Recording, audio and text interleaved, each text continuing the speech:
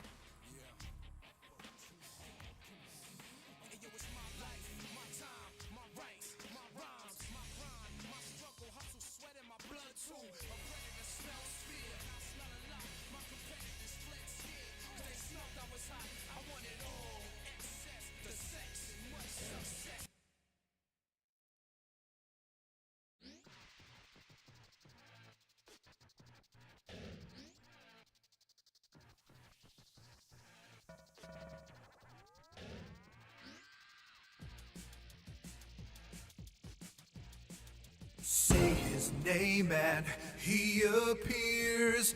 I believe in Stewart. yeah.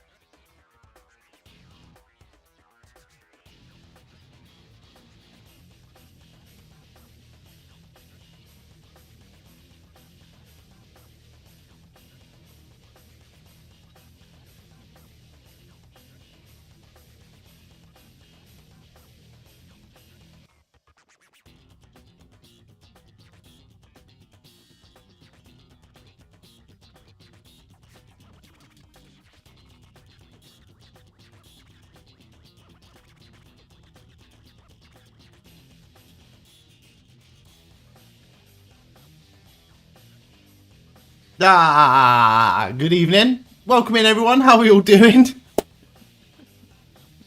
Sorry, I'm a little bit late. But happy Saturday to all of you. It is AEW Full Gear. It feels like it's been a long time since we've done a wrestling watch-along on the channel. So I'm very much looking forward to it. But how is everyone doing? Sammy Play Stuff, Sammy with the rebrand. How are you doing, Sammy? And thank you so much for subscribing. 23 months I saw that you subscribed. So honestly, mate, thank you so much for that. It is genuinely humbling. So thank you very much. Lenny, welcome, mate. How are you doing? How are you doing? How's your week been? I'm going to be real with you here. I've broken the streak, unfortunately. I have had possibly one of the worst weeks that I have ever had. But things are going to get better. I can assure you and I can assure me of that.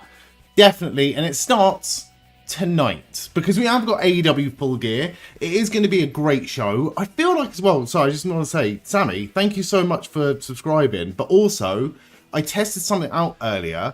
Usually, on the way that everything is set up now with Twitch and YouTube, but like how it was, I couldn't hear anything, I couldn't see anything, I couldn't see who subscribed or anything like that. So it worked. So, but if I do miss anyone, then I can only apologise. I'm not ignoring you. Joe, welcome in. How you doing? Joe, you've had an emotional week. You left your job of 19 years on Thursday. I'm not going to ask personal questions, but hopefully it was all amicable and went well. 19 years. Fair fucking play to you, though. No comment on my current situation. But fair play to you. But I hope things have got better for you, Joe, for sure. Been a rough couple of days with people from one community being jerks and not respecting boundaries, but you'll carry on facing forward. How are you? Yeah, really good. Really good.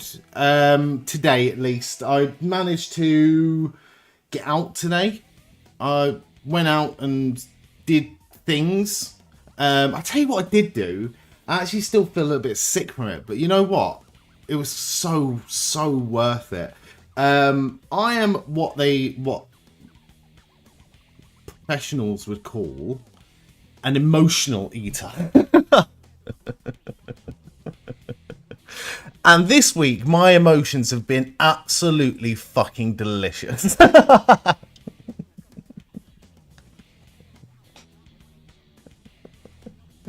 I went earlier, right, to Marks and Spencer's. And Marks and Spencer's, for anyone that doesn't know, is where posh rich people go to shop. And they have a baked goods section. And I am an absolute bitch for a cookie, right? So I got 2 cookies today, right? Oh, God, I actually genuinely feel sick thinking about it. But it was so good. One was a strawberry cheesecake cookie. In fucking incredible. And then I had the whole thing. Their cookies are magic. They really are. And then afterwards they're fat as well. They're massive cookies. They were £2 each. So it's the least you fucking expect. But I had the strawberry cheesecake one, or whatever cheesecake one it was. And then I had like a lemon pistachio one. And that sent me over the edge, man. Try not to burp into my microphone, but you just need more hours. They couldn't give them to you. You're going to the Christmas do tomorrow and start a new job. Oh, you've got something lined up though, Joe. That's really good news. I'm well happy for you. I need to take inspiration from that, Joe, and not necessarily change my entire situation, but like get serious. Like this week has been a real down week for me. I'll be honest with everyone here.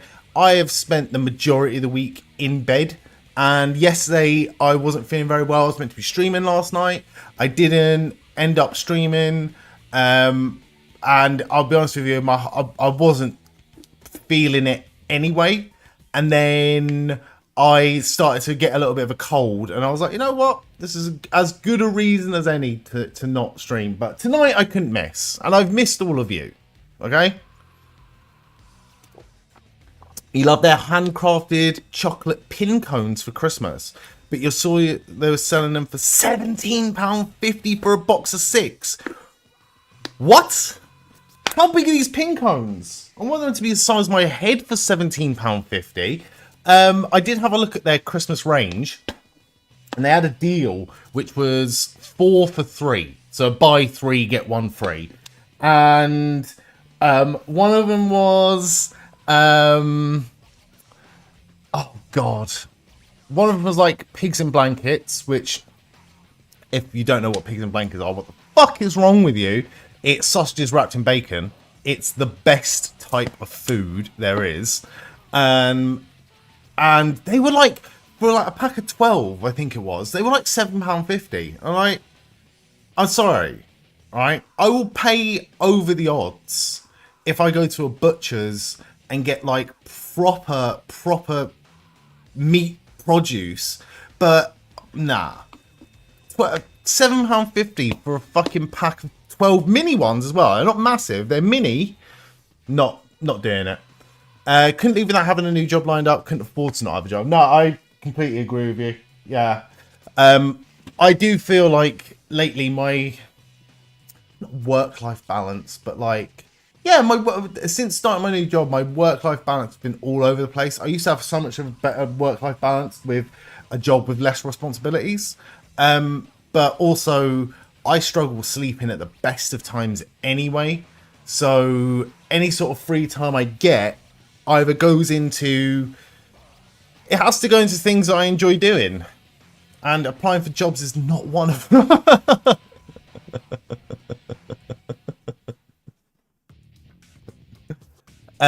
Joe is a good... Hang on. Joe is a good cookie and finds another job before leaving, unlike you. Well, things sound like they're on the up for you at least now. You've been doing stuff, and you should be fucking proud of that. You've been going to like job fairs and fucking like all these meetings and meeting people, networking and doing stuff. You've been doing great. Lenny, newsflash, while you've been gone, you're still over. Over what?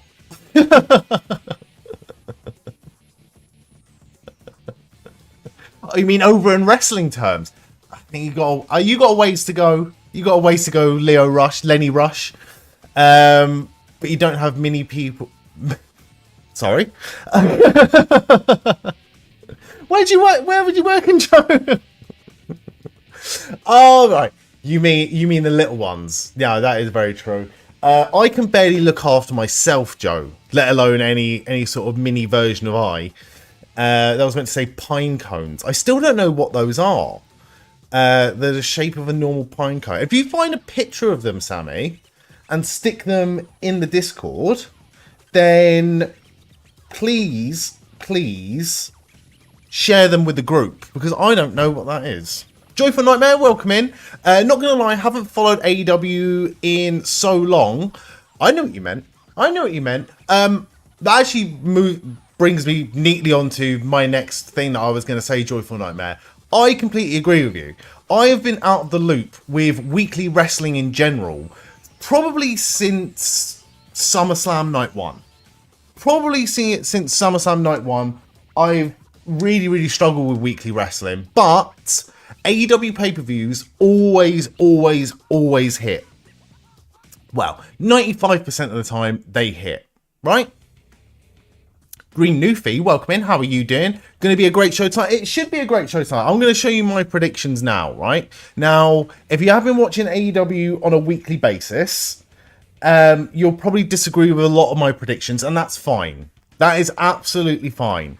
But I'm at least going to...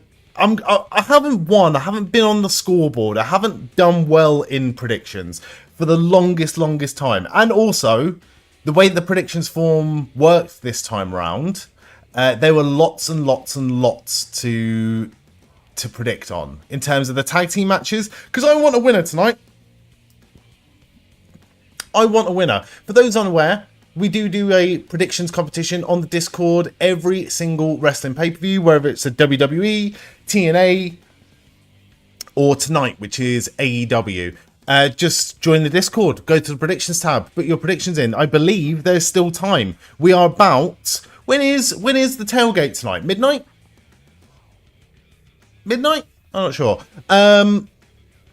Sorry, Joyful Nightmare. I was reading what you were saying. But you're here for the fun vibes and a good time. Genuinely think the last time you watched it fully regularly was when Bryan Danielson won All In 2024. I was there for that. At Wembley Stadium for that. It was really, really, really good. Have watched clips every now and then, but in terms of fully watching, you just haven't found yourself watching AEW. You've been watching WWE and TNA mostly, to be honest. Do you watch the TNA weekly show? Because I missed out on like the whole Mike Santana thing, right? And we'll get into this in a second, but first I want to know your opinion. What is everyone's opinion here on Mike Santana losing the TNA World Championship? Because I feel like my opinion might differ to everyone or most people, and that's fine. Again, we're not here to gatekeep, we're not here to talk bad on anyone's opinions, but I genuinely want to know. Like, I'm genuinely interested what everyone's opinion was of the Mike Santana losing the title thing. I wasn't watched weekly really, then seemed to pick it up again when they announced the Cena tournament. Yeah, the Cena tournament was good as well. Like, I'm not gonna lie, right? For me, that era of wrestling wasn't even the era of wrestling that I would say that I was the biggest fan of WWE. But I fucking popped for Zack Ryder, man. I was so hyped up for Zack Ryder, and I was so hyped up for Dolph Ziggler as well. Looking back in retrospect, like, they were the two best picks. Mark Henry had some fucking awful opinions on Joe Hendry being in the tournament. Joe Hendry didn't need to be in that tournament. Joe Hendry's doing fine on NXT right now. There's a lot of people, I think Lenny as well, doesn't rate Joe Hendry in his current form right now. And to be honest, it's difficult for Joe Hendry because he had such a start to the year. He had Rumble appearance. He had a WrestleMania match against Randy Orton. He had the TNA World Championship. For Joe Hendry, the only way was down. The only way was down. And he needs to be something more in WWE and NXT than the guy that just pops up for big moments and nothing else. So him being in the tournament, for me, I'm glad they kept him away from it. I'm glad they kept him away from it. I can't fucking speak this evening. You watch it weekly, yeah. You also hated him losing it, but you can also see why they might have done it. I spitting facts tonight, sis. I've had time to think about it. I like Joe Hendry, alright? I'm a fan of Joe Hendry, but he didn't need to be anywhere near that tournament. Personally, that's my personal opinion. You screamed for Dolph and Zack Ryder, left you speechless because you thought he'd be Matt Cardona. I thought he'd be Matt Cardona as well. A lot of people gave Zack Ryder shit for that, and I don't agree with that. I don't agree with people giving Zack Ryder, Matt Cardona shit for coming back as Zack Ryder. When he first left WWE, he said Zack Ryder's dead. If I come back to WWE, it'll have to be as Matt Cardona. And then a few years later, he said that every year he's had Zack Ryder Royal Rumble gear ready to go. And people are like, oh, you're a fucking hypocrite. You've gone back on your word. It's like, nah, man, he's a businessman. He is selling his product, and his product is himself. And at that time, he needed to sell himself to make himself more valuable. And now, if it means going by the Zack Ryder name to make more money, then fucking do that. And I will never begrudge anyone for making money. TNA, he was Matt Cardona, so to me it makes sense when he was Matt Cardona in NXT and Zack Ryder on SmackDown. I do understand. But I don't think people would have popped as huge if it wasn't for that woo-woo-woo at the start of his music. And for that, I think he had to be Zack Ryder. And same with Dolph Ziggler as well. Dolph Ziggler could have been Nick Nemeth, but, you know, you know. You skipped Wrestle Dream, but you're hoping this is going to be a good show. We had nothing but technical issues during Wrestle Dream, so I feel like I was there. I had it on, but I never watched it. I never watched it properly. Some of my predictions here, you will see. I reckon I've gone a bit rogue for this one, especially right. Look at this pre-show match. Okay, where is it? El Sky team versus the Don Callis family. So the Don Callis family in question is Hechicero, Okada, and Takeshita. Right? I've gone for them to win, but I've gone for Hechicero to get the pin. Because in my opinion, again, haven't been watching weekly television, feel free to disagree with me. But I think it'd be funny if Hechicero got the win while Okada and Takeshita were bickering. I think that would be quite funny. I feel that would be quite funny. Hoping Amazon Prime doesn't have streaming problems tonight. Amazon Prime was the main reason for the technical issues last time round. I believe that everyone, if you watched it on Amazon Prime, it was cut off just before the main event, which is not good for anyone. Like, I honestly, a lot of people got their money back. They would have lost a lot of money on that last time round. I was watching on Triller though.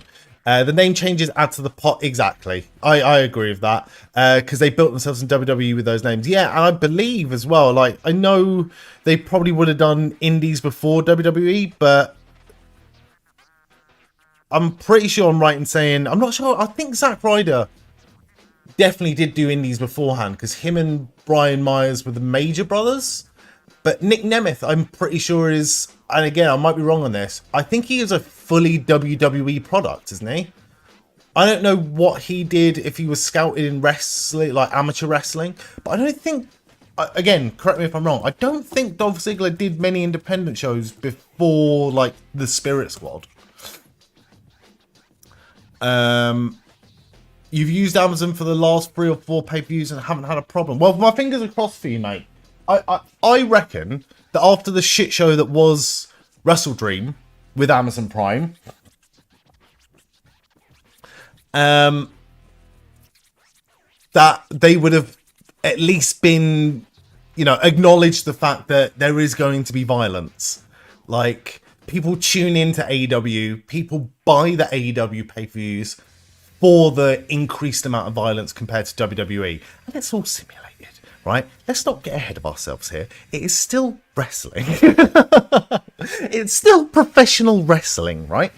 So yeah, hopefully, I reckon if there was ever going to be a pay-per-view that went 100% according to plan with no hitches whatsoever, it's tonight. So my fingers are crossed for you, mate. Okay, so let's go through these predictions, shall we? Again, feel free to disagree with me. I might change some of these up until when is the tailgate brawl? Does anyone know? Think tonight's going to be pretty bloody? I reckon so. Although, all right, I will go match by match, right? We'll go match by match, and we'll try and work out how much blood is going to be on this show, shall we? Dolph was an amateur wrestler, and he had 1-1 wins, 121 wins in the NCAA before he joined in WWE. That is fucking impressive. I know that, oh God. Cody Rhodes was amateur wrestler as well in high school or college. And he had like a amateur wrestling match, like a high school amateur wrestling match with Xavier Woods. I think I'm right in saying that. He might have said that on the Jericho podcast once upon a time, possibly. Right, Hangman versus Samoa Joe. I think this one's a foregone conclusion, really. But I've gone for Hangman Adam Page to beat Samoa Joe this evening. It is a steel cage match. In fact, there are so many stipulations tonight. I love AEW pay-per-views for this. I love AEW pay-per-views for the fact that there's always a ridiculous amount of stipulations and stuff. Gary, welcome in. SmackDown was epic last night. I barely watched any of SmackDown. The only thing I did watch of SmackDown was Cody Rhodes' promo. And Cody Rhodes' promo was pretty fucking amazing. I think Zack Ryder was in Indies before WWE 2, but you could be wrong. I pretty certain he was. Yeah. Right. So... Oh, it's all over the place, this fucking thing. So Hangman Adam Page versus Samoa Joe, steel cage match. I think that's going to have blood in it. In fact, I'd be pretty disappointed if there wasn't any blood in it. Chris Statlander versus Mercedes Moné. I've gone for Mercedes to win. I reckon a lot of people would have gone for Chris Statlander. I think a lot of people want the start of Mercedes losing all of those belts to start right about now. And it does make sense. Like, in all fairness, it does make sense because I think one of the belts she holds is in the UK and they are going back to the UK in December. So it makes sense for that angle, that arc to start now so she can go back to the UK and drop it properly. Possibly. But I've gone for Mercedes to win because I think it'd be funnier. I think it would be funnier for people to lose their box if Mercedes won another belt. Now, I don't think she is going to win. I think Stat is going to win. But I've gone for Mercedes regardless. Brodino versus FTR. I've gone for FTR to win. Cash Wheeler to beat Bandido. I'm not confident on that one at all. At all.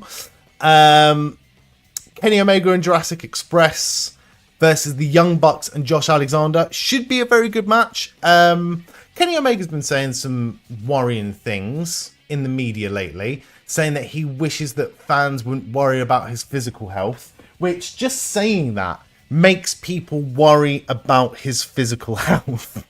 Honestly, if Kenny Omega never wrestled again, it'd be a tough, bitter pill to swallow. But at the same time, if he never wrestled again for the sake of his health and well-being, that's the only thing that should really matter to anyone. To anyone that's a real fan, I would say, or a real decent human being. It's good to see him in the ring. He's obviously not going to be that sort of peak Kenny Omega that we know, but we shall see. We shall see. It should be a good match regardless. I've gone for Jack Perry to get the win. I just picked Matt Jackson out of a bit of a random one. In how long does it start? I do believe it's 8 p.m. Eastern time, which would mean it's 1 a.m. UK time. And I believe that the the tailgate brawl, like the pre-show with some pre-show matches, I think that's on an hour before. I think I'm right in saying. So what are we looking at? Couple hours? Hour and 20 minutes? Yeah. Triple H could take a note from this. You love all these fucking matches with batshit crazy stipulations, which are bloody fair play TK. Yeah. I do agree. I do like the fact that there is variety in wrestling, not just in the terms of the type of wrestling, but also in the type of wrestling shows. Some WWE shows have really benefited from having 4 or 5 matches, or 5 or 6 matches, and some of them have felt empty as fuck. Like, really, really, really hollow. WrestlePalooza was utter dog shit. And that had such good, massive matches. I had the return of AJ Lee on that show. And it was just nothing, really. Nothing. But yeah, that's Sasha Banks. It was Sasha Banks. Right. So, Darby Allin versus... Oh, no. Kyle Fletcher versus Mark Briscoe. You can add that match to the list of matches that might have quite a lot of blood in that. I reckon this is going to be a good match. I've gone for Mark Briscoe to beat Kyle Fletcher. Again, I'm not 100% confident on that, but I would like to see Mark Briscoe win. I like Mark Briscoe. Yep. Then we've got Darby Allin versus Pac. Darby Allin versus Pac. I've gone for Darby Allin to win. A lot of people, I reckon, have gone for Pac to win. But I've gone for Darby Allin to win because of one promo. I did do a little bit of research. I did watch Dynamite, this week's Dynamite, just before I went live. And there was one promo that Pac did where he was talking about the type of match they were going to have. And he said, with all the bells and whistles gone, in a straight up wrestling match, you can't beat me. And I agree. I agree with that. But if they're really trying to build up Darby Allin as a world champion or as world championship main event caliber type of wrestler, then he has to win this match. He has to win this match. Normal one-on-one wrestling match, whether he wins by fucking roll up or whatever it is. It will be a brutal match. Hopefully they do the John Cena AJ Styles thing where it doesn't leave the ring. I highly doubt that's going to happen, but it'll be a good test for Darby Allin. I think it's Darby Allin's to win. Anything other than Darby Allin winning doesn't make a lot of sense to me. But again, feel free to disagree with me. 4-way women's tag team match. The winner picks the stipulation, I believe, for the semi-finals or something. Babes of Wrath versus Sisters of Sin versus the Timeless Love Bombs versus Megan Bayne and Marina Shafir. Now, I don't know an awful lot about a lot of these teams. However, having watched Dynamite, I'm immediately a massive fan of the Timeless Love Bombs. And part of me really wants to change my prediction of Mina Shirakawa taking the pinfall loss or submission loss because she is fucking awesome. Still awesome. But yeah, the whole them as a tag team and their presentation, I really, really, really enjoy it. John Moxley versus Kyle O'Reilly. John Moxley has to win. Kyle O'Reilly got the win against Mox in Blood and Guts, which is a really good match, but it has to be Mox to win this one. Hook and Eddie Kingston to win. Don Callis family to win. Hechicera getting the pin or submission, as I said earlier. I've gone for the Acclaimed to win. Oh, they're not really called the Acclaimed anymore. Whatever, shut up. They're always the Acclaimed. Max Caster to get the win over Turbo Floyd in that one. And I just don't want to see that Costco wanker in a AEW or any sort of wrestling ring again.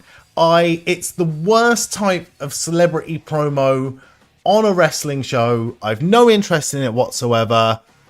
But yeah, I've gone for RPG Vice to win that one. Let me know what you think about those predictions. Let me know if you agree or disagree. Let me know what your predictions are. If you want to get involved in the predictions competition yourself, then join the Discord. The link to the Discord is somewhere in the chat right now. You can also use the ! Discord to get the links to the Discord up. And the predictions channel is where you'll find the form where you can fill it out. Take about 1 to 2 minutes. And it'll all... I'll reveal the winner at some point tomorrow. Tomorrow, I'm going to be back here. I'm going to be here early, okay? Last time you saw me, and Sammy can attest to this, but the last time you saw me on stream, this guy right here was on a generational fucking run of Toy Story 2 Buzz Lightyear to the Rescue. The greatest video game that was ever released in 1999. And I know I'm pretty alright at those first 3 levels. I know I'm alright at those first 3 levels. I had never played it so perfectly in all my life. And I have played them a lot. A lot. The rest of the game, we'll see. We'll see tomorrow.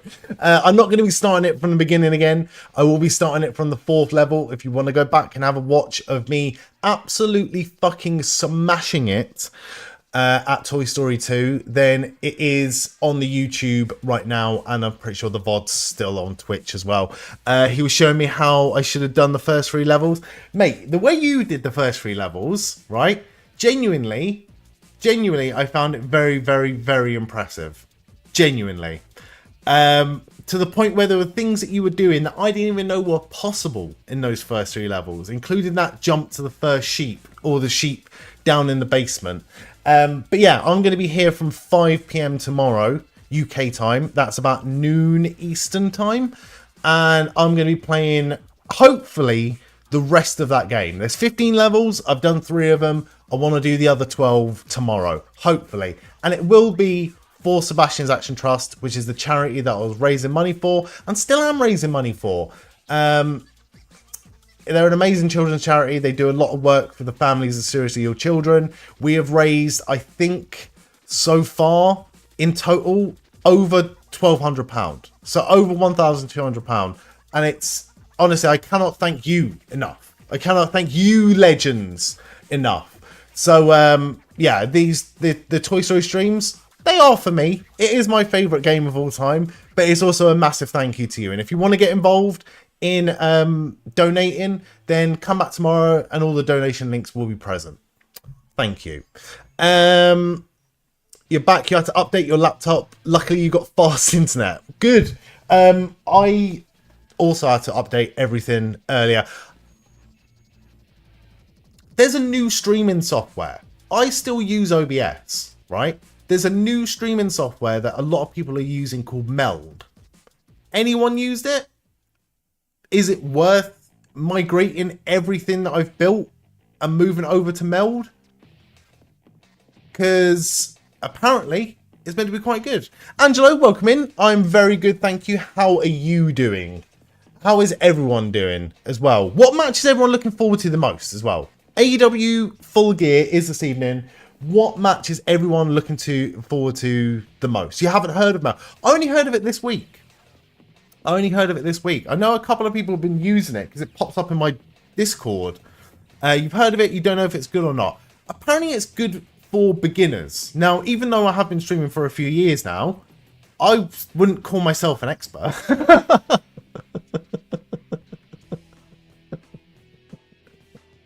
I wouldn't say I was like, you know, tech savvy in any way. One thing I was going to do today, right? And I swear to God, right? I am one of those people. I'm not very tech savvy. I want to know why I'm doing something before I fucking do it, right? So I've been looking online, trying to follow the instructions to do something. And I just can't get the fucker to work. But I'll let you know what it is. I recently acquired, for very, very, very, very, very cheap, WWE 2K25 on the PC. Now, I have WWE 2K25 on the PS5. Might play a little bit of it later. But my main save, with my faction progress, with all of the progress that I've done on 2K25, is officially dead. It's gone. I cannot recover it. It's not coming back. It's a damn situation. And I'll call them out. 2K have offered absolutely fuck all in terms of compensation or help or assistance in those things. They haven't helped at all. However, heel turn. No, not a heel turn. Like, they have an opportunity to do the right thing, and I'll give them the opportunity to do the right thing. But right now, they have not done the right thing by me. So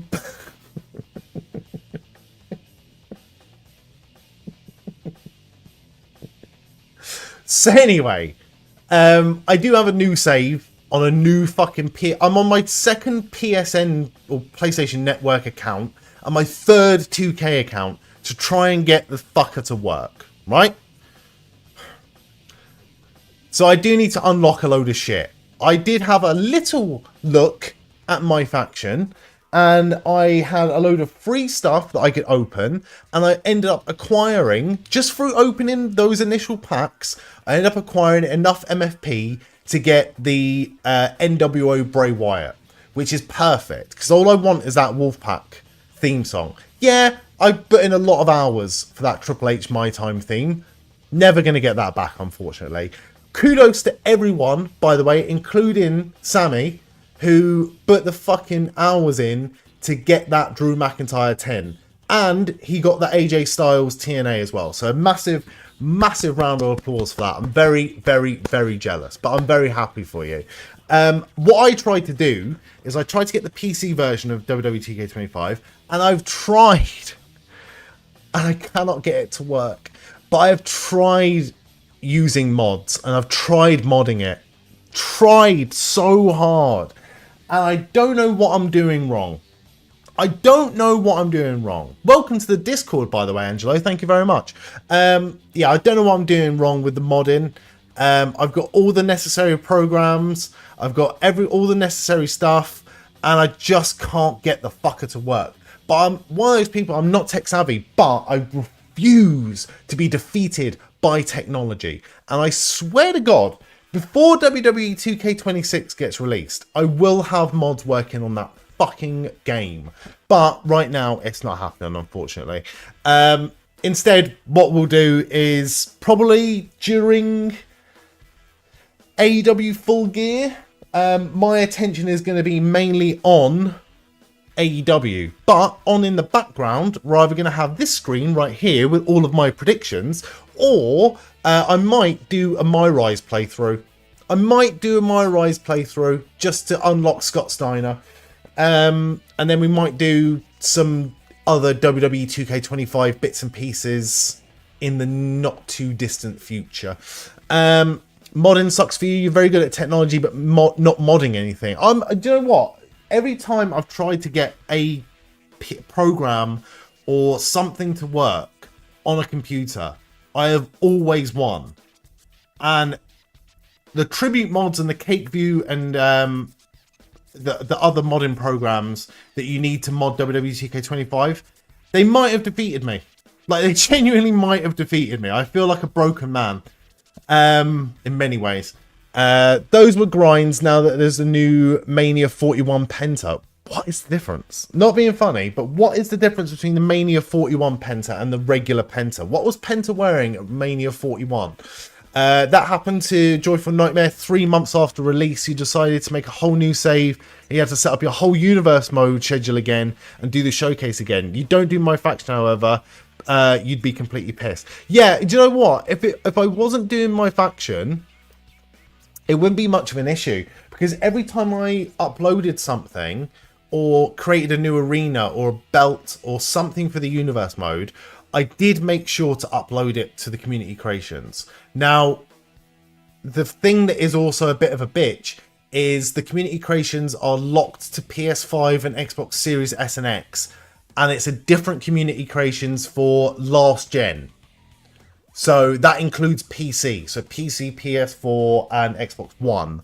That's a different community creations that you can't access. And it sucks for me because I upload everything to PS5. Now, if I did mod play like the PC version, which I could potentially, but I wouldn't have access to any of those arenas. I'd have to make them again. And that is putting me off it massively. Massively putting me off it. Green outfit. It was a green outfit, wasn't it? Fair play. Modding defeats you as general. You're going to watch the highlights of this pay-per-view on YouTube. You should. I highly recommend people watch it live. It's a it's going to be a great show, and we're going to be here to watch all of it. Unfortunately, I cannot stream the actual show on Twitch because I value this channel. But I would highly recommend watching it live because it's going to be a good time watching it with good people like yourself. How do we get 3 matches on the show to this much matches? That has been the story of AEW's booking for the longest time. Although, to be fair, before Dynamite, there was like 8 matches or 9 matches announced. But literally, like in the last few days, or as soon as like that last Dynamite hits, it'll pop all the way up to 13 matches, usually. Not sure if it's still up and available, but What's the Status uploaded a version of Drew McIntyre 10, and you can download that with the old theme song without having to play My Faction. Props to anyone who grind for. He did that last year. I'm gonna have a look. Maybe we'll have a look on stream together. Maybe we'll have a look on stream together during the show, because I could always pop on 2K25 now, not now, but at some point, and we'll have a look. But I'm pretty sure he did upload that, but I don't know if it worked. It worked last year. He did the same thing with 2K24 and CM Punk's Killswitch Engage, This Fire Burns theme song. And that's how I got it. I never did the My Faction grind. Tried to do that recently for the Triple H 99, but you couldn't find it. I'm gonna... It must be... Maybe we'll have a little look together and see if it works. But a massive respect to What's the Status, because he got banned for that last year, and then people realised that a lot of people only play the games just to download his shit. So he's actually more valuable there than not there. It is a lot of pay to win bullshit. I'm not going to argue that. But if you play My Faction from the day the game comes out and you are happy to put the grind in to play those matches and those events on a regular basis, My Faction can actually be a very, very fun mode. However, if you jump into My Faction halfway, like 3 months into the game, you're fucked. You're never going to catch up. There is no point in me doing My Faction matches now. I will never, ever get the required cards unless I literally, like, book time off work to grind through My Faction. And that I cannot do. I want to save my holiday, potentially, for something a lot more worthwhile than playing a fucking WWE game. It worked for you, but you got it the day off. However, I'm not sure if it still works now. I want to have a look. I definitely want to have a look.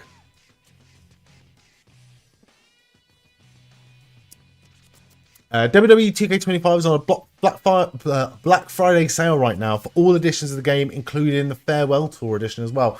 I wouldn't get the Farewell Tour edition. One, don't want a certain character that's in that. As Lenny said earlier, waste of a match for John Cena. And I don't feel right in paying for something. The only thing I'd want from that Farewell Tour edition would be the Doctor of Thugonomics John Cena. And it doesn't feel right to me having to pay for something that was free for the last 2 or 3 years. Like, that John Cena version was in the game to WWE 2K24, 2K23 for definite. It doesn't feel right paying for something that's been free for a while. So, I don't know. It feels like a bit of a scam this year. But, yeah. It is on Black Friday sale. Again, not going to dog on anyone that does want to pay for that edition. It's just not for me. I got the bog standard edition. I didn't get the DLC edition or the special edition for PC. I literally just got the standard edition, and it was so fucking cheap. It was like £7. I'm like, yeah, I'll get that. He had a whole meeting with 2K because of it too. Yeah, I remember that. He got banned, and people were up in arms about it, and I was annoyed, but I didn't say anything. But so many people had his back. The tag for Drew was Drew WTS 25. But yeah, tell you what, should we just fucking have a look? Because I don't think we're going to play anything major this evening, to be quite honest with you. I'll tell you what, before we have a look, shall we do...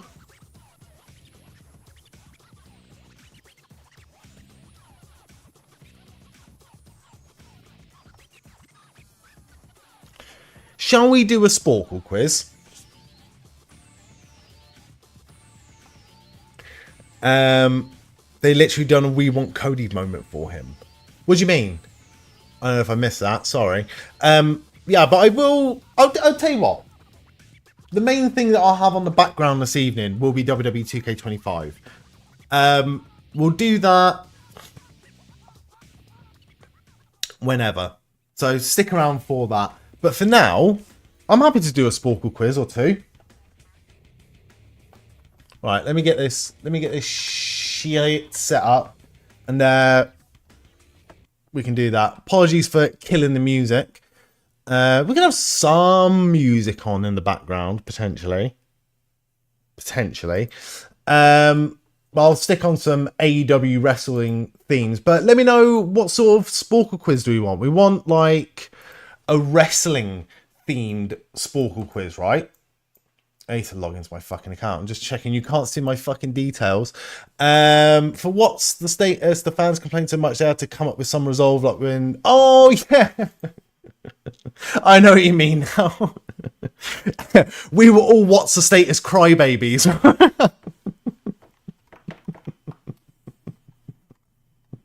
I'm proud of it. Like, honestly, right? Myself and Josh from The Hive, we played AEW Fight Forever on a stream. I think it was like last week or the week before. Really, really good fun, that stream. I still haven't uploaded that stream to YouTube. But keep an eye out on the Discord, because I will put a link to that on the YouTube very soon. I had a lot of fun. Way more fun playing that game than I thought I was going to. It was absolutely fantastic.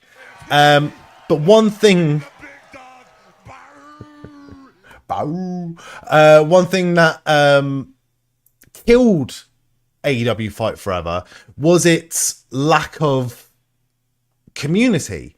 There was no like community creations. There was no like help and support for the community. They killed crossplay on that game almost immediately. But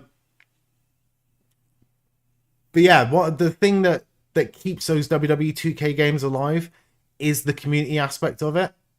And taking away what's the status was a massive part of that community, and I'm not surprised there was so much fucking uproar about it.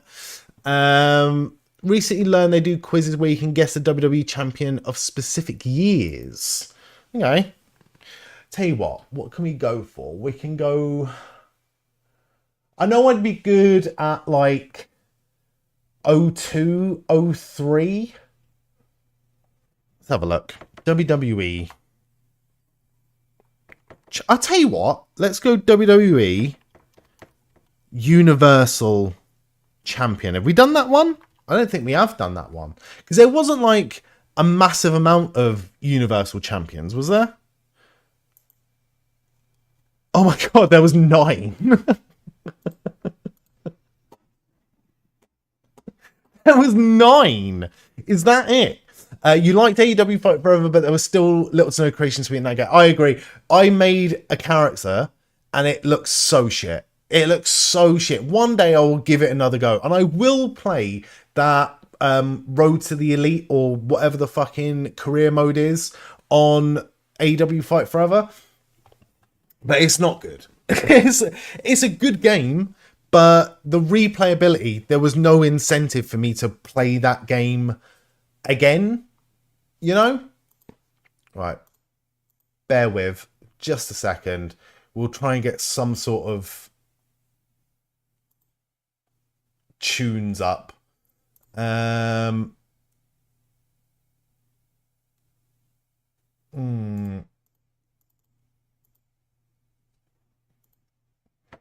I'll change the screen over. AEW themes.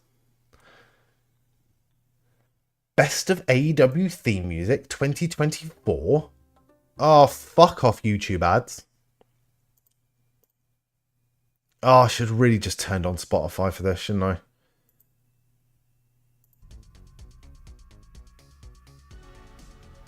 Okay, we can have FTR's music playing in the background, I guess.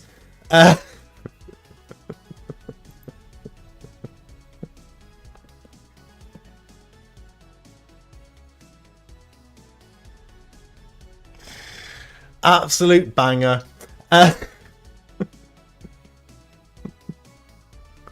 Right, hopefully this works.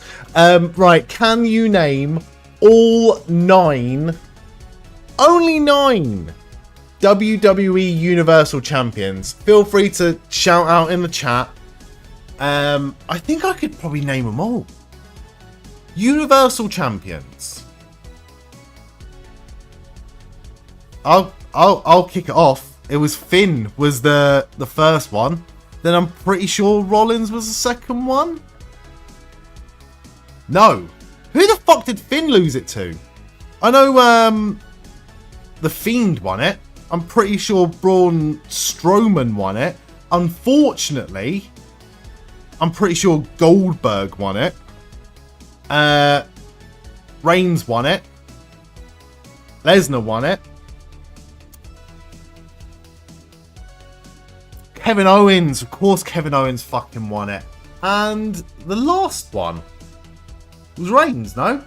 2024. Was it Reigns, Rollins, Strowman, Wyatt? Was it Lashley? Am I talking shit? Cody Rhodes never won the Universal. Yes, he did. Oh, that still counted in the lineage? Really? I guess 2024 it would make sense. Really? Undisputed Universal. Oh, whatever. Whatever. I'll take the hit on that one. What one did people not get the most? 72% of people. So 28% of people did not guess Braun Strowman. Well done to anyone that guessed Braun Strowman there. Right, well, I'll pick another one. Fuck that. We'll pick a better one than that. Do you want to pick a year? Does anyone want to pick a year at least? What do we remember about the pandemic era in WWE?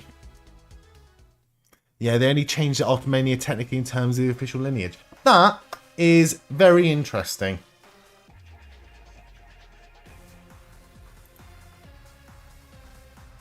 It's a banger of a song. Ugh. Oh, this is gonna suck. Probably a lot as you're still back in the Thunderdome. Perfect. Perfect, Sammy. Let's name every WWE champion in the year of 2020, shall we? I'll give you a clue. It looks like it's going to be a lot of fun until we get to that 24/7 championship. What a load of shit.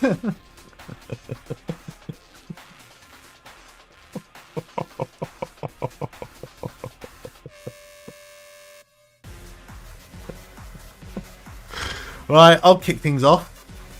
R-Truth, please. Oh, that's already 13. Look at that. Look at that. Mate, that's not even half.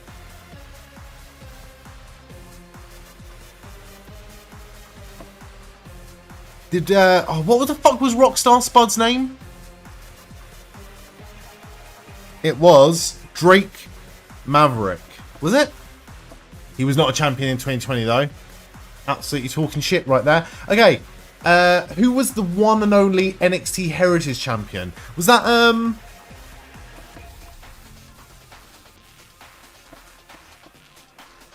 Noam Dar? Am I spelling his name wrong? It's A Kid. Axiom.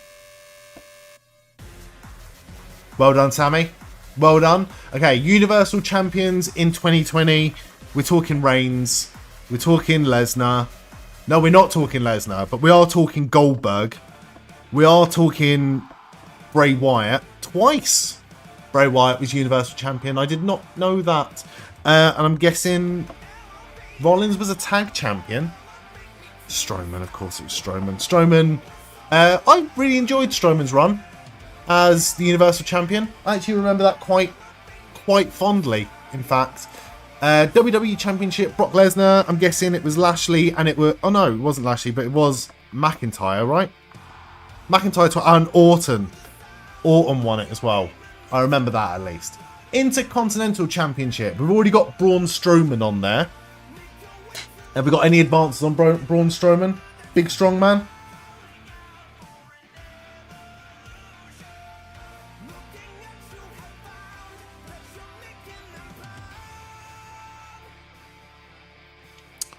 AJ Styles, Sami Zayn. Sami Zayn twice. Styles once. Jeff Hardy, IC champion in 2020. I have no recollection of that whatsoever. Was Jeff Hardy a United States champion in like 2021 or 2019? Or am I talking shit on that one? I have no recollection of that whatsoever. Mate, those three had a feud. Was I even watching? I don't even know I was watching.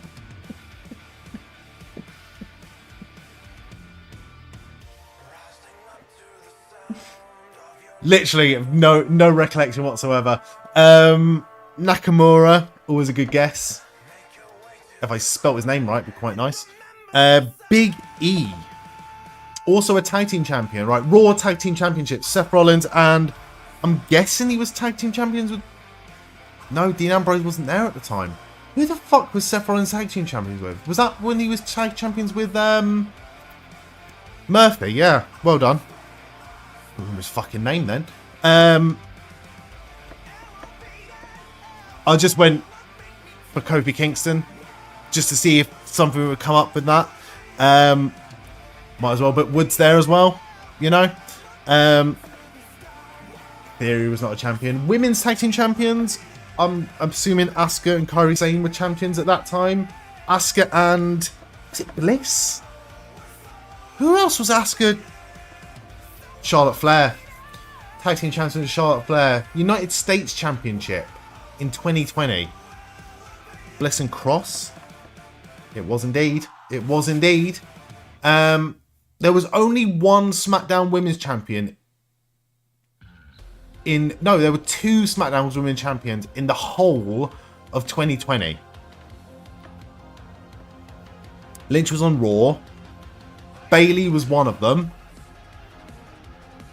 And Banks was the other one. Well done. I'm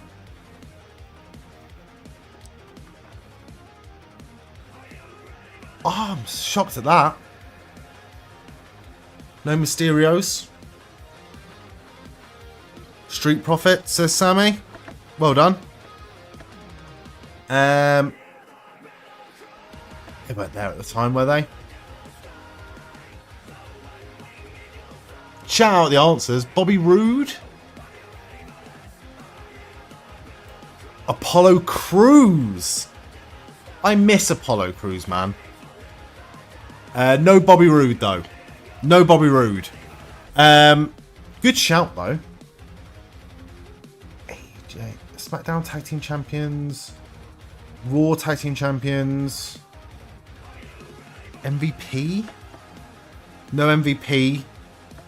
We say Lashley? I think we said Lashley. We said Rollins.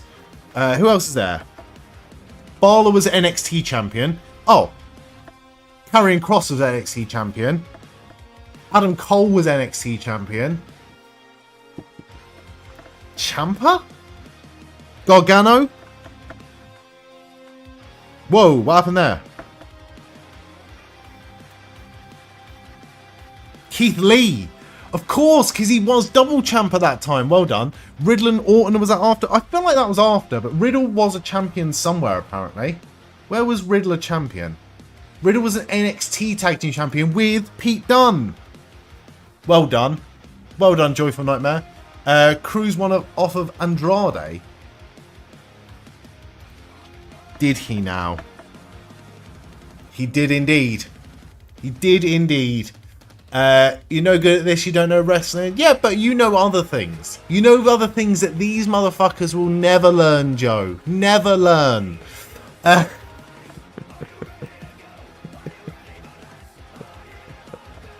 I don't know how to spell their names.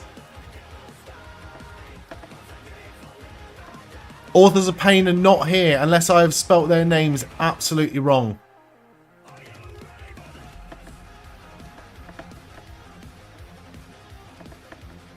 Cedric Alexander and Shelton Benjamin are good shouts. Well done.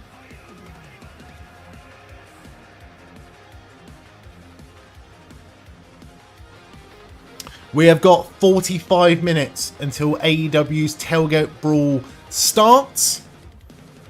Miz and Morrison, Gallows and Anderson. They're both good guesses. Gallows is not there, and I'm guessing that means Anderson. Oh, wrong Anderson. Miz and Morrison is correct. Raw Tag Team Champions. They've still got one more Raw Tag Team Champions to go. I thought it would have been the Mysterios. But again, I'm not really like... Cesaro's a good shout. Cesaro was Tag Team Champions with Nakamura. Jason Jordan and Seth? It's not Seth. Oh, it could be. Unless Seth Rollins had multiple Tag Team Champion reigns, but he did not.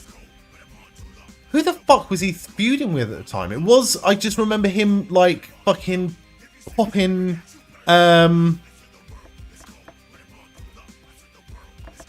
Mysterio's eye out. No Ziggler. No Otis.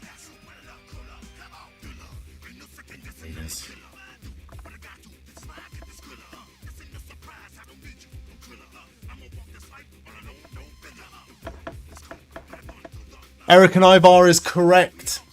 Damian Priest. Yeah, he was North American champion at the time.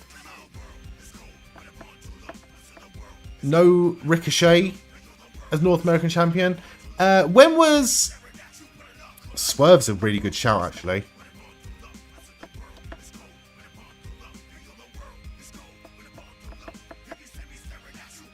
Not Swerve, apparently. Who the fuck is Leon Ruff? I have no idea who that is.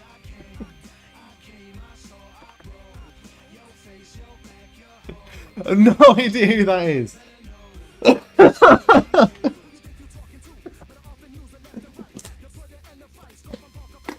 I'm glad I'm not the only one Joyful Nightmare. I haven't got a fucking clue who that is. Oh, God. Right, NXT Tag Team Champions in 2020. Only Lorcan and Danny Burch. Probably with a U. They were NXT Tag Team Champions. Roderick Strong. It was Roddy Strong. Well done, Sammy. NXT Women's Champions. Charlotte Flair. Rhea Ripley.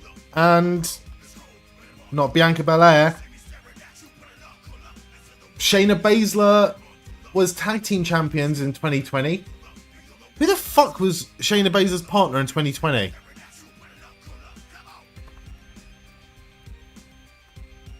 I'm going to butcher the spelling of this name. It was Io Shirai as NXT Women's Champion. Nia Jax. Well done. It was Nia Jax. No Ronda Rousey's on this list. Okay, let's move down to NXT Cruiserweight Champion. Santos Escobar. I remember that. Who the fuck did he feud with?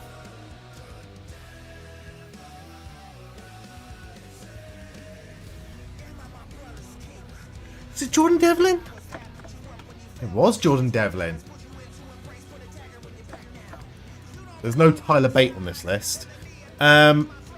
Feel like I remember who was around at that time. I feel like I would have kind of been watching it. It wasn't Alexander. Oh, fuck. They were there the ladder match, didn't they? Oh, I'm not going to look at the chat because I actually want to fucking get this because I actually remember half-assed watching this. Was it Carmelo Hayes or am I talking shit? I feel like Hayes was afterwards. I feel like Carmelo Hayes might have beaten Escobar for it later on down the line.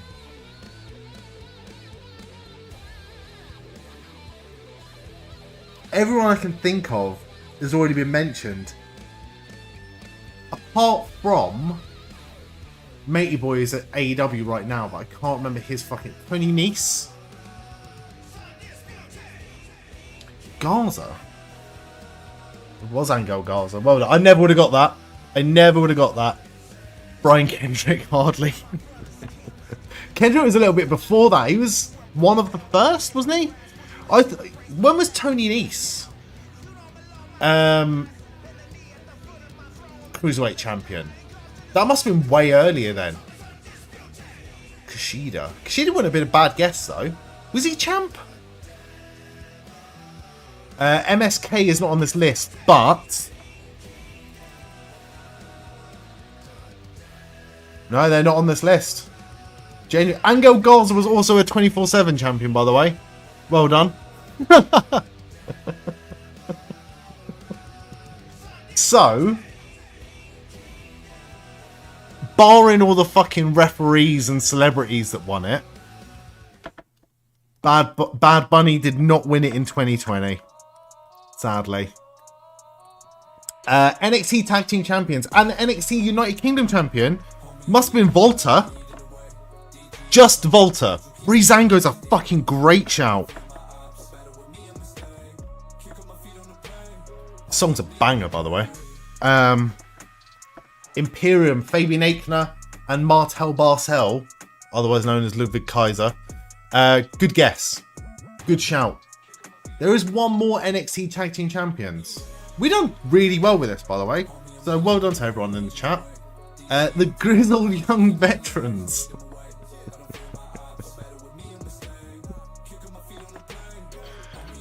What are their fucking names?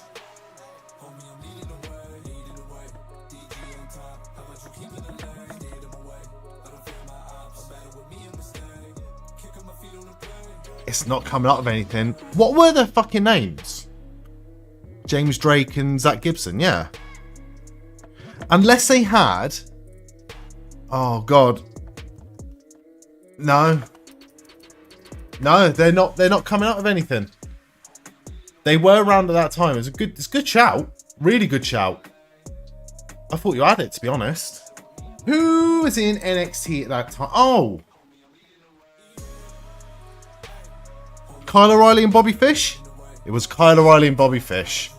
I think Sammy got that exactly the same time as I got it as well. NXT UK Champions. Are we talking Pretty Deadly around this time? We are not talking Pretty Deadly around this time. Kaylee Ray. Kaylee Ray is NXT Women's Champion. There was one NXT UK Tag Team Champion. Gallus? I think you might be right. Mark, Coffey, and Wolfgang. Right. Can you get all of the 24/7 champions? There is no shame in not getting any of them. Akira Tozawa. Oh my god, how many times did he fucking win it? Loads. R-Truth. Done. I'll give this a couple of minutes and then we'll fuck it off and see what happened. Jinder Mahal.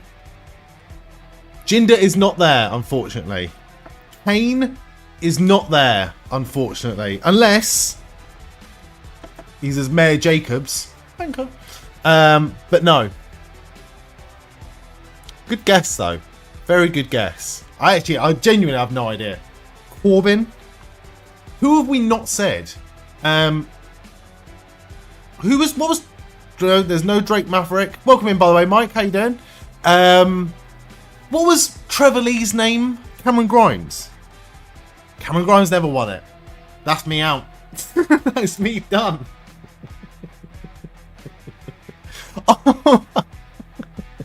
The DJ. How do you spell it? How do you spell marshmallow? There's no Carmella, unless that's spelt wrong as well. Does it have one L? There's no Mella. Titus O'Neil? Wasn't he the first one? And therefore, yeah, he never won it again. But he was the first one. I do remember that. Good shout. No Graves. This is hard. This is tough. But I'm going to give you another couple of minutes.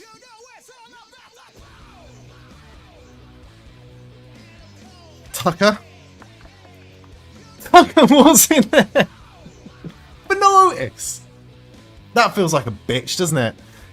Dana Brooke. There's no Dana Brooke. Who else would have fucking won that belt? At that time, who was around? Theory. We already know that Theory didn't win it. Ted DiBiase is a fucking great shout. Unless I've spelt that wrong.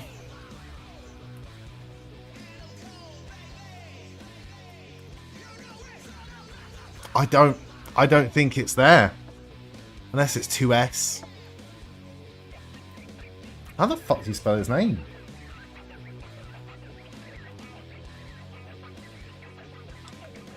Ted DiBiase. No Ted DiBiase. Drew Gulak is a good shout. Drew Gulak did win it.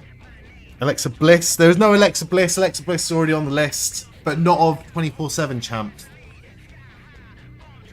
Pat Patterson. No Pat Patterson. And Gerald Briscoe as well. Gronk is a good shout. Cross. No Cross. Or at least Cross is already guessed. We've only got 11 left. Who?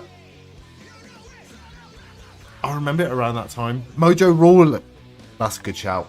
Mojo Rawley won it loads of times. Right, I've only got 5 left. Unless it's like a fucking referee or a celebrity or something. I highly doubt we're going to get all of them. But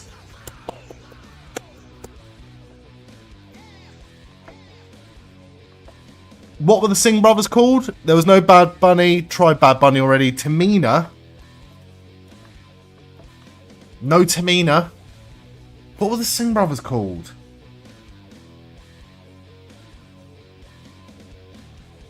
I'm looking.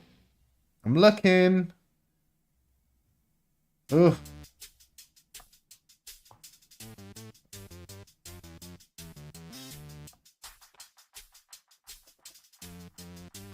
No.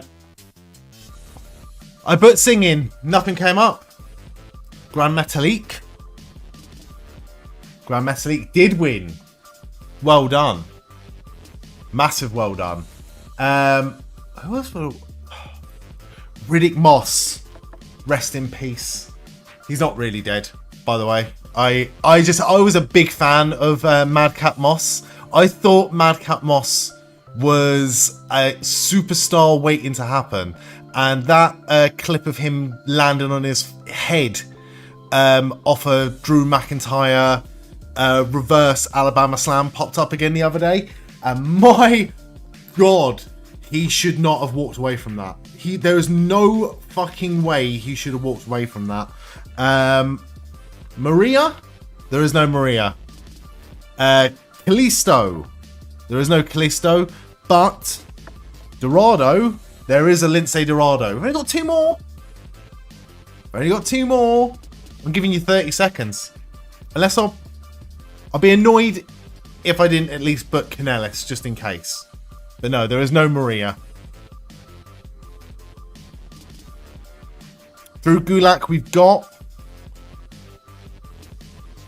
I can't think of anyone else from around this time.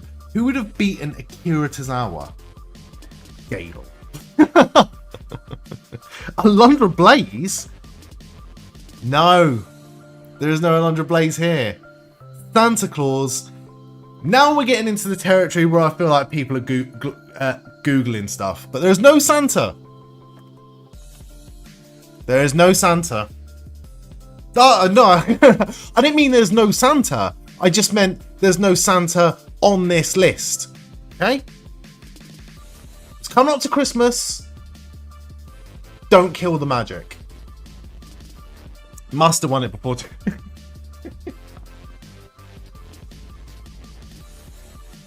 I love talking about the... there's no Shelton. We've already got Shelton on this list. MVP was a good shout. I can't remember. Oh, 100% Santa was... No Bobby Roode. We've tried Roode already. Would there... I'm just throwing names out here now. Was there any other... Ad-free listening, song downloads, and more. Oh, fucking hell. Ads. ads.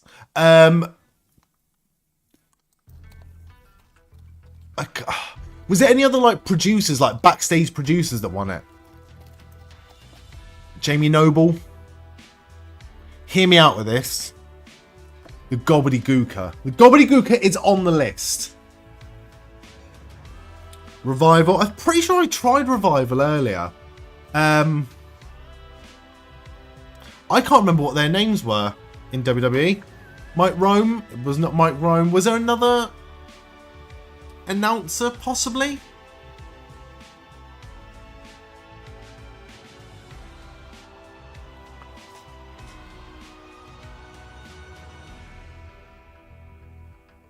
Was there a referee that won it?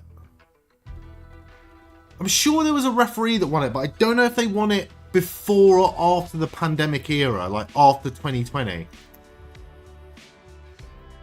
Massive well done to everyone, by the way.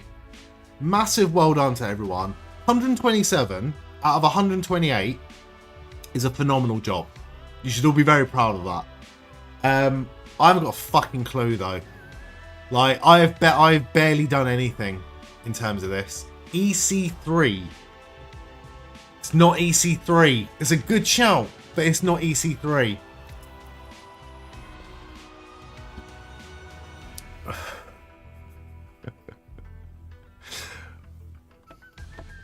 It's not Renee. Mike Awesome 2K19, welcome in. How are you? Eric and Ivar, we've already got, unless it's a different Eric. We already had Eric. Well, I guess it was Eric then. Well done. Let's have a look at the stats, shall we? I guess he was under a different... No, we already had Eric. That's a fuck up with the game. I'm not having that. I'm not having that, Sammy. I'm not having that. Oh, this is definitely going to get fucking muted. Bear with. We can't have... Do you know how expensive it is to have the final countdown?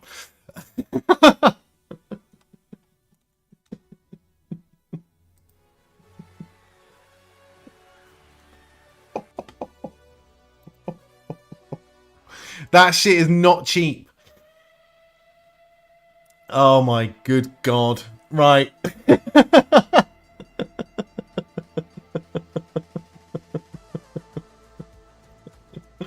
I will do, Mike. I will do. How are you doing? How's your weekend been? You're doing all right. I'm doing better, mate. I'm doing better. It's been somewhat of a tough week for me, but I am very, very, very happy to be here. I'm very excited for AEW Full Gear this evening. These right here, these are my predictions for tonight. Feel free to disagree with me. Let me know in the chat what your predictions are. The pre-show starts in what? Have we got any matches tonight?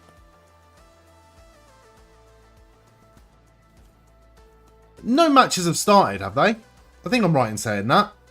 Full Gear 2025 matches. Nothing's happened yet. Nothing's gone on. God, we got 4 matches on that show. 4 pre-show matches. So yeah, if you want to get involved with the predictions competition, then go to the Discord, join the Discord right now, go to the predictions channel, and there is a form to fill out where you can make your predictions on tonight's AEW Full Gear pay-per-view. And I will be announcing the winners tomorrow, live on stream. I very rarely actually announce the winner live on stream, but I am going to do it tomorrow, because I am going to be here tomorrow from 5 PM UK time. That's noon Eastern, and I'm going to be playing the best game ever made, which is Toy Story 2 Buzz Lightyear to the Rescue on the PlayStation 1. Also, I have no idea who does these video and sound alerts, by the way. So whoever you are, kudos to you. Your weekend has been all right, Mike. Keeping busy with some stuff. Good. So expensive, it makes someone's final countdown. It nearly made my final countdown a minute ago. Shit myself. Absolutely shit myself. I might go for a little break before the show starts. Before the pre-show starts, at least. Because I reckon it's going to be a long one this evening.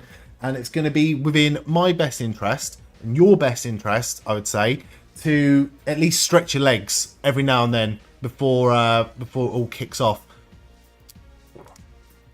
Time that alone perfectly. How's my weekend? My weekend's been good, mate. I've like I say, it's been a tough week, sort of mentally. And I've been very detached from a lot of things. I've been not as active on social media and the Discord this week. I've been quite depressed this week. But things are looking better. Things are looking on the up.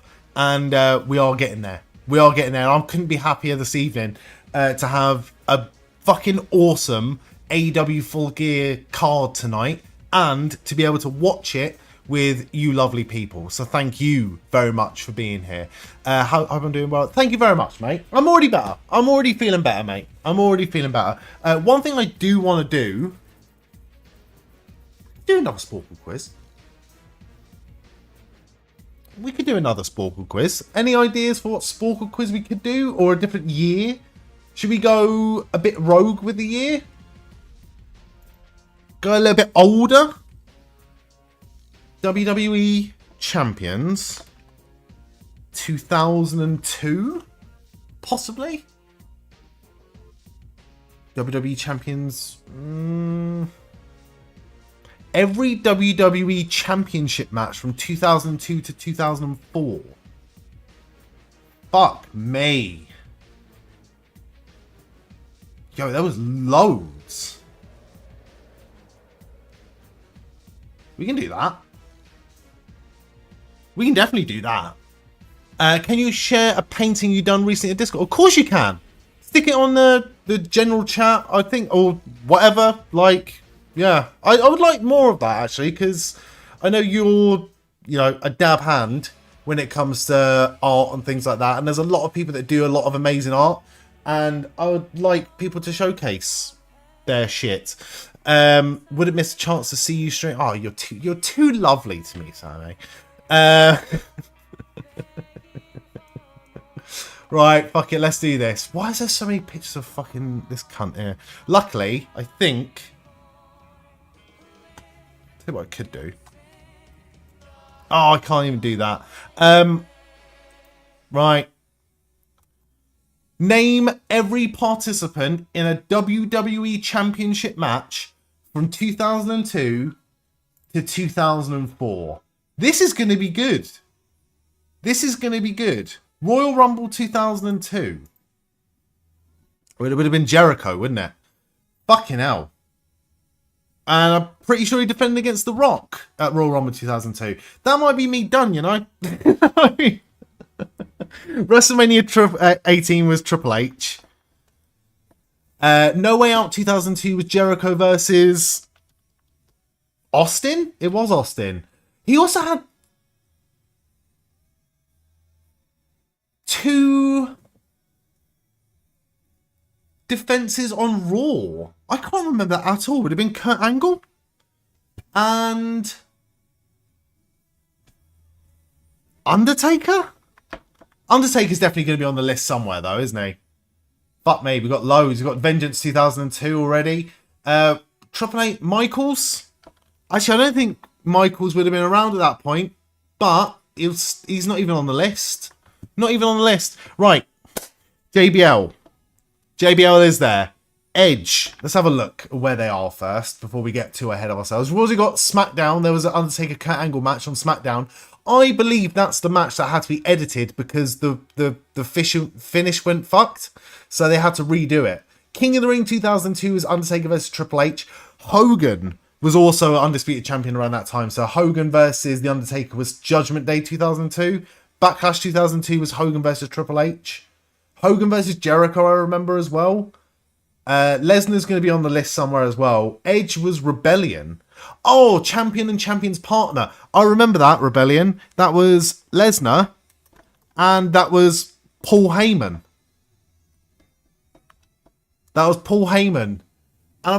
No, he didn't get the pin. He got the pin in a different match.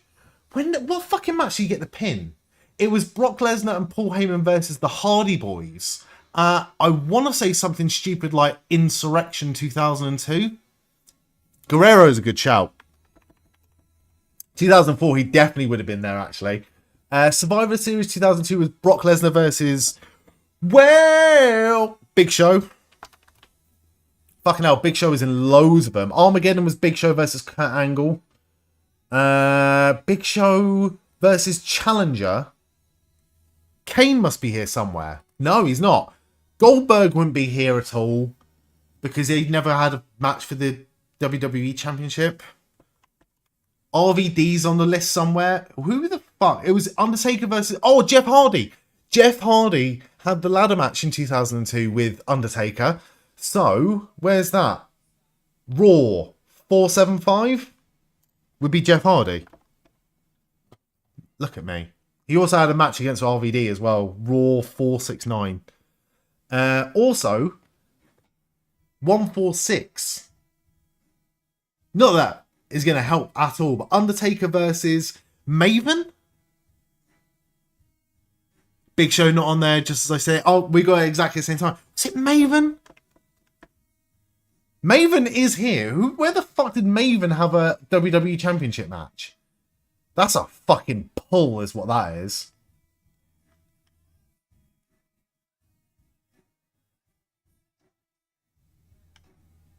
Oh shit, that's going to get muted as well. Oops.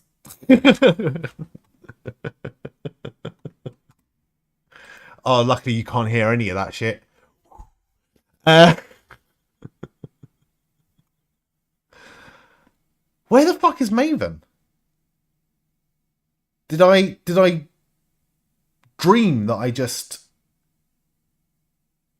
typed Maven's name into this thing? Am I tripping? Randy Orton is a very good shout, but I feel like Randy Orton only had... No, Randy Orton versus The Undertaker on SmackDown in 2002. That would have been teal shorts, long, medium-ish hair Randy Orton. Ugh. Cena, 2004? Yep. It was his debut year. Do you remember his debut match? I believe I'm right in saying that Randy Orton's television debut match was against Lance Storm. But I might be talking shit on that one. But I feel like it was Lance Storm. Bear with. Bear with. Be really careful with this fucking music. Again, definitely not. Definitely not. Ugh.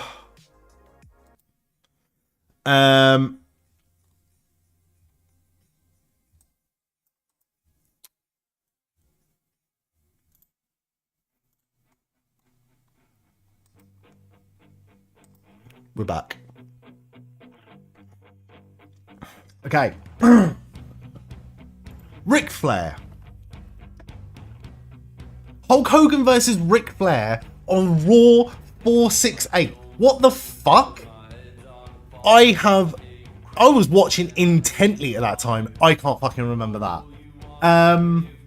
Who was around at that time? Jericho. This is one that is annoying me. Jericho versus Triple H versus somebody else. Oh. Benoit's on the list. But not in that match. In 2002. Who was around in 2002?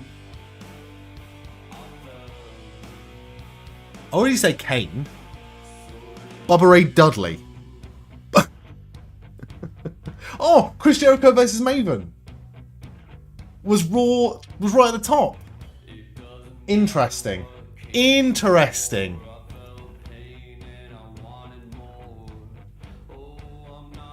Oh, God. This could do my nut in. Rey Mysterio. There you go. We've only got 11 more. JBL versus Eddie Guerrero versus The Undertaker versus blank. JBL versus blank. JBL versus blank. No Mr. Kennedy. No MVP. Any Mark Henry on here? Have we said HBK yet? We have said Shawn Michaels, Shawn Mitchells, HBK. No Shawn. Wasn't there something where Stephanie was in a match for us? Oh, I think you're right.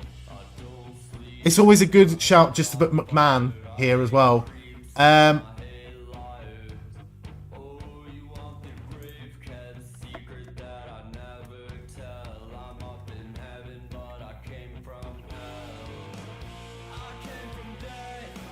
Yeah, Jericho, Triple H, Stephanie McMahon, Helmsley. That's a good shout. That's a really good shout. Okay, SmackDown 2002-ish. Yeah, 2002, end of 2002. All I can think of around 2002 time would have been like fucking Nathan Jones and Matt Morgan and A-Train. Did A-Train ever have a WWE Championship match? Test. Did Test ever have a WWE Championship match? Steiner had a World Championship match. Kane had a World Championship match. Not a WWE Championship match. Booker T. Booker T is on the list. But who did he face? Spike Dudley versus John Bradshaw Layfield on SmackDown in 2002. Never would have got that. Booker T was in the Fatal 4-Way. Was that when Booker T won? No, Booker T won the World Championship. What the fuck am I smoking?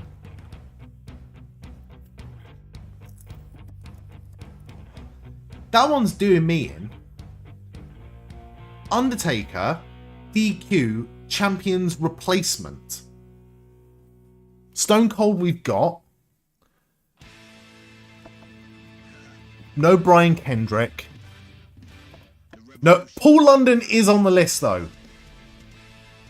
What is going on with these WWE Championship matches? Who did Paul London versus Brock Lesnar SmackDown 217? I remember that. Royal Rumble 2004 was Brock Lesnar versus... That was Big Show as well, wasn't it? 2004, because he won it in 2004, but he was in the opening match. No, he won it in 2003. Who the fuck did Brock Lesnar face at Royal Rumble 2004?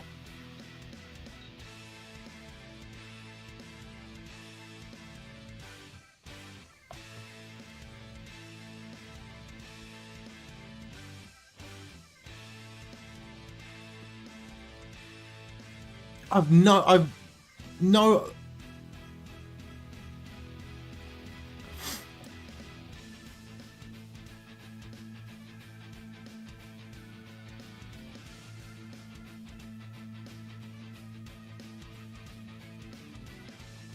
There you go. Took out the trash.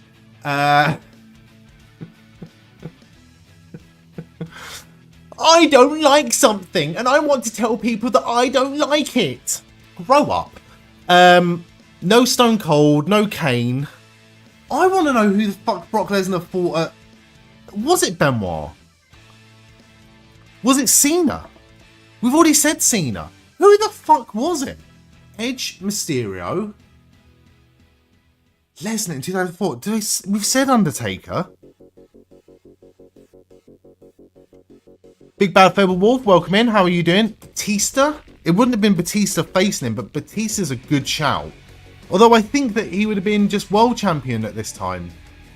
It wasn't until 2005 he got the Royal Rumble win. It was Hardcore Holly. It was fucking Hardcore Holly. Well done.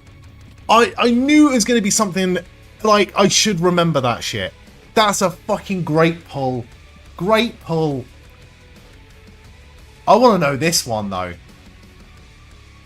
Undertaker versus Champions Replacement. Sounds like a variation of Christian's theme, or it's Christian's AEW theme. Yeah. Similar vibes though. Remember, because he got fucked up in that match by Lesnar. Wasn't it? He got fucked up in a match by Lesnar on SmackDown, and then he was off for a bit, and then they built a WWE Championship storyline out of it. And I loved it. I was a big Hardcore Holly fan, right? Unashamed. I liked Hardcore Holly. I'm just going to put Zach Gowen, see what happens. No Zach Gowen. Sable? Christian? Not Christian. Tyson Tomko. No, that wasn't until later. Undertaker versus the champion's replacement. I want to know who the fuck that is.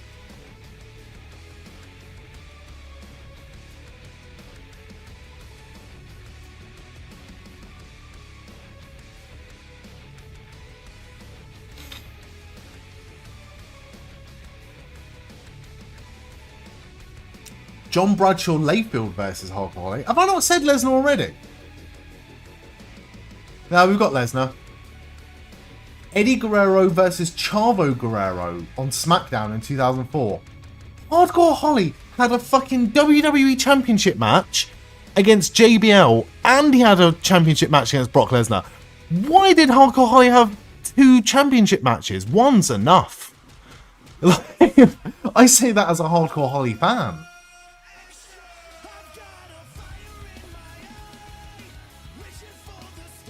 Shelton Benjamin. No. Who would have been on SmackDown in 2004?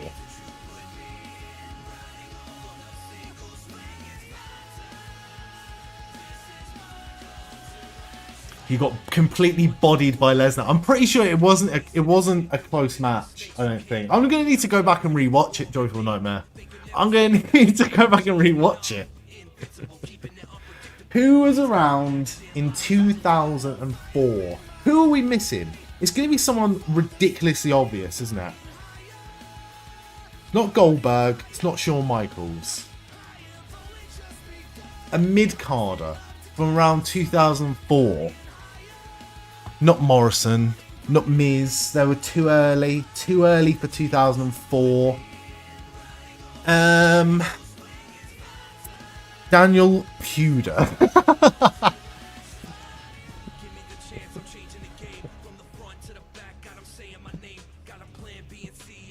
Genuinely. Kurt Angle, we've already got. Eric Angle. Charlie Hoss. Rico. Rikishi. I just want to name wrestlers now. Bradshaw, Farouk. We've already got Dudley, Hardy, Edge and Christian, already done. Who was on that card? WrestleMania 2000. Said Benoit. Said Triple H, said Shawn Michaels. Cena, JBL, Big Show, Rob Van Dam. Oh, fuck off.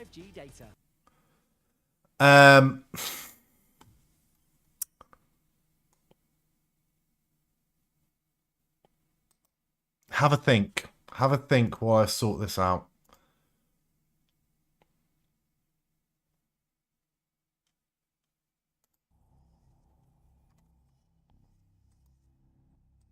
Doing my nutting is what it is. No Angle. There's only 4 left as well. Right, I'm giving up on these last 2. What other year have we got? Because this might help. Brock Lesnar on SmackDown. I've already put Mysterio, but I tried it again. Tajiri.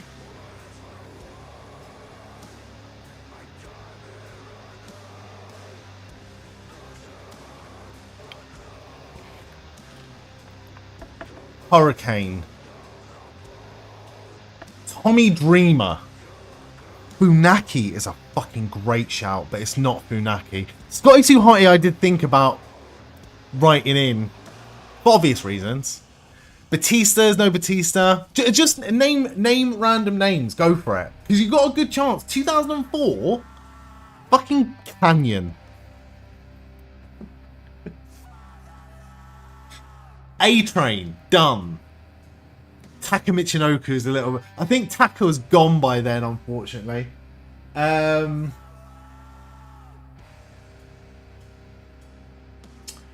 Rene Dupree.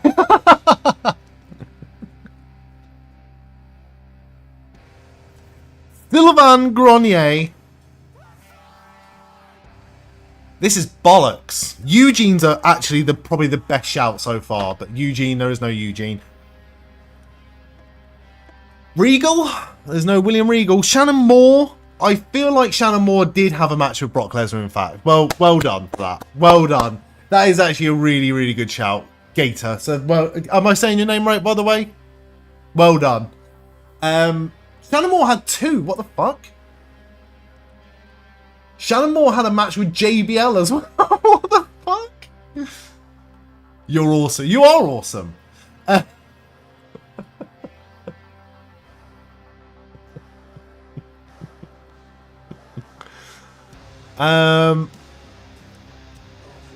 That Undertaker versus Undertaker's replacement is actually getting on my tits, is what it is. Paul Bearer.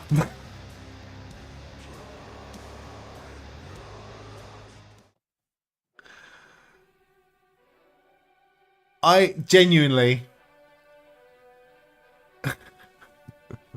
Good work, dude. You got a German podcast on wrestling. That's cool. I can't think. I might have to give up at the 20-minute mark, everyone. Luther Reigns. I can't remember Luther Reigns ever having a title shot. And apparently he did not. Heidenreich is actually a really good game.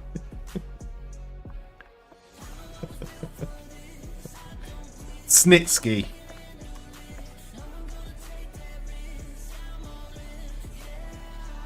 No, not quite. Not quite. I've tried Mark Henry as well, and Mark Henry's not coming up with anything. Hardcore Holly, who was on that team? Doc Gallows as fake Undertaker. Imposter Kane. When was the Imposter Kane storyline? It was like 07, wasn't it?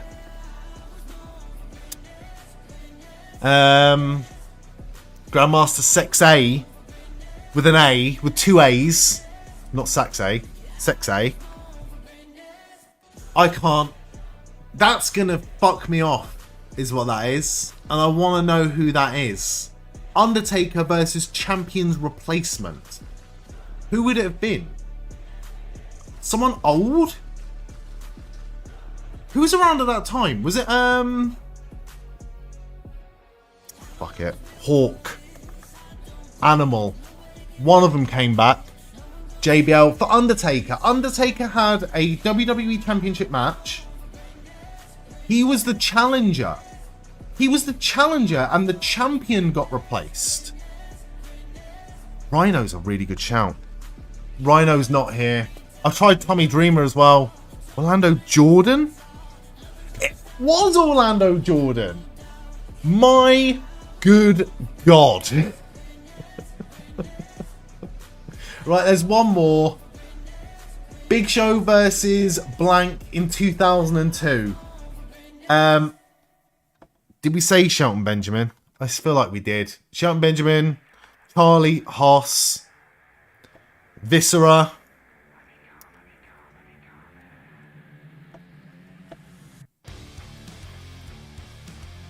I tried Zach Gowen as well, but I don't think it was Zach Gowen. It's not Jericho. Matt Morgan. I feel like I tried Matt Morgan earlier. Matt Morgan, Nathan Jones. Who else was on that team? A-Train. Albert. Test. It's not Nathan Jones, not Matt Morgan. That Survivor Series team was like Hardcore Holly, John Cena, Benoit, Rhino, Funaki we've tried, Steiner we tried. I feel like I tried Steiner for but he was a world championship. I'm giving you 50 seconds, and then we're giving up on this. I reckon it's going to be so rogue and so random.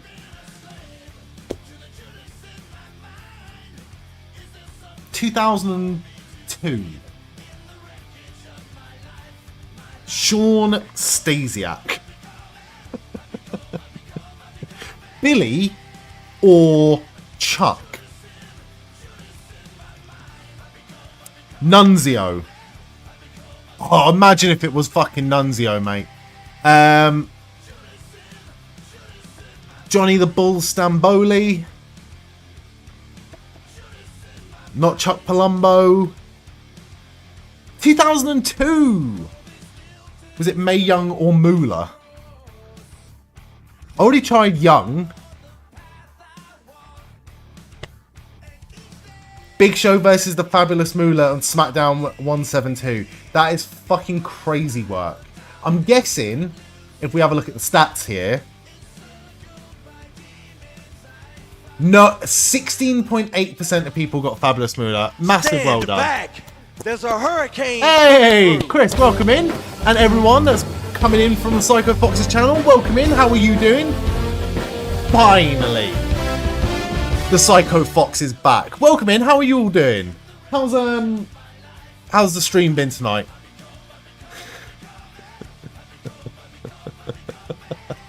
Finally, the Fox has come back.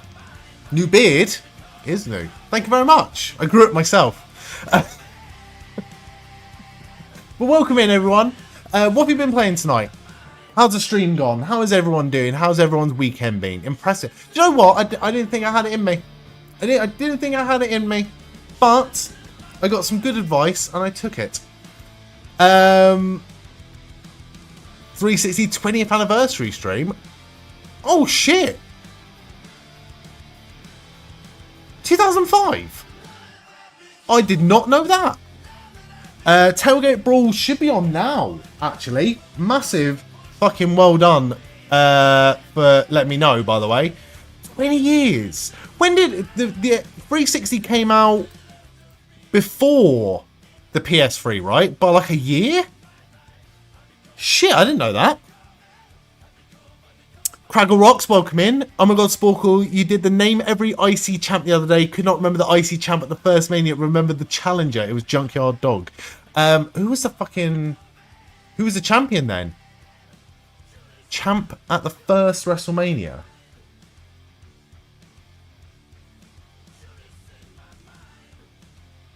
Was Junkyard Dog the challenger or the champion? Sorry. Greg Valentine. I never would have got that. I was going to say, like, I don't know. Okay, it doesn't matter what I was going to say. Fucking hell. Get rid of that. Okay, so we can come back to some Sporcle quizzes later on. Possibly. But I need to find this AEW Tailgate Brawl. I'm hoping that it's on Triller somewhere. But I'm not too confident on that.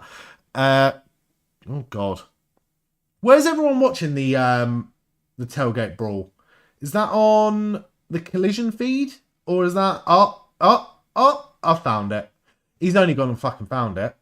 He's only gone and found it. Maybe I should give it a go. Do you know what? I did give it a go. Ooh, a good few years ago. And it is something that I reckon we should revisit, Craggle Rocks, but we'll give it a minute. We'll give it a minute. It's not okay, so AEW right now, okay, they've got two pre-shows. They've got the 0 Hour, which should be on YouTube, which is just promos and stuff, and you've got the Tailgate Brawl, which should be on Triller. If you're in the UK, it should be on Triller. If you're outside of the UK, it's gonna be somewhere else. It's gonna be somewhere else. It is up to date. Even had Cena there quick. Okay, deal. We will do that, Craggle Rocks, at some point.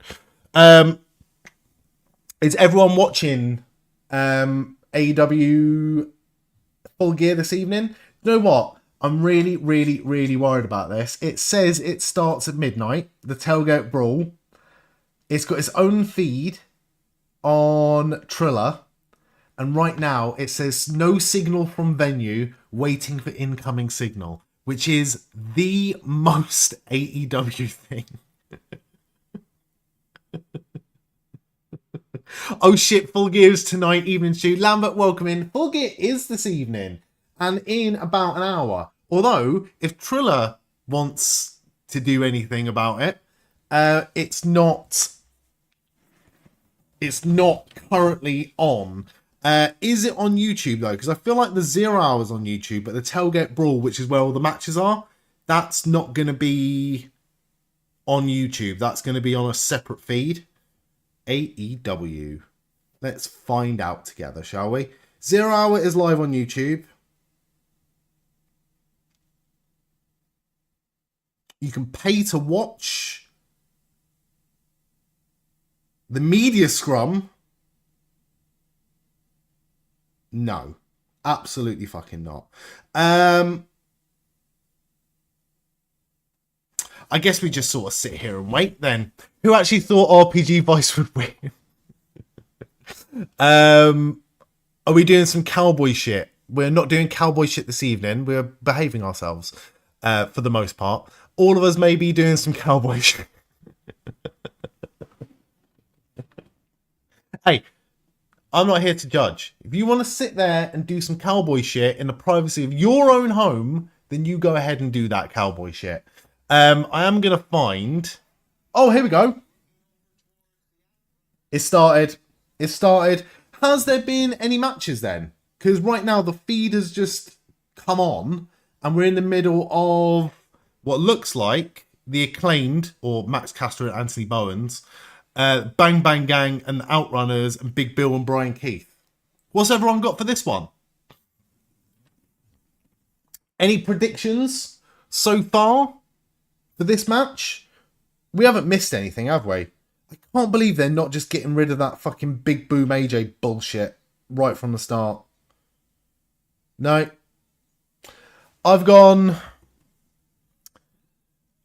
for the Acclaimed, or the team formerly known as the Acclaimed. That was a hell of a fucking senton by...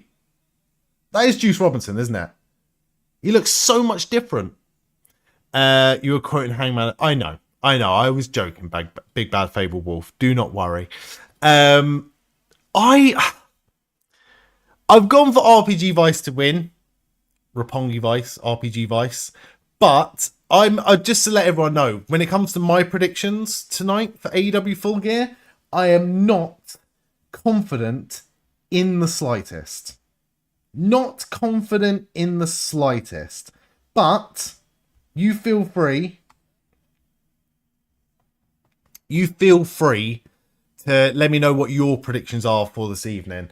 I'm in it to win it. I'm hoping I've gone for things that other people have not gone for, but also at the same time, I'm not like ridiculously stupid. Oh, okay, your autism shits on you when you can't tell if someone is joking or serious. Do not ever feel like you ever have to explain yourself, mate. Like, you are all good. You're all good. It is nothing but love and good vibes here, my friend. We had someone come into the chat about half an hour ago. You may have seen it, but they came in and just like, AEW was shit, and I'm like, okay. I mean, there are 1,000,001 things that I am not a fan of. I wouldn't waste my time and energy going into a space where there's people that like that sort of thing, and then tell them that I don't like the thing that they like. It is so pathetic.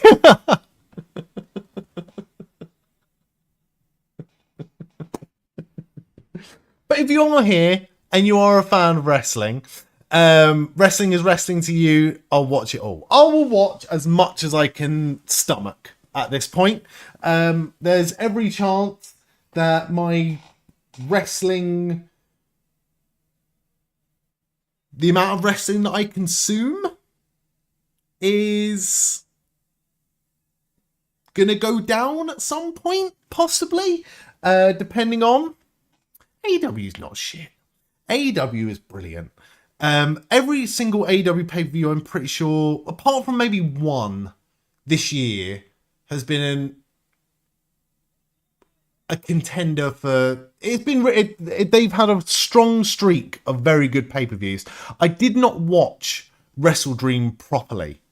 I was part distracted and part distracted by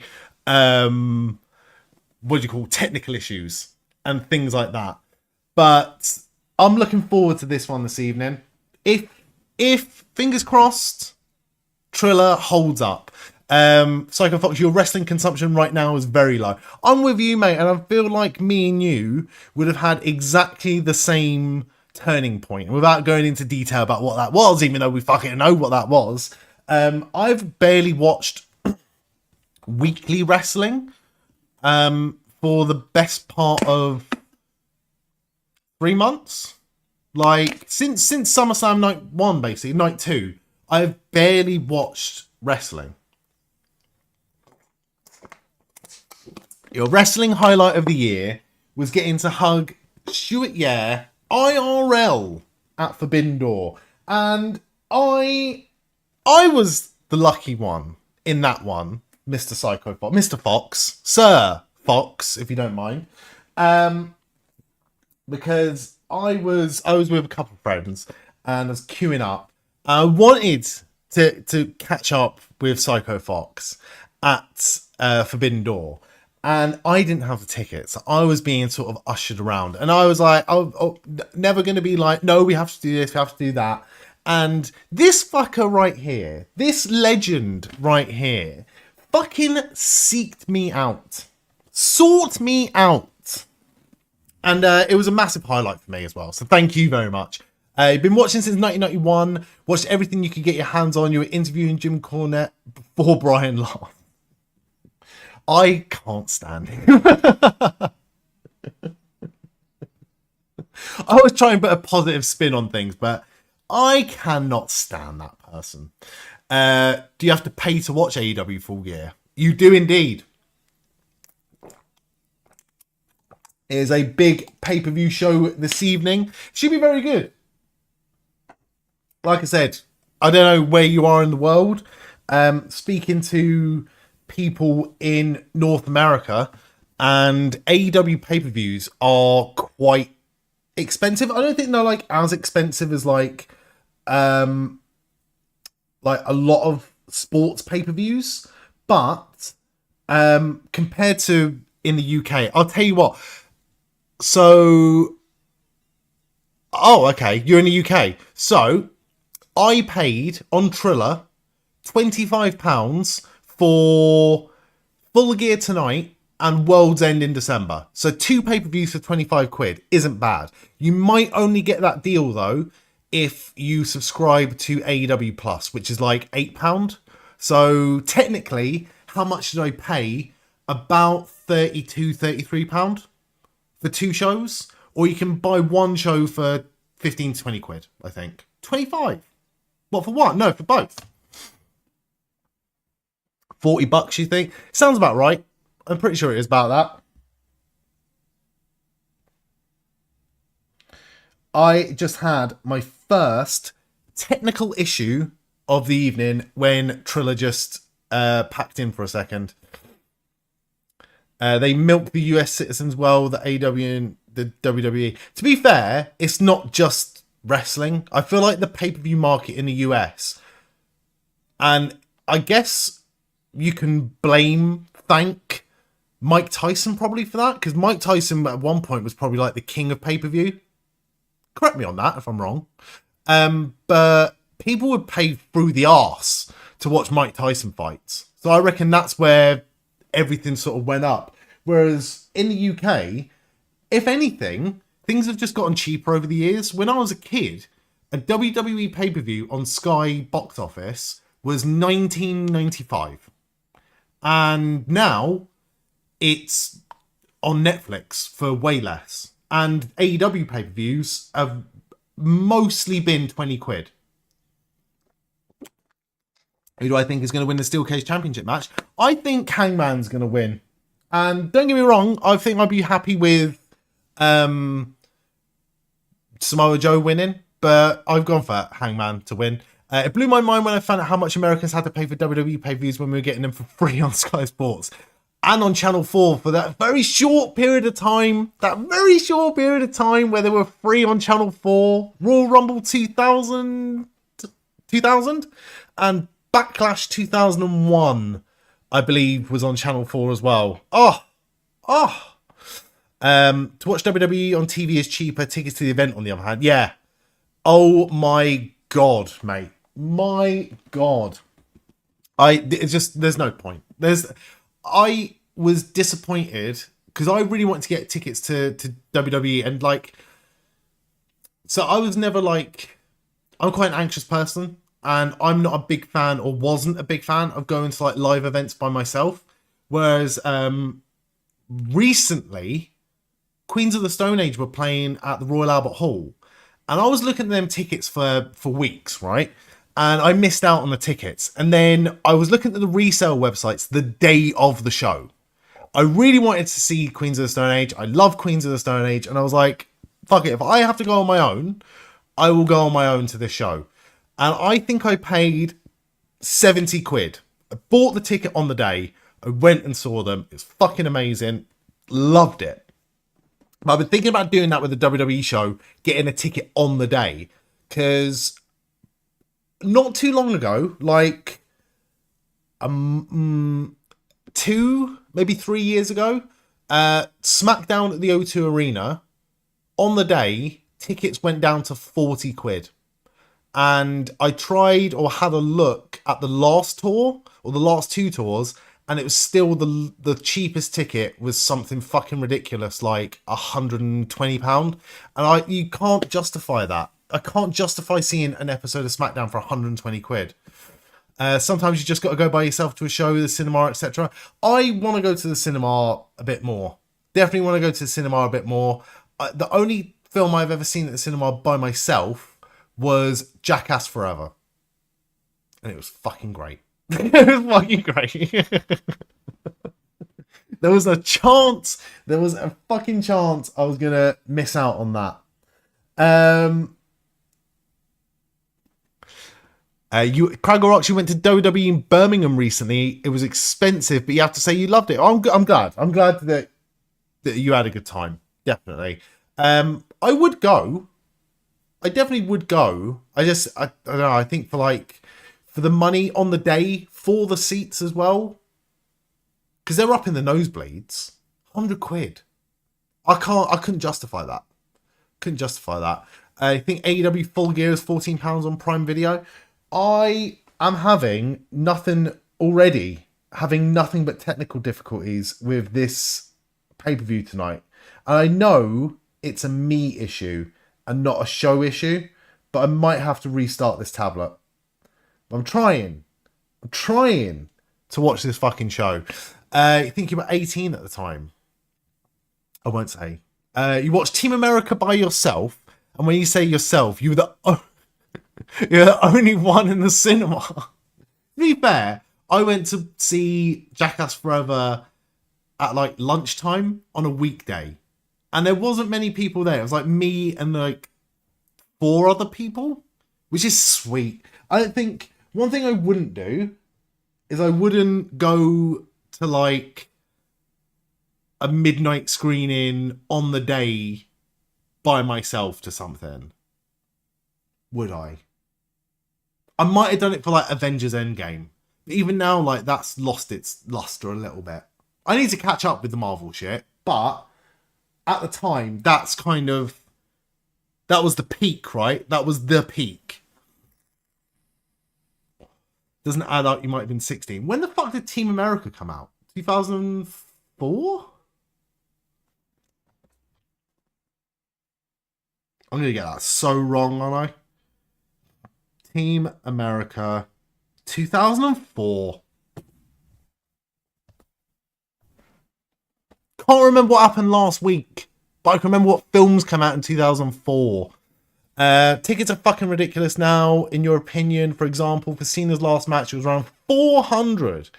And that's for like the very back row. But for example, Rosie is like £4 grand. Why would you pay that? People do. I'm not condoning it. I'm definitely not being like, well, there's a market for it. It's a market full of cunts. You've never seen Team America. Sammy, treat yourself. Treat yourself to Team America World Police, please. It's so good. You watch a horror film in the cinema by yourself. You were super scared. What horror film was it?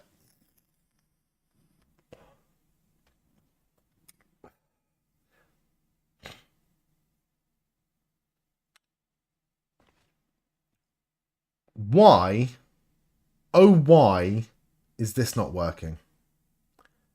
Have we got... I've got a backup plan to the backup plan to back up the backup plan if I cannot watch this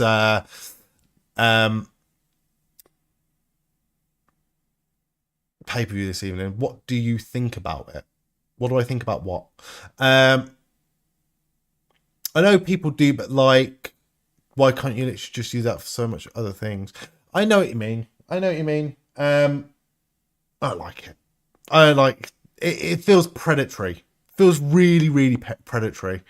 When you were 18, you took a random girl to see Borat. Your mum worked at the cinema. What did she think of it? I'm guessing by random girl, you're probably not still together.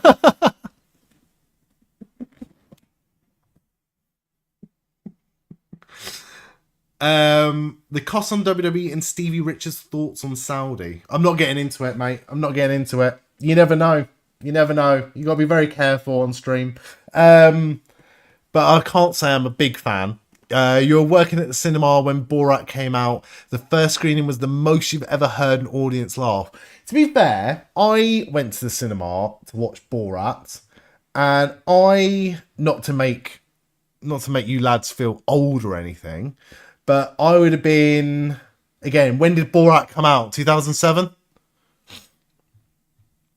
Kragorot says he was an emo teen, so I'm guessing it was around 2007, 2008. If I got that right again, I need to find out. Borat 2006. I was so fucking close. I was.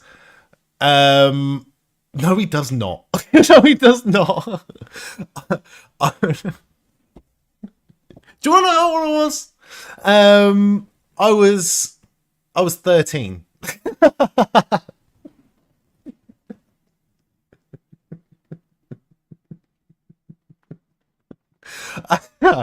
And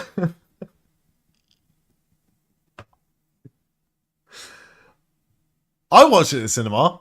I have always looked old, apparently.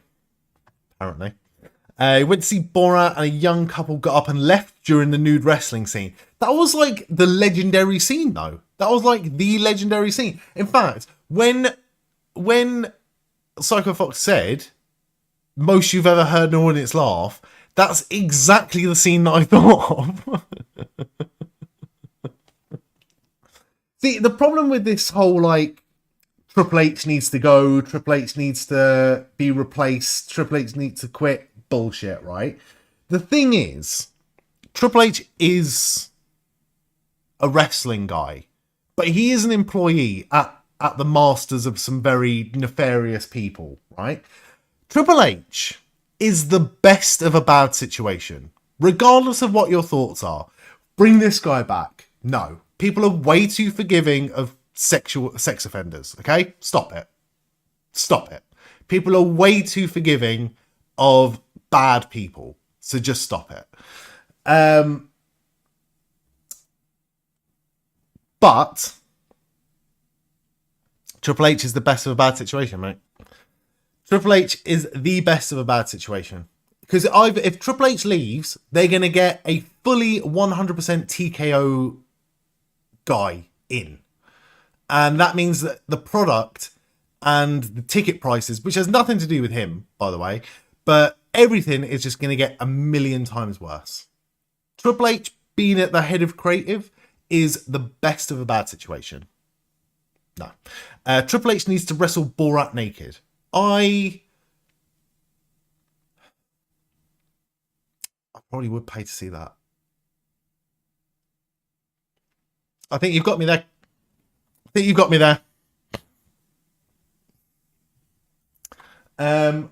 Where can I mean, look.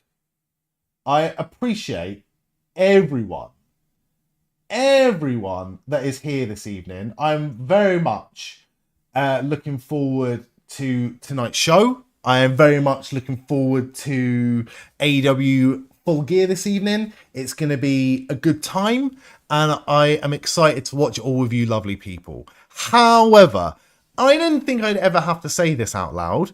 If you are here, and if you do defend bad people in the chat, whether it's on Twitch or YouTube, apparently, you will get banned.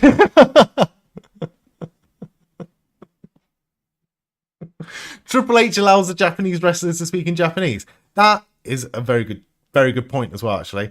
When Hunter was in charge for 8 months, we had the best characters and stories, and it all fell apart when it went to Netflix. It fell apart. Yeah. Yeah. And do you know what? That first Netflix show was so good as well. So good. And it has been a little bit downhill from there. It's been hard to watch. It's been hard to watch when you've got people named 44 times in lawsuits that are being given a platform to do things in a public space. And there's far too many people that will not just turn a blind eye to it, right? To the people that turn a blind eye to it, that just want to enjoy wrestling, that just want to enjoy the thing that they've enjoyed for their entire lives, whatever, right? But the people that are bending over backwards to defend and be like, oh, well, you know, he wasn't... Stop it. Stop it.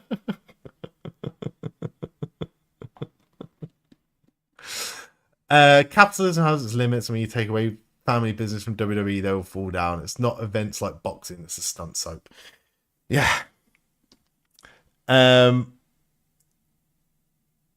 Sorry to break kayfabe, but it was a mannequin. Why would you defend bad people? I don't know, Joe. I definitely wouldn't. Yes, people do take it a little bit too seriously. At the end of the day, you like what you like. You enjoy what you enjoy. But at the end of the day, you're watching grown adults fight in their underwear. And then we just have to accept that. We just have to accept that. I've accepted that for the best part of 30 years. And I'm not about to stop. Not about to stop. It's your favourite escape, Craggle Rocks. And you know what? For the longest time, mate, it's been my favourite escape. However, they really like to test people's morality or morals a little bit, don't they? Right, I'm going to try and find a different way to watch this 0 hour show. Also, the tailgate brawl. What have I missed so far? Has any matches been won? I think so. All right, let's have a look. AEW Full Gear.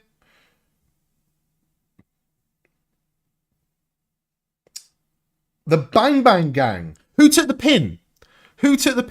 I think I would have completely fucked that one up, you know?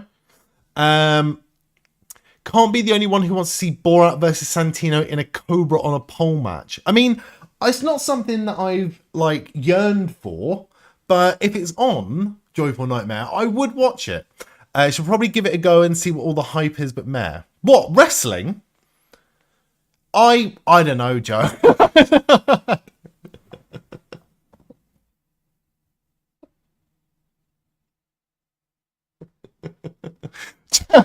I'm not gonna sit here and gatekeep, but give it a go. Tell us what you think. Jen, you just want to enjoy wrestling. It's your favorite. Yeah, definitely not talking to wrestling soon. We're wrestling super fans, but we're not arseholes about it. Are we going to get Lioness Mama Joe into wrestling? I volunteer to torture her with it. You go for it, Sammy. You go for it. I feel like I would probably be insufferable. And I don't want to be that guy. So you take that one, Sammy.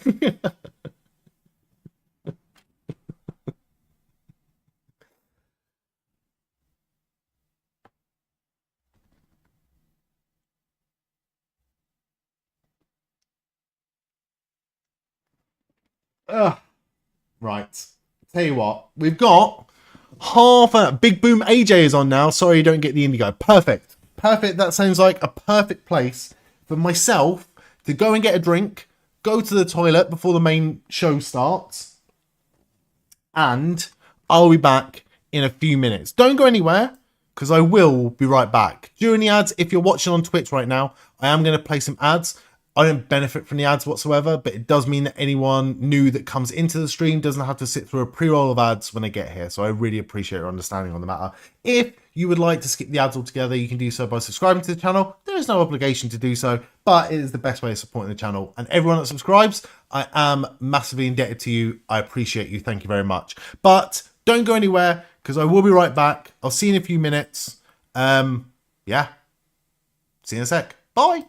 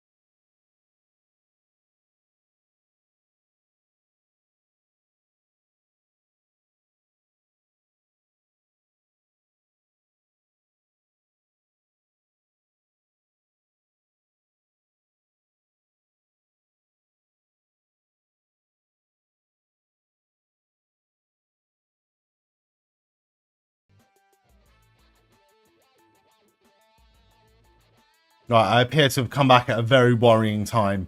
That's today as in Sunday. Absolutely not, Sammy. It is still Saturday, and it is not Sunday until I have woken up. Get it right. They're not here, Joe. They're not here. Right, have a look at these predictions. It is not going well. It is not going well for me. I don't know who took the pin in that first match, but I will freely admit that it probably wasn't Turbo Floyd. If anyone can let me know who did take the pin in that first match, I just assumed that I got it wrong. There's still a long way to go of this. And if you don't sleep, then it's always Saturday in California. That is true. That is very true. Where in the world are you? Are you in Germany or Austria? Or are you elsewhere? You're looking for one, mate. Oh, thank you. No. I have a screenshot of it now. AI. I'm screaming AI, Joe, for any screenshot that you show us. It never happened. Right, we are 19 minutes away from this show starting. And I want to say, how are they going to get... Yeah, I know. That's why I changed the predictions on screen. Red means I got it wrong. Red means I got it wrong. How are they going to get 2 matches in 19 minutes? Unless they do the thing that they did last time where the show starts halfway through. Halfway through a match. Because that happened at Wrestle Dream, didn't it? Right. I've got everything set up and ready. And it's all working now. I hope. There's a black screen. I'm hoping that black screen is something everyone's got right now. I hope. Yeah, I didn't watch any of that Big Boom AJ match. I only watched Trent Beretta push the child over. And I'll be honest with you, I'm not against that.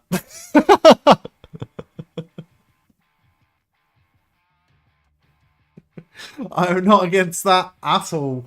You're in Germany, the high north of Germany. Okay, my German geography is not fantastic.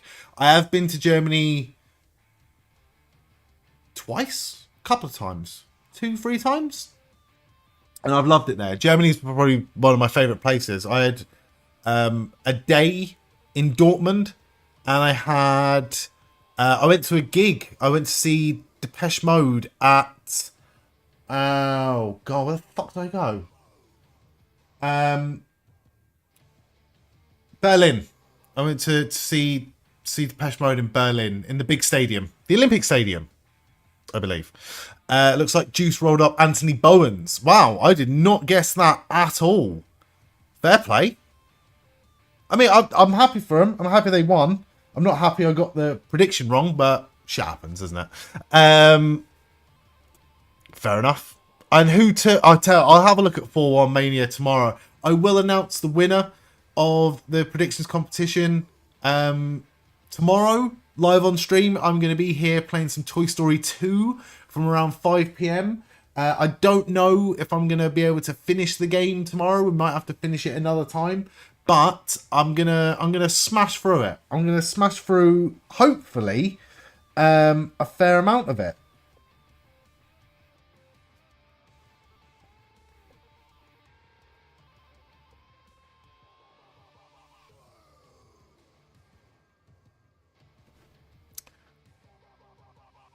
But what match is everyone looking forward to the most? I don't know what match I'm looking forward to the most. I think, do you know what?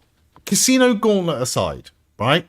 As someone that's been a WWE, WWF fan for 25, 26 years, I will always love a Royal Rumble.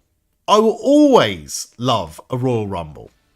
And the Casino Gauntlet is the closest thing that AEW has to a Royal Rumble. And do you know what? The fact that they've done multiple in a year has not made it lose its luster for me at all. I'm still really, really, really excited for it. But I don't know who's going to win. I've gone for MJF. I feel like MJF is probably the safest bet to go for a Casino Gauntlet Battle Royal. I'll tell you what, we're going to have a look because I have access. To everyone's predictions, right? I'm not going to read out people's individual predictions.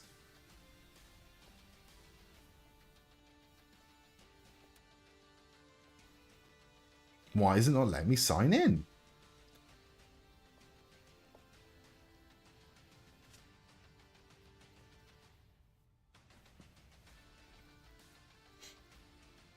Bear with. I want to see who people have booked for this Casino Gauntlet match. If anyone remembers, does anyone have any like out of left field, out the box predictions for the Casino Gauntlet match tonight? Oh my god. Here we go. Google Forms. Bear with, this is riveting stuff. Here we fucking go. Here we go. Thank you very much and good luck to everyone that has got involved with the predictions, by the way. Bobby Lashley will win. Do you know what? I feel like someone else has probably gone for that as well. Let's have a look.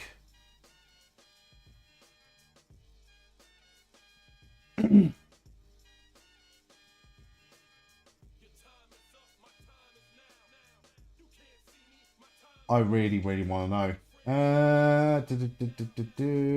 Okay, so a couple of people have gone for Ricochet.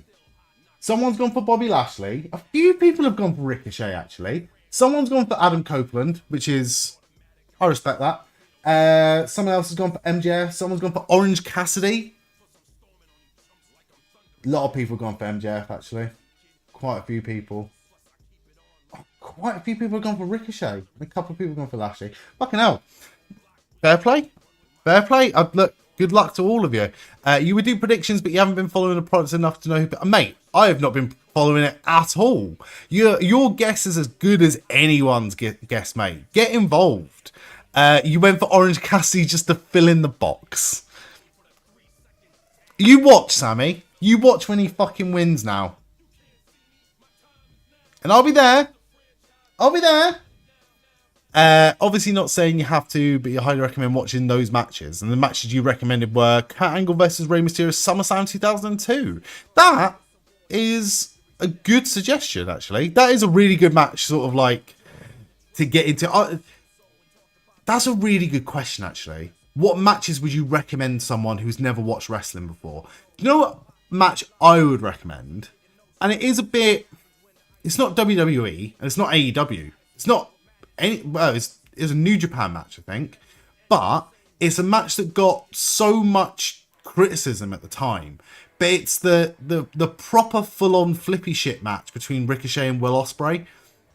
Just because, if you're not a wrestling fan, you would at least appreciate the athleticism in that match. It's batshit crazy how good that was. Brett versus Owen, WrestleMania 10 is a really good match. Obviously, not for wrestling's sake. Not for wrestling's sake. But I think you'd be a fool not to say Rock versus Hogan at WrestleMania 18 as well. Just for the sheer crowd participation of it. It was a sight to behold. Bret versus Austin's a good one. TLC 2 at WrestleMania 17. Just again for the car crash of it.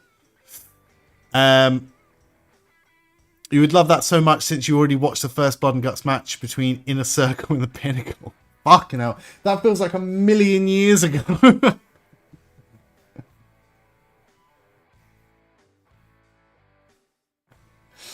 Right, we're getting a little promo. Right now on the tailgate for Mercedes versus Chris Statlander. I'm interested to see the split for that one as well, actually. Mercedes versus Chris Statlander. Majority of people gone for Chris Statlander. Just under a 3/4 of people gone for Chris Statlander. To be fair, I think that is the safest bet. But I've gone for Mercedes just because I think it'd be funnier. People hate Mercedes Moné, and that's why I want her to win everything all the time and never lose them. When is she going to lose those belts? I'll tell you, never. Make people upset until the end of time. That's what I want.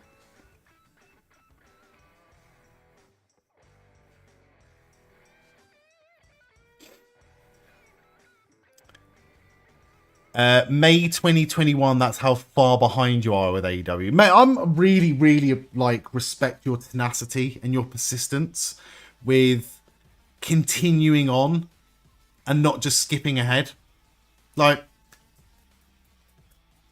2005 Money in the Bank matches, very underrated in your opinion. But for people beginning to watch wrestling, you don't know if it's a good recommendation. I think it's a decent recommendation. Ladder match will I recommend? I recommend like TLC 2 or TLC 4. TLC 4 might be one of my favourite matches of all time. Just because it had everything. It had history with a participant from the Edge and Christian. It had Christian and Chris Jericho. Had RVD with Jeff Hardy. It had Spike with Bubba. And it had Kane by himself. It had everything. It had Bubba Ray Dudley legitimately got knocked out in that match and didn't know where the fuck he was and still managed to finish that match.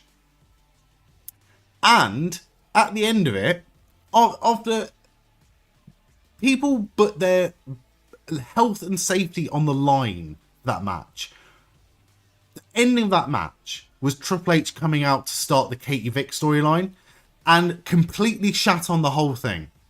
And for me, that is wrestling. That disappointment, that level of disrespect to the performers and the disappointment to the fans, that is wrestling for me.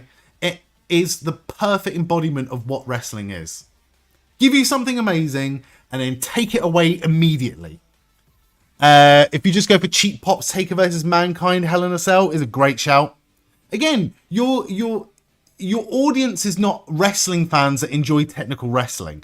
Your audience is people that have never watched wrestling before. You have to give them mad shit to watch first off. And Undertaker versus Mankind, Hell in a Cell is a perfect shout.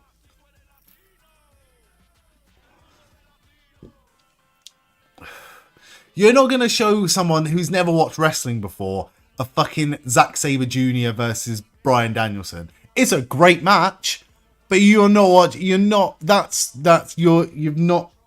done it right.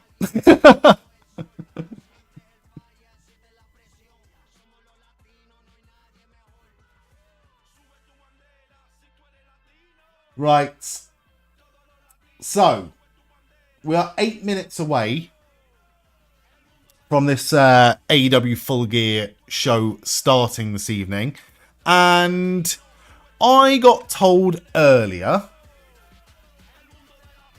first chamber match is great. Survivor Series 2002.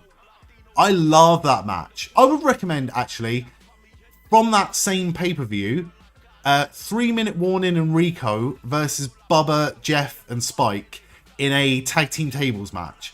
That match is fantastic. That match is fantastic.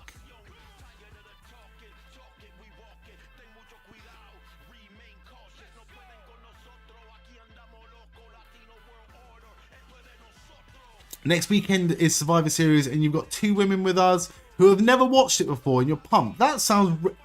that's the perfect time as well, because you've got a mad match. You've got two mad War Games matches. It's the perfect pay-per-view to start. From a modern-day perspective, you're almost guaranteed something ridiculous happening. Something ridiculous happening. Right, so I got told earlier that there is a possibility of downloading Drew McIntyre with the 2010 theme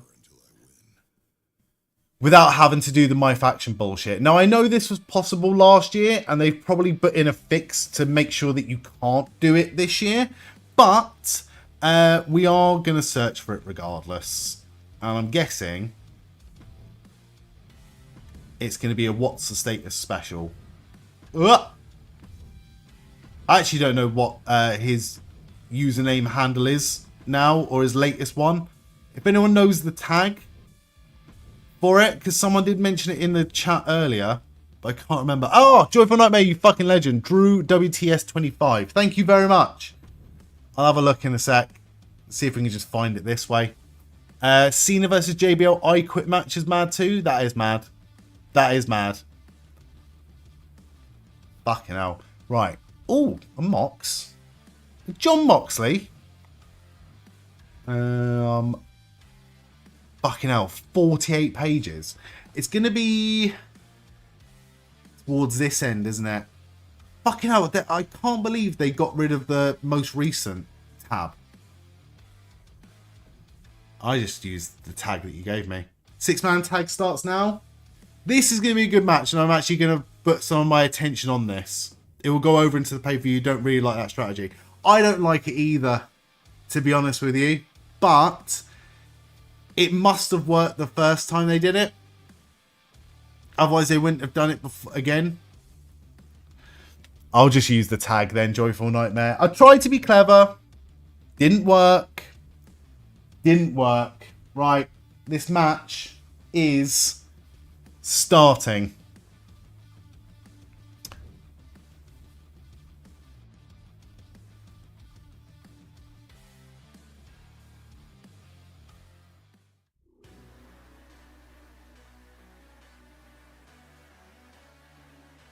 Oh. Oh, at least it's not us that's just having technical issues this evening.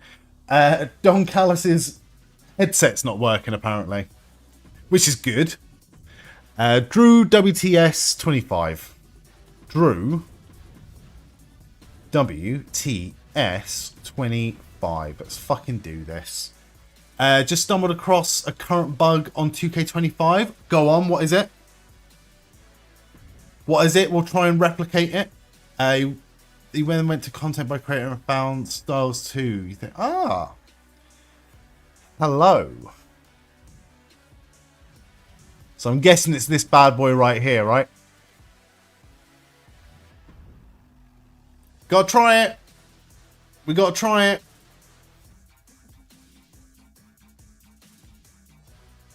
it. Clicking the load option for universe mode crashes the game. Ugh.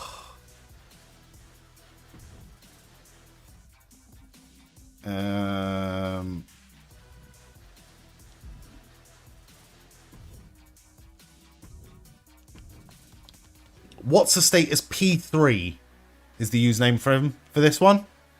Shout out, what's the status? AJ Styles 2010. We're going to try it. I don't think it's going to work. I don't think it's going to work. But alright, the bell has rung. There is 2 minutes and 40 seconds of this tailgate to go. Oh! Mystico's already out.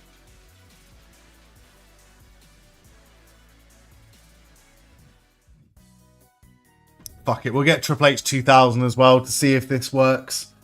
I'm not holding out hope, but imagine if this works. Imagine if this works. Wow, you've got the same issue as each other, but you've got different systems. That's not good. That means it's definitely a 2K thing that they need to fucking fix. But they're not going to. Nikki Bella as well.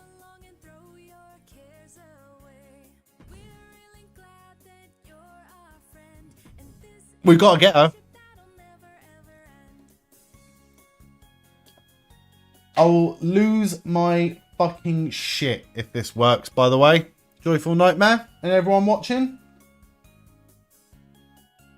Ah. Okada's just pulled up. Okada's just pulled up to the building. Okada does not work pre-shows. The pay-per-view is going to start in 1 minute and 15 seconds. with Okada's entrance music. That I can get behind. That's actually fucking genius. Right. Let's see if this works. Again, not holding out hope. If we get one entrance music, Fatal 4-Way at... Oh, I don't know which one's the right one. Look!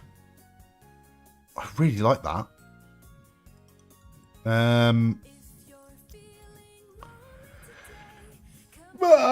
A modern day Raw's War. And let's have custom superstars. AJ. Drew McIntyre.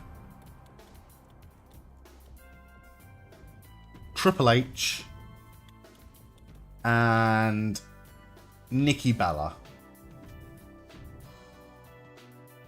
Fucking entrance music is this?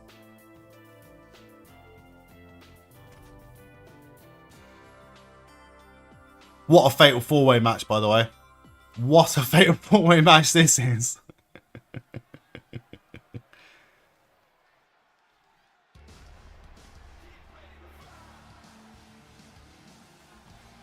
Fuck off.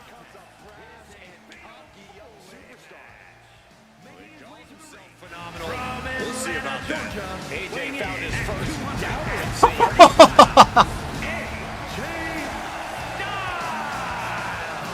Best believe the WWE Universe is excited to see what he's capable of. There's no fucking way.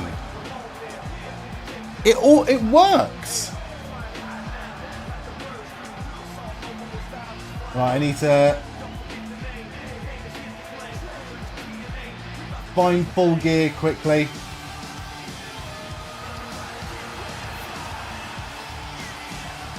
This is nuts, Sammy. The only downside, it doesn't look massively like AJ Styles, but you can at least import the entrance onto a modern AJ Styles and then delete this. In order to become phenomenal. Well said, Byron. And if AJ Styles impresses tonight, he'll be well on his way doing that. That's a big if. Well, let's see if it works for Triple H. Well, no, Drew McIntyre now. Comes one of my favorites. Oh my god. It's even got the fucking Titantrons as well.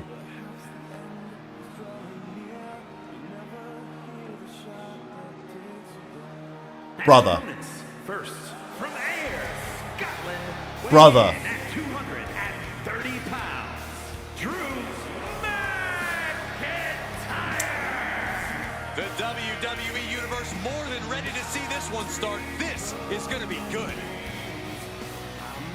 They're all going to work, aren't they? Do you know what I'm pumped for? I'm pumped to see the Nikki Bella.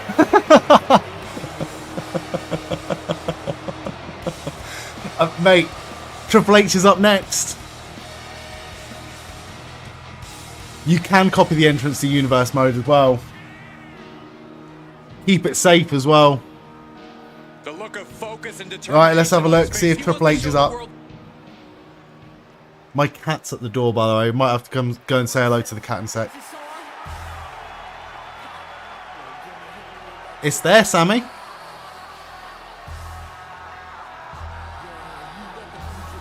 Shit! Not merely the best in the game. Fucking game changer, mate. He is. I thought they'd fix this. I genuinely thought Triple H of late. Definitely more that the so move over in his approach. Community Creations over to like splitting them between generations was going to fix this sort of thing. And he's proving he'll do anything to get Look at Triple H's hair. Yeah, Corey, who knows how low he's willing Who to did stoop. that? Well, Byron, he's always had questionable tactics in and out of the ring. Mind blown. Right.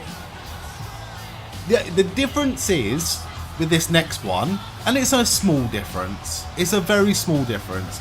But Nikki Bella was not a Persona card. Nikki Bella was an island exclusive. Okay?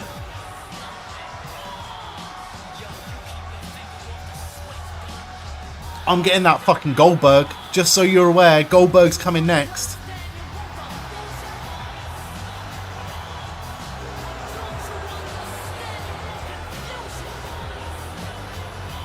I'm speechless. I'm speechless, right? A true student of the mat in every respect. Triple H has been honing his abilities even further lately.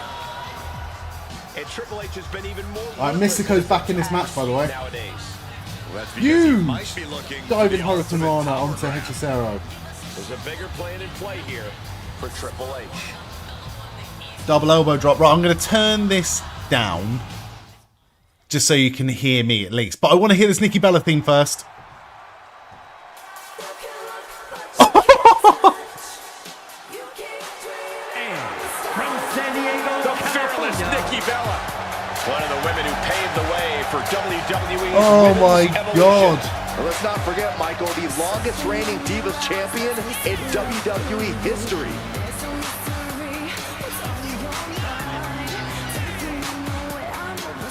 Gave Crew the belt because Triple H wouldn't give it to him. I'm fucking pumped, mate. Right. We're definitely bringing back some WWE 2K streams on a Friday from now on then.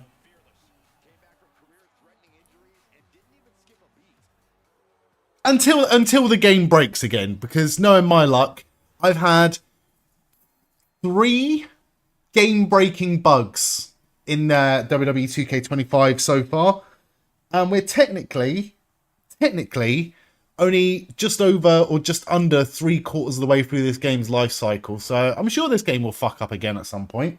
I look forward to it. Oh, sorry, it's giving me tutorials because I've never played this before. Next update then, probably. Well, luckily, Sammy, there's no more DLC. So any update that happens shouldn't fuck up the game, because it's only ever when DLC comes out that people's games seem to get royally fucked.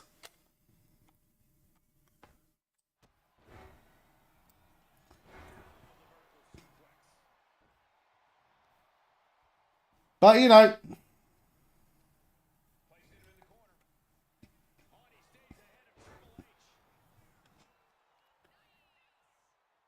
right.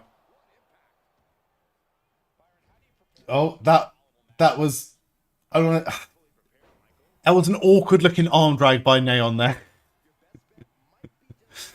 You downloaded an actual tunnel version of the old TNA arena, had Styles vs. Joe for nostalgia purposes only. I am fully on board with that, Joyful Nightmare. Fully on board with that, mate. Huge German suplex by Takeshita. I feel like I'm playing as AJ Styles. Let me let the gods decide who's going to win this match.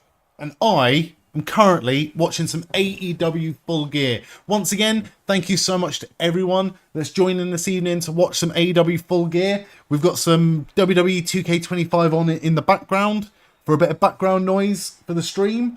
But main focus tonight is going to be AEW Full Gear. And we're starting off with what was going to be, what was advertised as a pre-show match. And I saw it on the pre-show and I was like, that's too good for a pre-show match. And clearly they thought so as well.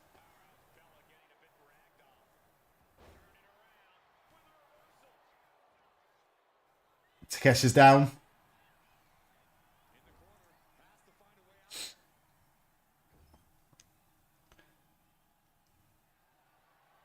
I still reckon Hechicero is going to win this.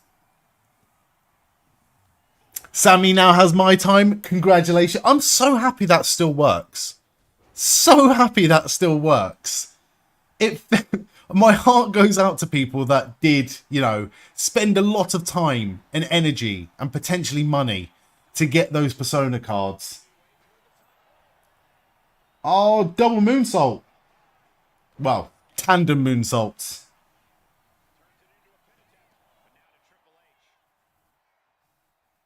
Okay. My first thing that I look at in an AEW pay-per-view is always the crowd. The crowd are always hot. It's just whether or not the crowd are mic'd up enough so we can hear the crowd. And this crowd look and sound hot this evening. This is going to be a fucking good show. Time to start grinding the hell out of the game away again for Mania 41 Penta. Just download him. Just download him when he's ready, mate.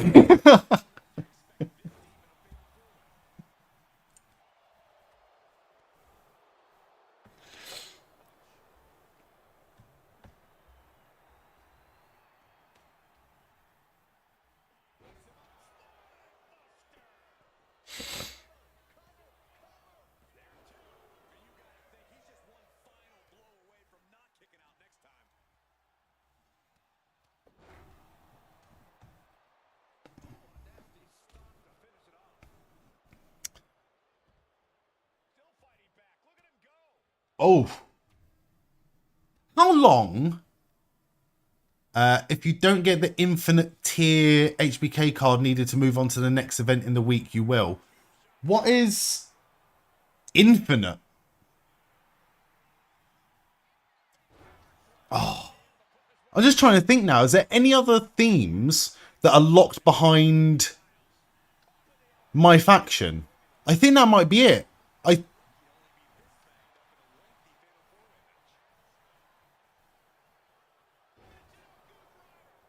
Mystico just made Hechicero tap out. What is this entrance theme? I'm a big fan of it. Fucking hell, my predictions are all the way fucked this evening. One thing I did miss. Hook and Eddie Kingston, did that match even happen?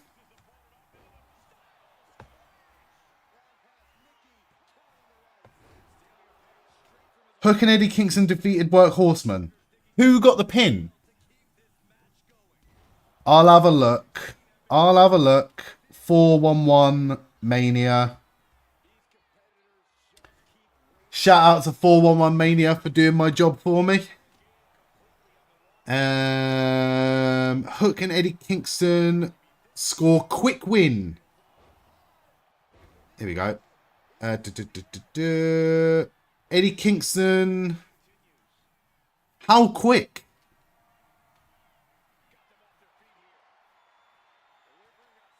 Oh my god. New top tier card above Galaxy Opal. Cannot be stunned by signature and finisher moves. Takes about 3 to 4 times as long to stun with regular cards. Fucking hell. Eddie pinned Henry. No! I went for JD Drake.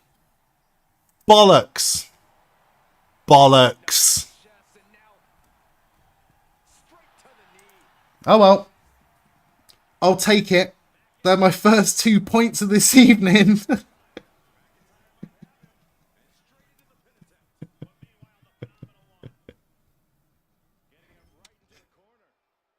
Yeah, it's not going well. It's not going well for the predictions so far this evening, but it's something. The actual show remains to be seen. I went for Don Callis family to win. I went for Hechicero to get the pin. I went for Neon to lose. Absolute shite. Absolute shite. Look at that. All the reds at the bottom.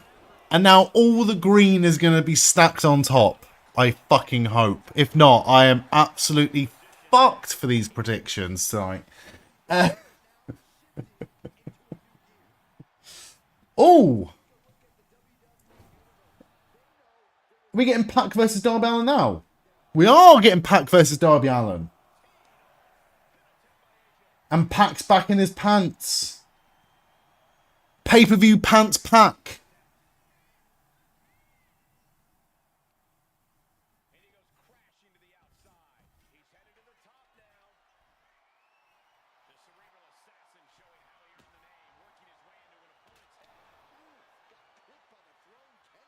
Oh no, he's on. He's got the long boys on.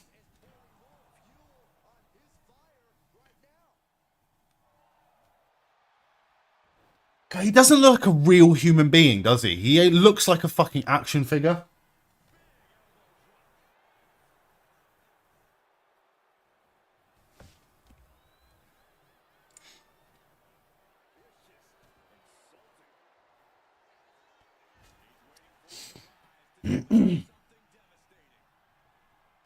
So apparently Pac beat Darby Allin 5 years ago. Which means that I'm even more glad that I've gone for Darby to win this one. Oh, I tell you what I haven't done, actually.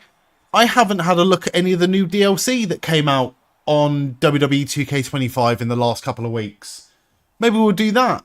The only one I'm interested in is Sid. And I know for a fact it's not Sid Vicious entrance. It's fucking Psycho Sid. Or Sid Justice, sorry.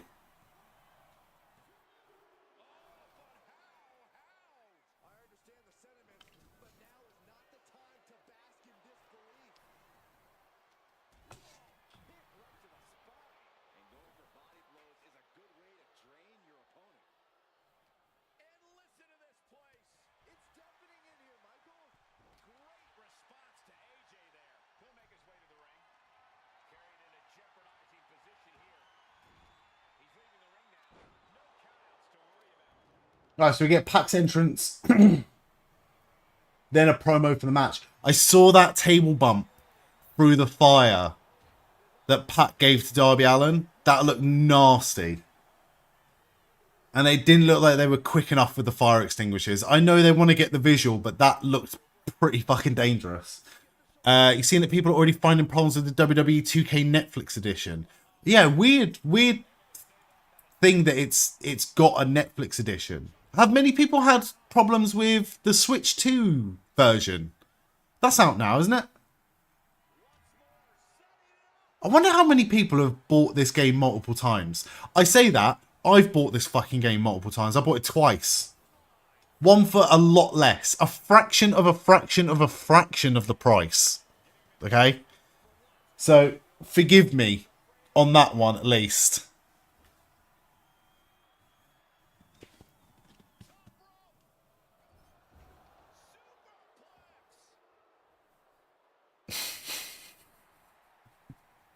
Darby Allin's in his Kane era, hiding his burnt face.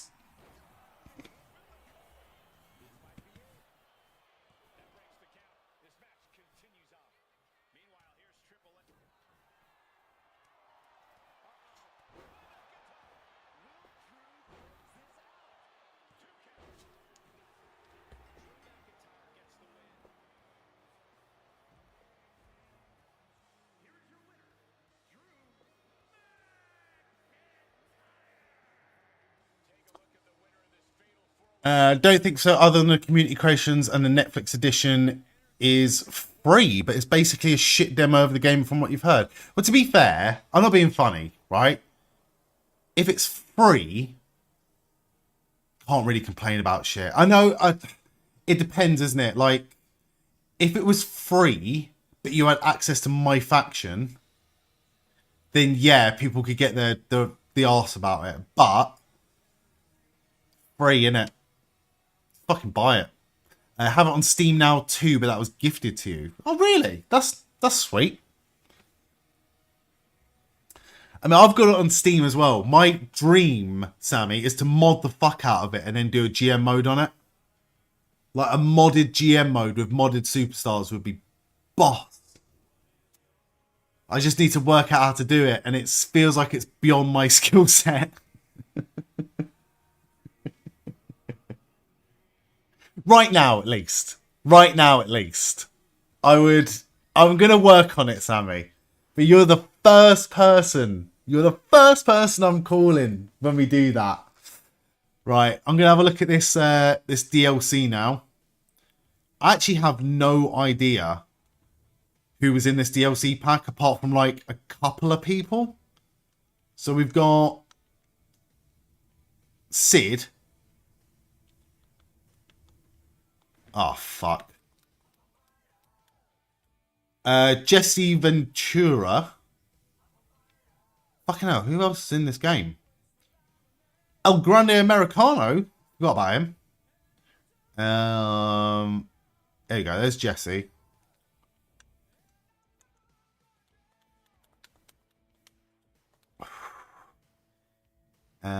Tito Santana. Okay. Mr. Wonderful Paul Orndorff. And was it Junkyard Dog? Or am I talking shit?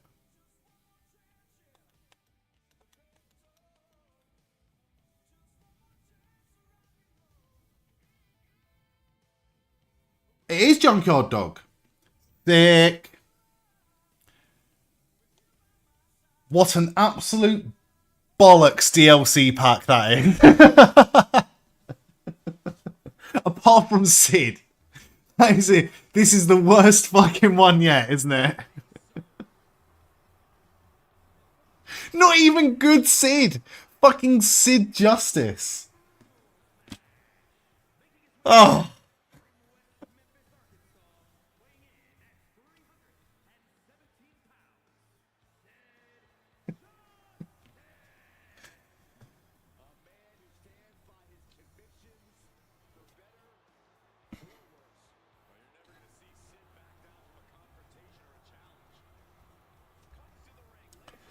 Right, Pac versus Darby Allin.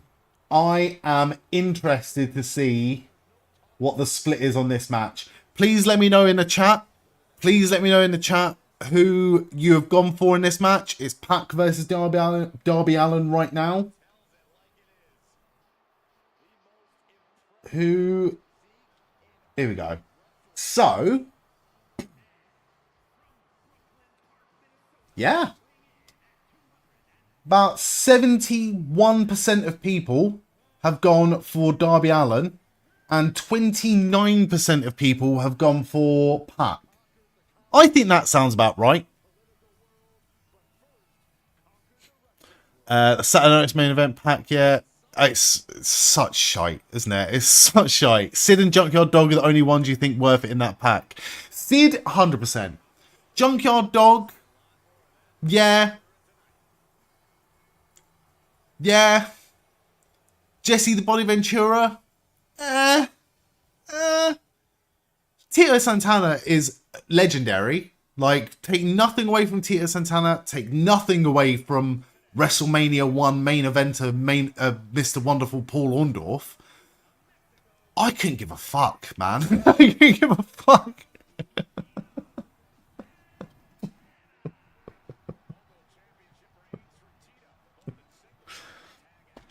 This will shock a lot of people.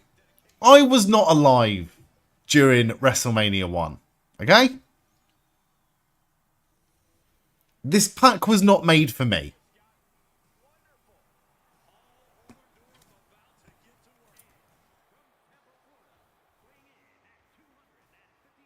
Mr. Wonderful Paul Orndorff had one of the scariest injuries in all of wrestling, right?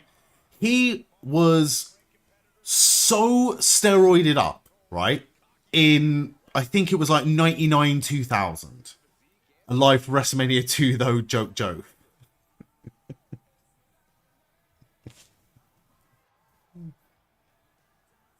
Oh, Darby just took a horrible bump. I need to see that again. I think I might have just caught the tail end of that. I need to see that bump again. Gorilla press. Oh.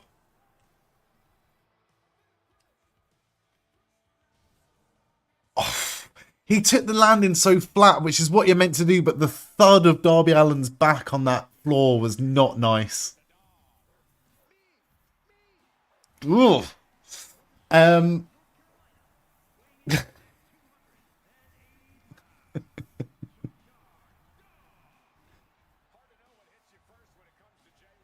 Pac doesn't look like a real person. Yeah, Tito Santana was so steroided up, right? And he was about past his peak for a sports. In fact, he probably wasn't actually as old as he looked. He was probably only about like late 40s, early 50s, but he looked about 70. And he didn't take a move. He gave somebody else a pile driver and gave himself a stinger. And he was just like lying in the middle of the ring. It was horrendous. Oh, he's giving him a burn. Fucking hell. Are they real?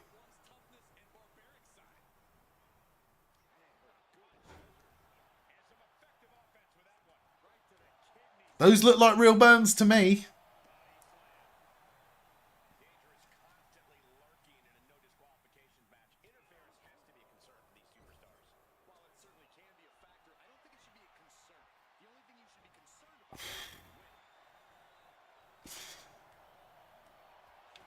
Slingshot face first into the ropes goes Darby Allin.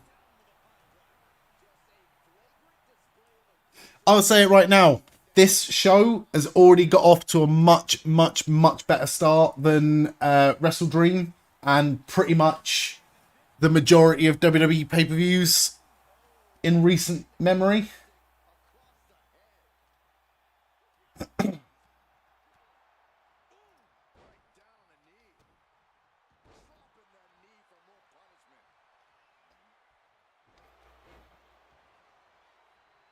Oh, fucking hell. That was a nice bump by Darby going through the turnbuckle, but I want to see that from a different angle because he's holding his head. I'm hoping that he didn't actually hit his head on the post there because that could be bad. It looked like he went shoulders first. I think I'd want to see that from a different angle. I hope he's okay.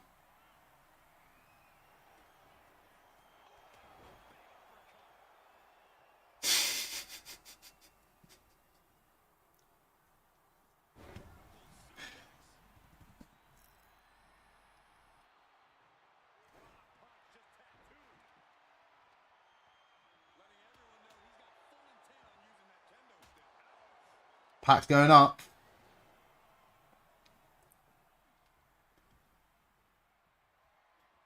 Huge drop kick from Pac to Darby Allin.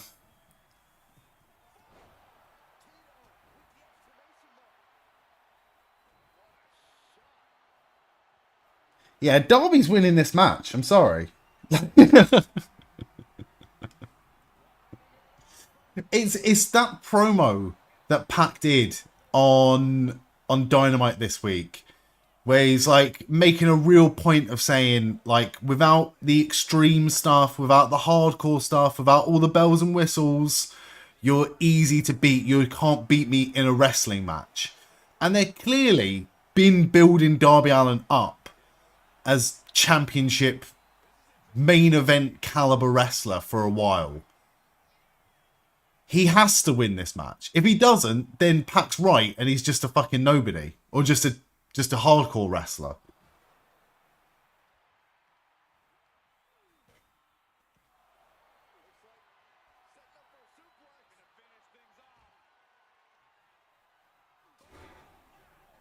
Oh, he's trapped him. Darby's trapped Pac in the ring apron. Clever move. Pac really struggling with that ring apron though. Big dive to the outside.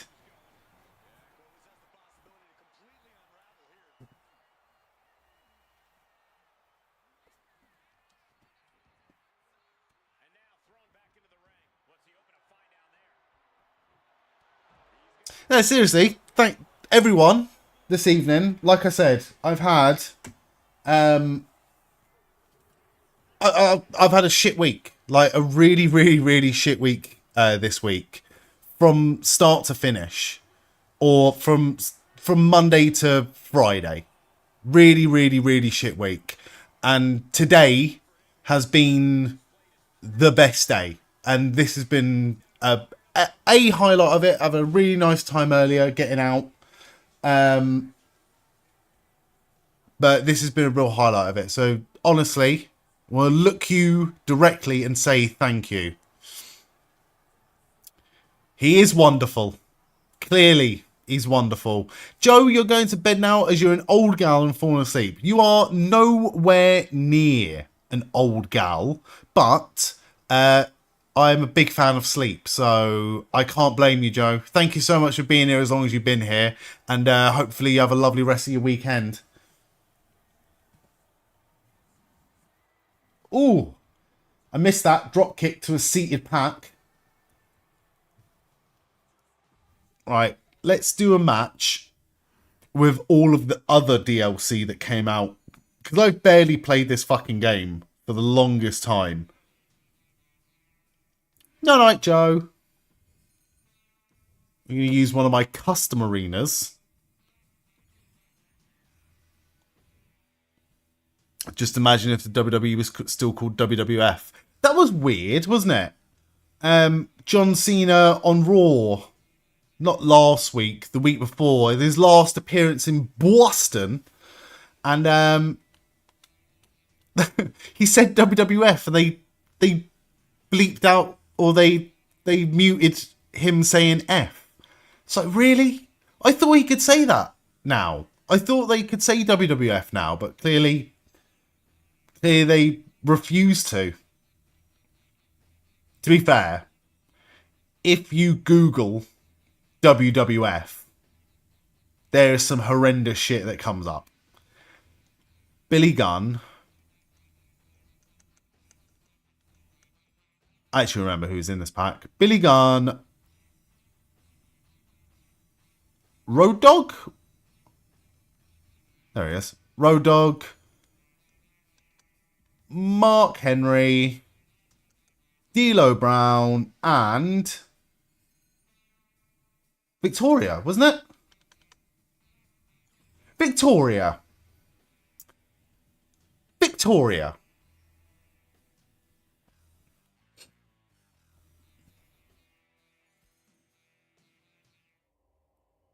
One of, if not the most underappreciated women's wrestler in history.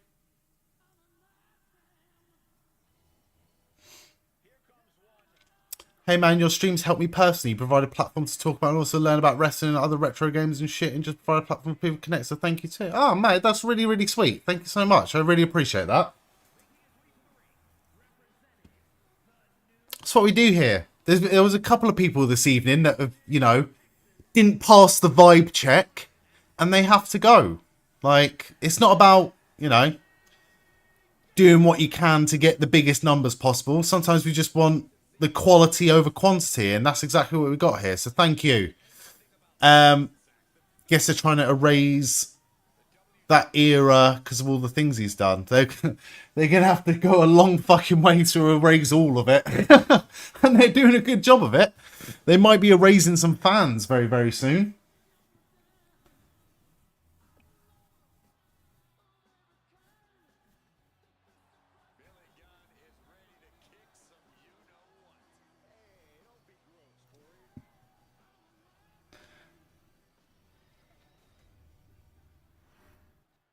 Darby's making it to the ropes. Darby's on the ropes. I love that submission by Pac.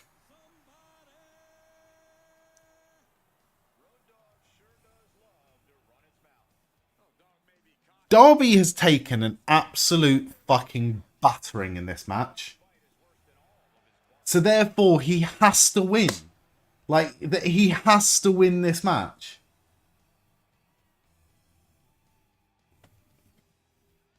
Do you know what the worst thing about wearing a shirt is? If you got an itch right in your spine, you are never getting that shit. You are never getting that shit unless you fucking start stripping on camera. And that is not something any of us want. We'll keep it PG here. Pac going for the boot. Big boots of Darby.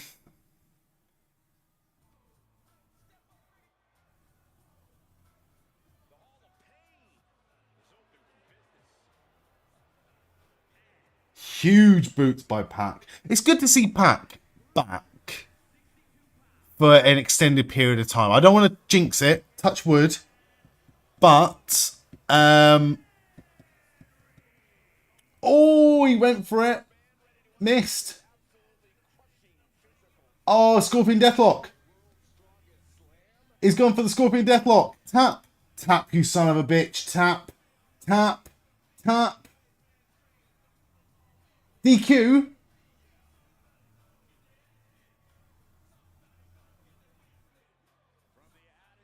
No, don't get up, Darby. Let him fucking win by DQ. You dumb fuck.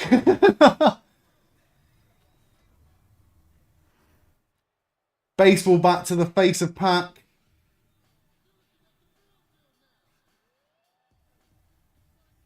Pac just beat Darby Allin by bullshit means. Do you know what? You deserve to lose for that shit, my friend. Real feeling, genuinely hate when that happens. Mate, I've been wrestling with this itch on my back for like the last half an hour. I'm not might need to get one of those, you know, the extendable back scratcher things, which is like a little hand.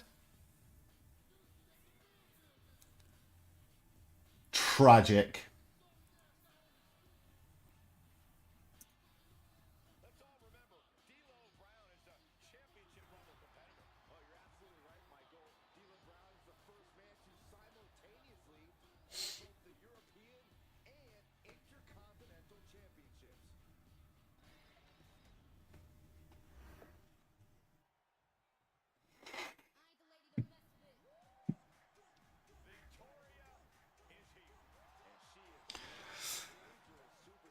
Used to have one of those back scratchers. I used to have one as well, but they work a bit too well because like I had a metal one. It was sharp.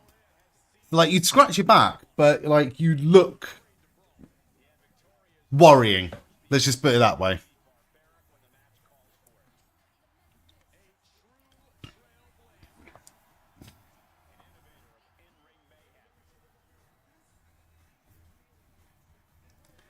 Oh, I'm really looking forward to this match. I'm really looking forward to this match. We've got the 4-way women's tag coming up now. And this looks like it's going to be an absolute banger. The women's Blood and Guts match was fantastic.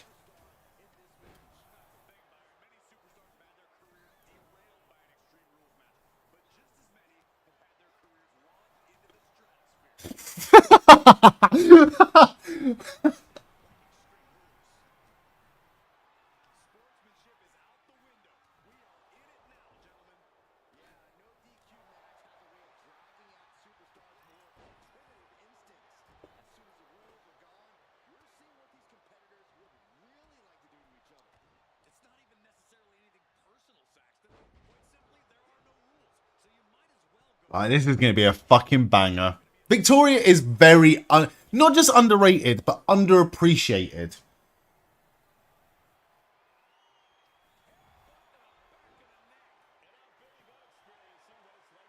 It was Jazz that is underappreciated for a different reason. Jazz made Trish Stratus the wrestler. Because Jazz was a beast. And when Trish went toe-to-toe with Jazz, it legitimized Trish Stratus as a wrestler. Victoria legitimized Trish Stratus as a character.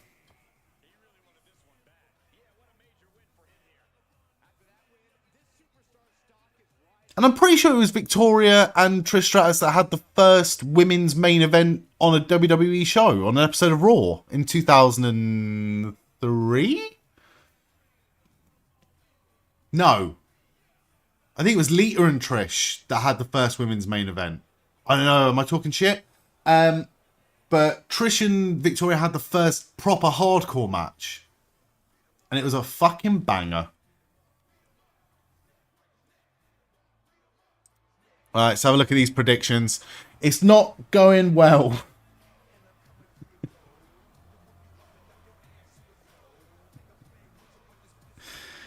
It is not going well. Shout out to anyone that but Pac to win.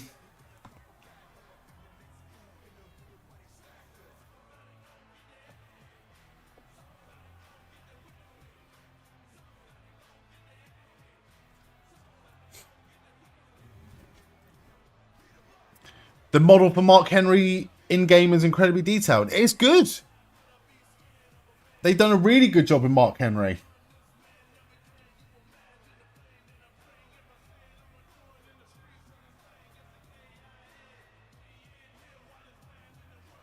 To be fair, there's not many they haven't done a very good job with. They severely let down quite a lot of the women at launch, because a lot of them was like the old models, and they didn't even update like Shotzi's hairstyle. It was really disrespectful. They didn't even bother to just change her hair. Like, you could have kept the same model but just changed the fucking hair, and they never did. And then Shotzi got released anyway.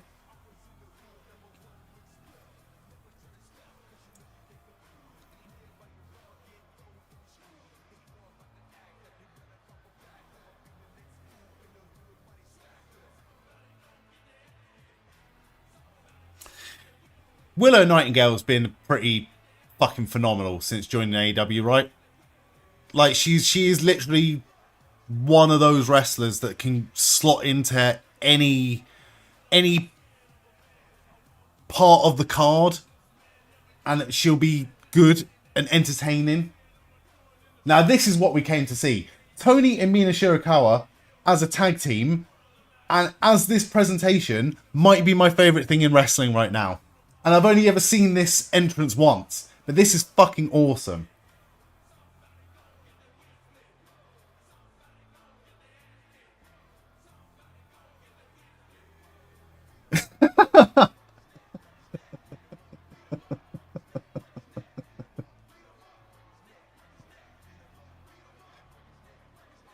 It's just wrestling that makes you happy.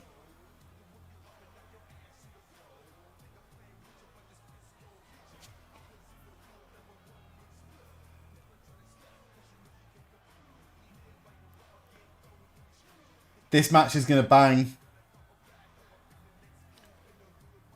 You heard it here first. Not a hot take. Not something that many people are going to disagree with, I hope. But I think, right, hot take, I think that this match is going to be fucking awesome.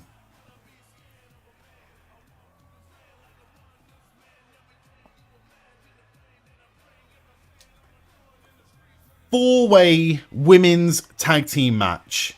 Babies of Wrath versus Sisters of Sin versus the Timeless Love Bombs versus Megan Bayne and Marina Shafir. Also, just want to ask here, Marina Shafir, obviously I know you're not watching, you're at work right now, but I saw what she did in the Blood and Guts match, where she took her bare foot and stamped in the glass on purpose.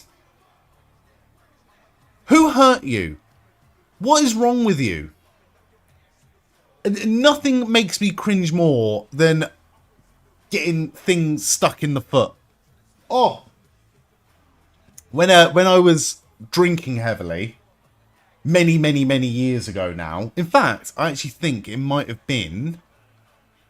Oh, how old have I been? Let's play on the side of safety here and say that I was 18. Let's say I was 18 years old, right? And I was staying at my sister's house.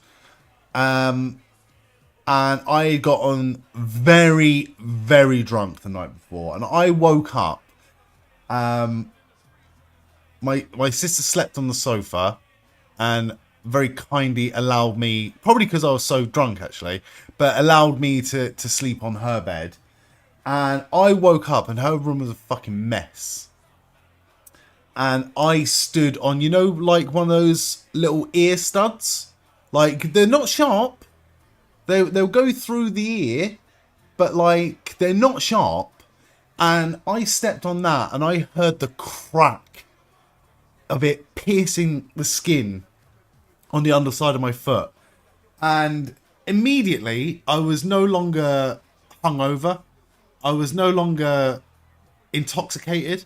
I was 100 million% in the room right there. I had never experienced surprise pain like it. So whenever I see Joey Janela did it in the early days of AEW, where he took a flat sole of the foot bump onto thumbtacks. That shit fucking sucks, man.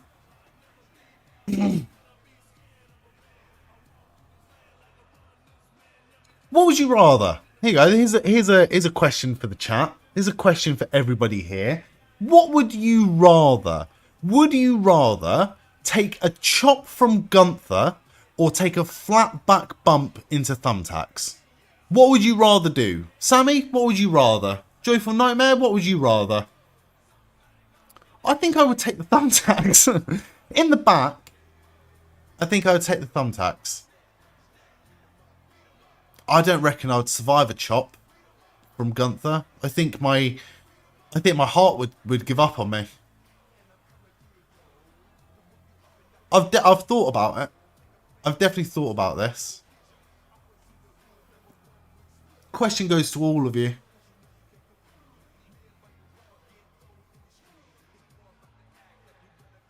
I just can't see a world in which Gunther's chop would be something that I would do for free. Thumbtack says, Sammy, Gunther's hand would go right through my chest and stop your heart. That's what I'm worried about. That is genuinely what I'm worried about. Thumbtacks in the back says, Joyful Nightmare. You've got a curve in your spine already. You don't want to be...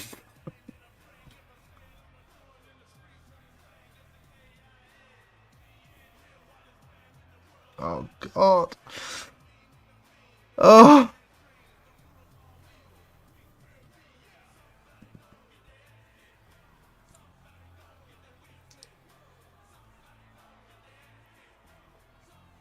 Crying right now. But yeah, I agree with you.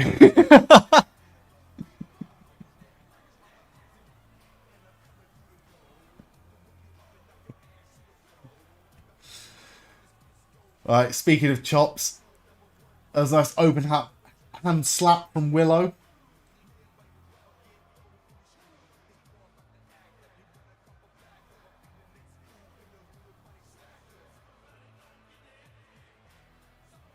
Nice tag team move there by the Babes of Wrath.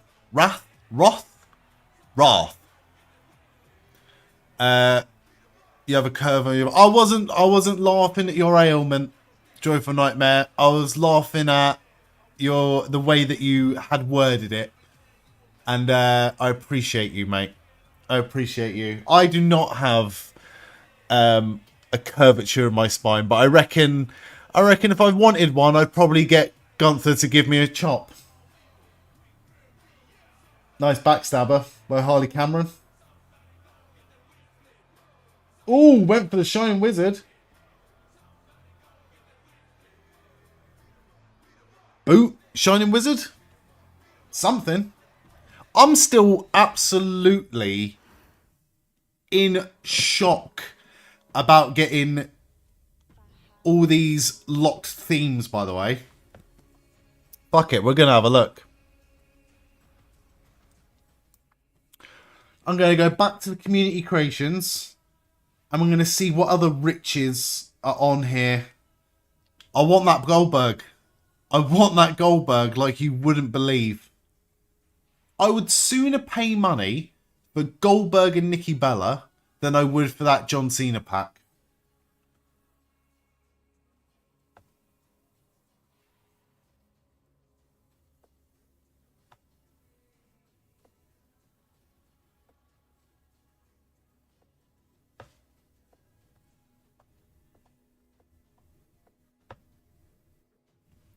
Right, downloads.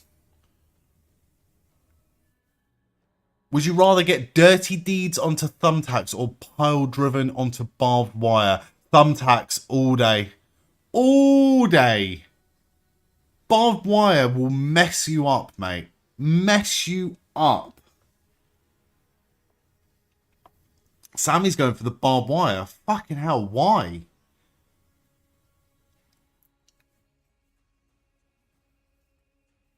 If you get something caught on barbed wire, you can rip layers of skin off. Like, you can do serious damage with barbed wire. I'll take the thumbtacks all day. I'm pretty sure, in fact, I'm not pretty sure, I know for a fact, in a barbed wire death match that Sabu had, one barb versus multiple tacks, you take the wire. It's not going to be one barb though, is it? You're going to get pile driven into it. It's going to be top of the head, right?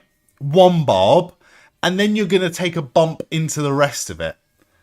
Or if it's a barbed wire board with loads of barbed wire on it, you're going to go through it, and that barbed wire is going to encapsulate you, which means you're all the way fucked. All the way fucked. Don't do it. Don't do it.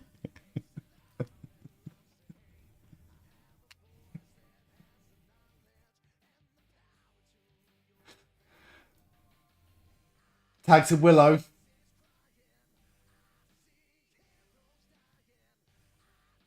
A barefoot Marina Shafir is a dangerous, dangerous thing. You don't know what she's willing to do for us. Oh my god, Kane. Sorry, I'm not a fan of Kane, obviously, right? In real life. But is this Slow Chemical?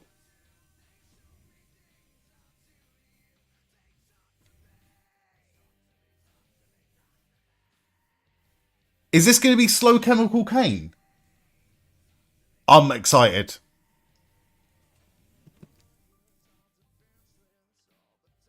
Oh. Front face bump for Willow there and that. Oh. Megan Bain is going to be a massive star, isn't she? She is only just getting started, and it's very, very, very exciting.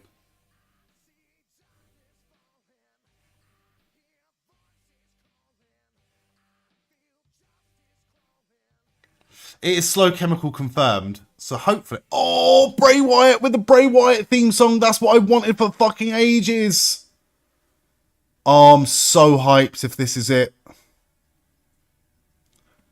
Oh, when was this uploaded? Surely. Let's play it safe and get Goldberg. Yeah, that Goldberg looks a bit wank, you know, I'm not going to lie.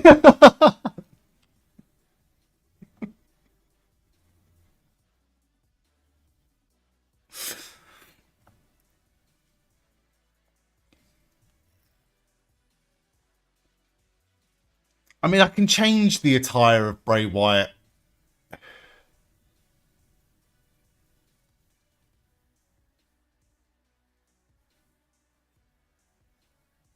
Oh, she's not going to tap. Oh. Well broken up by Tony Storm there. Hot tag. Hot tag. Nice. Back fist by Mina.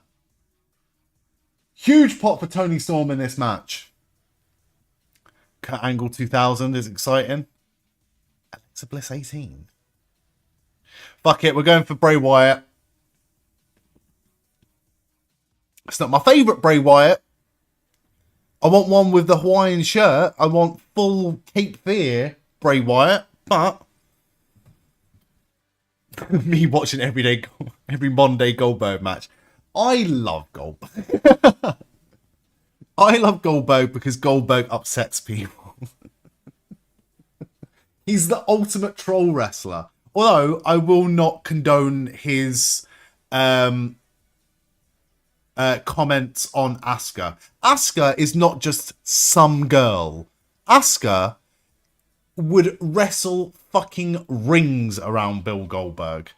I need, Sammy, I tell you what I need. I need that Trish Stratus entrance music, because that's the same entrance music that Tess and Albert used. And I want a T and A in my new to come universe mode. Oh, there's Brie. Double German suplex. Willow.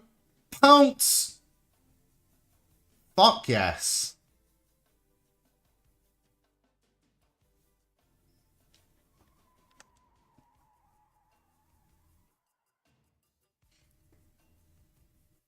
Where's Willow going? Cannonball? Huge cannonball. There's Trish. CM Punk 13.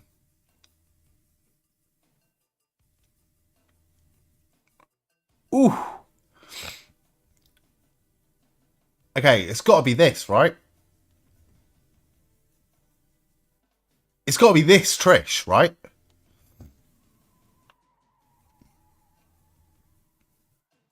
Ooh. Big knee to Tony Storm. Tony Storm with a roll-up. Not by roll-up. Good morning, Frizz. How are you doing, sir? We're just having a look on the WWE 2K25 community creations to see what we can absolutely just 100% bypass. Yo, there's not a Rock 03 Persona card, is there?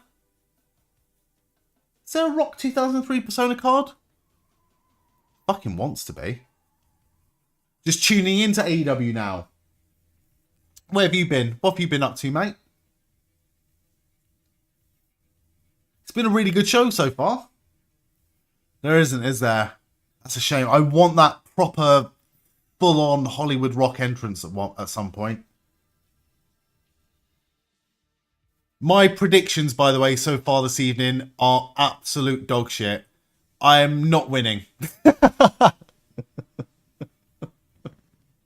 Aaliyah? Why has he done an Aaliyah core? Proper Psycho Sid?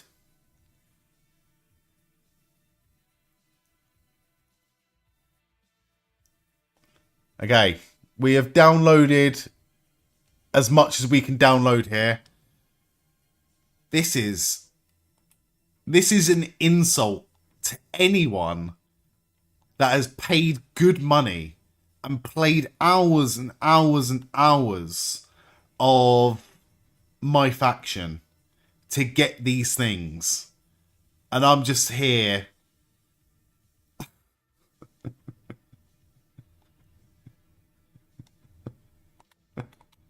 downloading it for fuck all.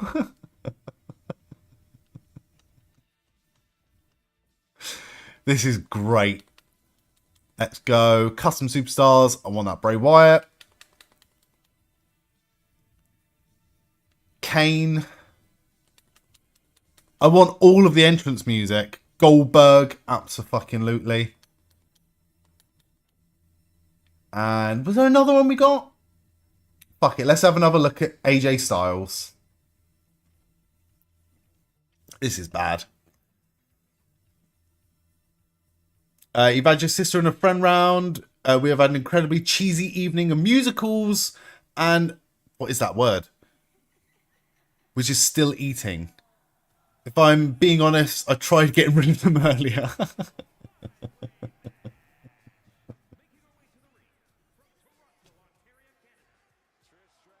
Okay, that's not the Trish Stratus entrance music I wanted.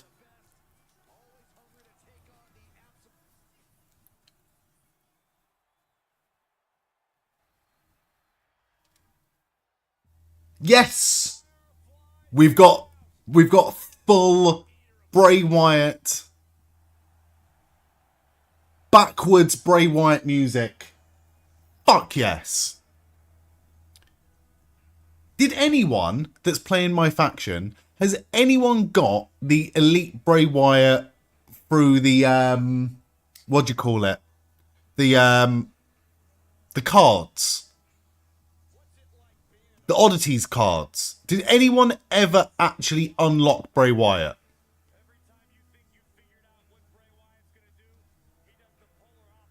Sammy did.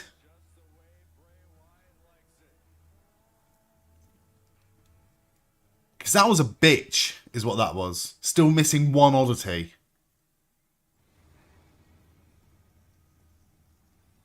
That's Slow Chemical. That's Slow Chemical, and that is proper Kane 02 entrance as well.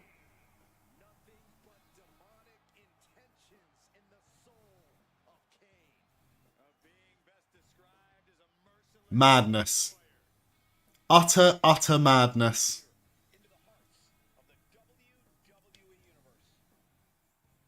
Well, Kane and RVD are getting back together as a tag team.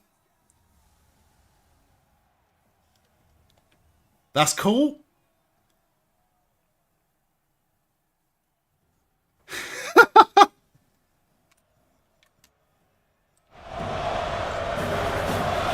Full Goldberg entrance.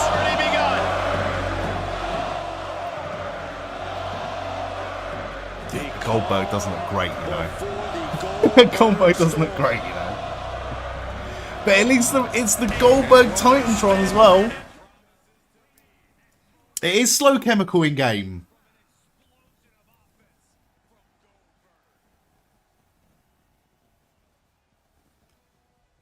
I am fucking hyped. That Goldberg doesn't look great though.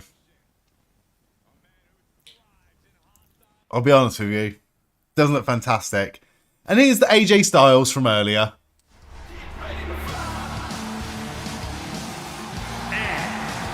Here comes a brash and cocky young superstar. He calls himself phenomenal. We'll see about that. Unreal.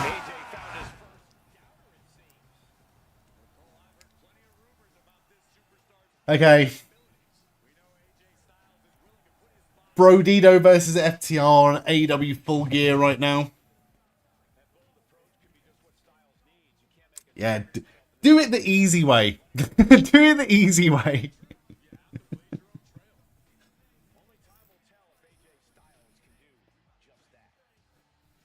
Let's hope. You know what I might do? Because considering the game works now, unless the game needs to be updated to access online features, just cancel automatic updates for this game. Keep the entrance music.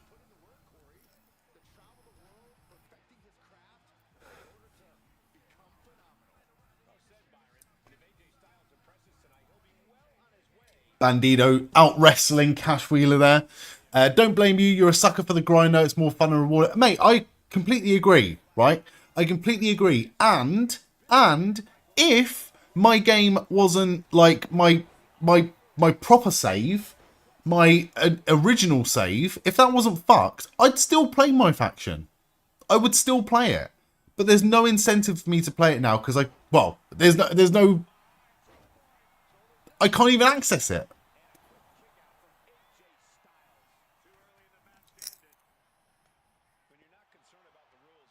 I'm envious of you. But I'm keeping the entrance music.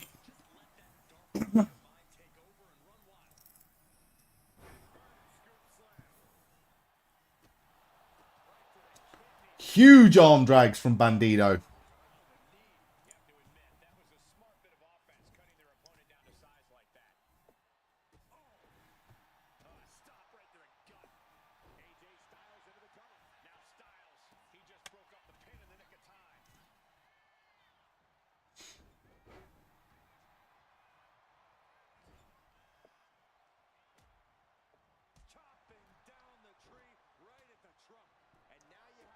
Big reaction for Brody King getting in the match already.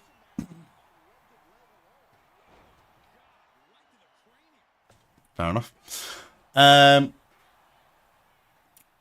Just imagine if we actually got a match in WCW that was Goldberg versus AJ Styles. I'll tell you what, it was pretty close at one point. Could have happened if it stayed in business.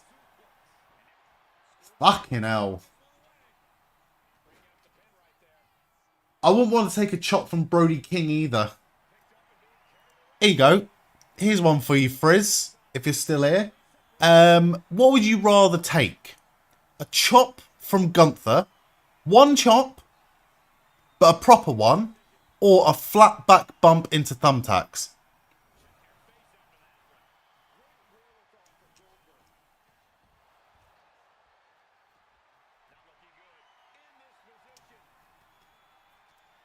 I like Brody King's Nosferatu hairstyle that he's got. Thumbtacks. Yeah, there is only one answer to that. Thumbtacks all day. All day you're taking the thumbtacks. I'm also crazy enough to say both to give the audience a good show. Fair play to you. Fair play to you. I just think, I don't know. I've got a morbid curiosity of what thumbtacks would feel like. I know what a chop feels like. Take the chop into the bump. You're a pro. Triple H will be proud of you. Bump and feed into the thumbtacks.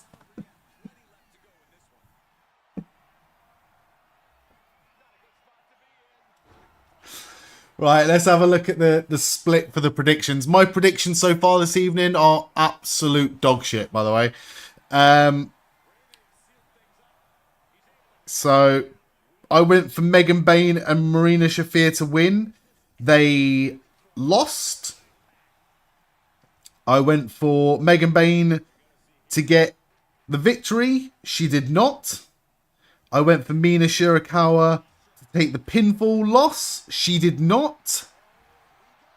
And now we've got Brodino versus FTR. And I want to have a look at the split. But have a look at how dog shit my predictions are so far this evening. This is how bad it is. This is embarrassing how shit this is. So terrible. I don't want to look at it.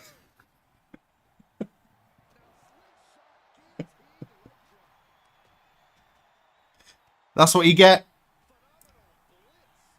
That's what you get for not watching weekly wrestling.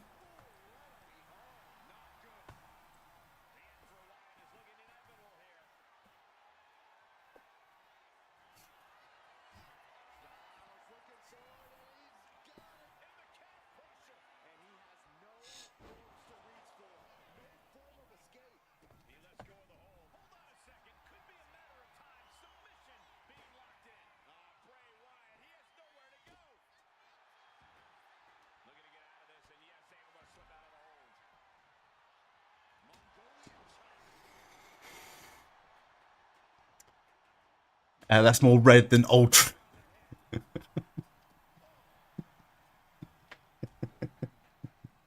Speaking of football, the latest I Don't Know Ball video was released yesterday. It is available on the Hive YouTube channel right now. I've been playing a lot of Manager Mode Live. I've really enjoyed Manager Mode Live. It has been a bit of a revelation for EAFC and the FC franchise. For me, there was nothing wrong with career mode, and still I will start a full-on sandbox type career mode, manager mode, or player mode actually, after speaking with Frizz, who does the player version of manager mode or career mode or player mode or whatever it is. Might do that at some point in the near future. But Manager Mode Live, I've really enjoyed. It's been nice playing as a variety of different teams in different leagues for a finite amount of time. And the last challenge we did was Top by Christmas, where you have to be top of the table, whatever table you choose, by Christmas. I chose Real Madrid. It went right down to the wire. And you can see the outcome of that right now on Manager Mode Live episode 4. I love Manager Mode. Manager Mode is great. it's nice. For me, it was always an off-stream game. I never play FC on stream. I'll never play a football game on stream. It attracts the wrong type of people.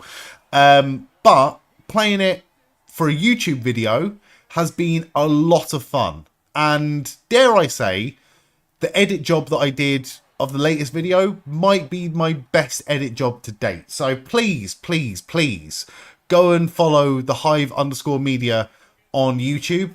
And it's a lot of fun.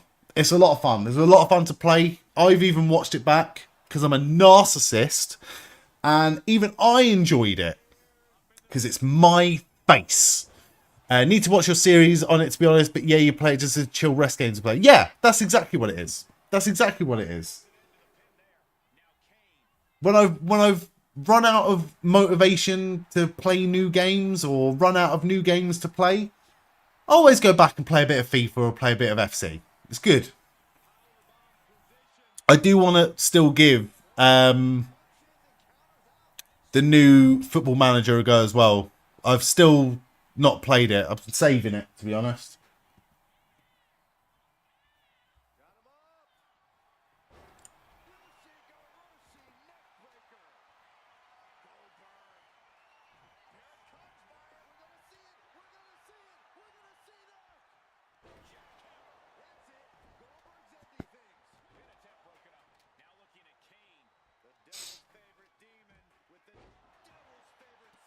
Oh.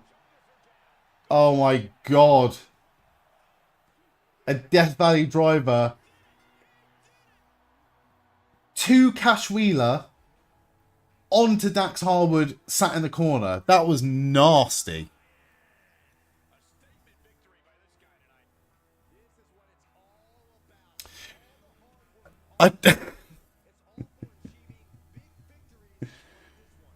What would you rather take? A flat back bump into Tax or that cannonball in the corner by Brody King? I think I'd still take the Tax.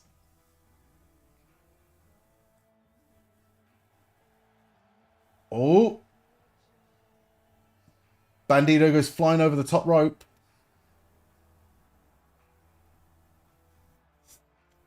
Exactly the same as you, or you go play Mortal Kombat and Fatality a bunch of people out of Rage. I don't really have a Rage game. I think maybe years ago, if you got bored and just wanted to rage out, GTA's pretty good for that. Just put on a bunch of cheats and like just smash through the place trying to get as many stars as possible. Streets of Rage is your Rage game. I feel like I haven't got a Rage game. Death Valley driver onto Tax.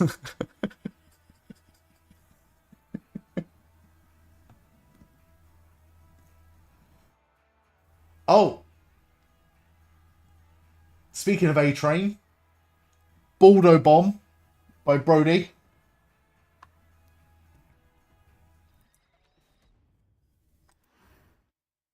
Oh, hello.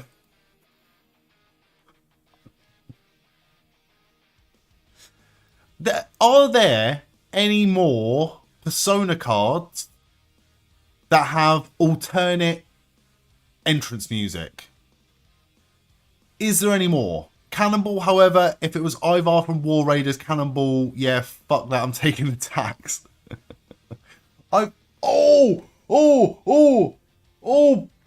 Brody just took a fucking bump and a half onto Stokely, who barely caught him. I want to see a replay of that because it looked like Brody King just ate the floor.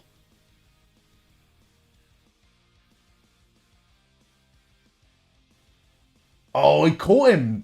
He caught Bandito. No, got the Hurricane Rana into the pin.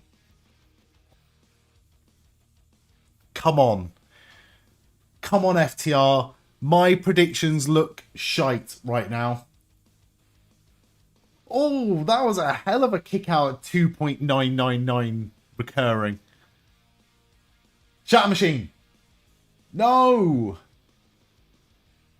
Caught him into the powerbomb. Big splash. Bandito kicks out at 2. It's a good match. Unsurprisingly, this has been a very good match.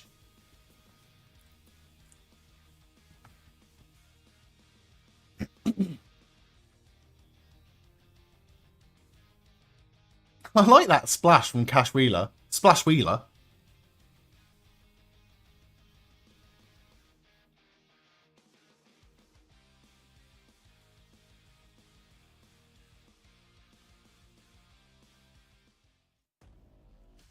No.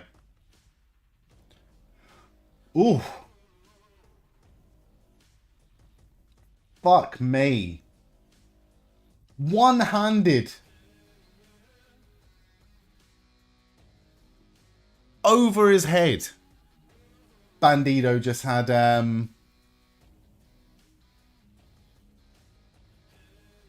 Cash Wheeler.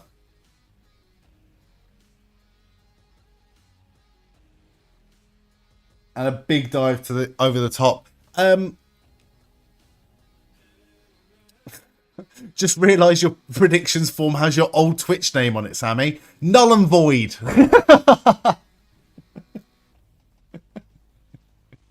Big fat 0 for Stream Sammy. Sammy plays stuff, however. Maybe he would have had a chance.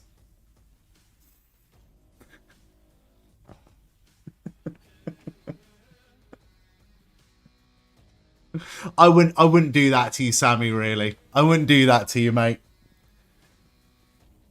Oh, went for the shatter machine, got a DDT instead.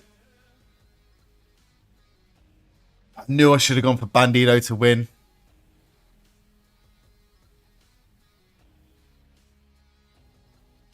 Oh, wow. What's he going for here? So many springboards. Get him up, get him up, get him up. Shatter machine, shatter machine. Oh my god. Pin that fucker. Brody King's going to be there.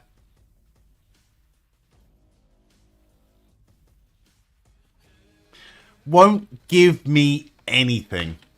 Won't give me anything. Aussie Lucian, welcome in, mate. How are you doing this evening? Or this morning? What time is it? You are.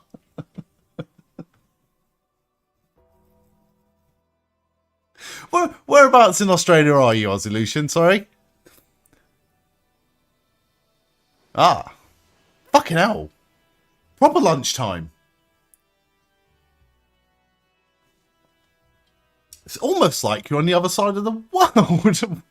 Imagine my surprise. But how are you doing? How's your weekend been, mate? We are watching some AEW Full Gear. As you can see, my predictions are absolute dog shit right now. So it's anyone's to play for, as long as anyone is not me.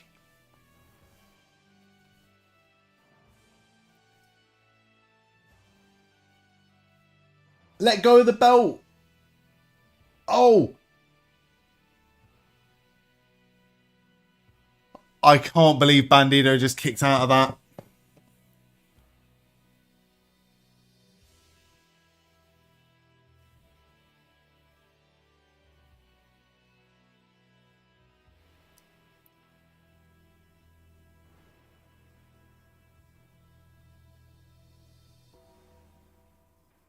Oh, that huge crossbody into the barricade.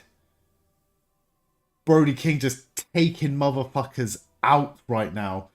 Stokely Hathaway is all the way down, by the way.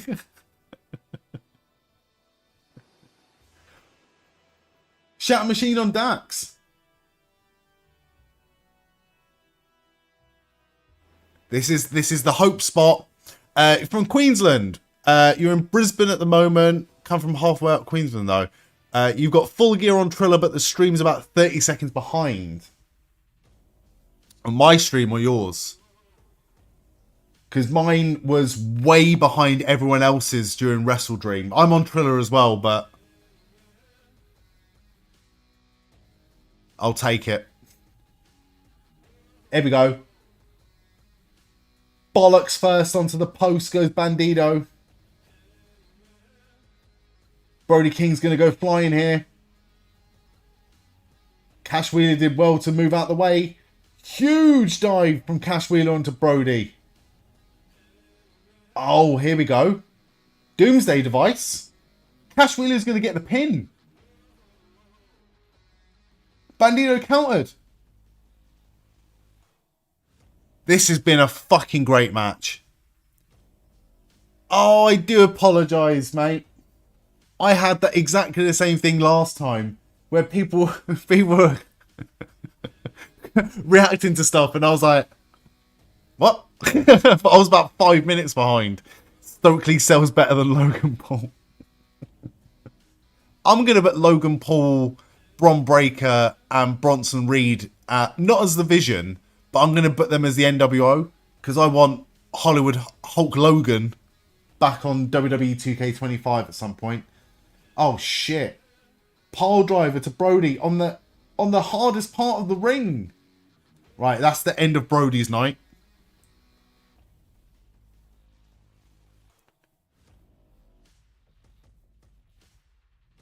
Oh. Double burning hammer? I thought Cash was a legal man. This match is never going to end. This match is never going to end.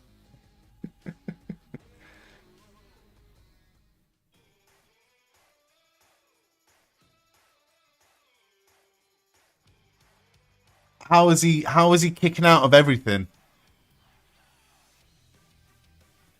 This is next level bullshit. Bandito will not die.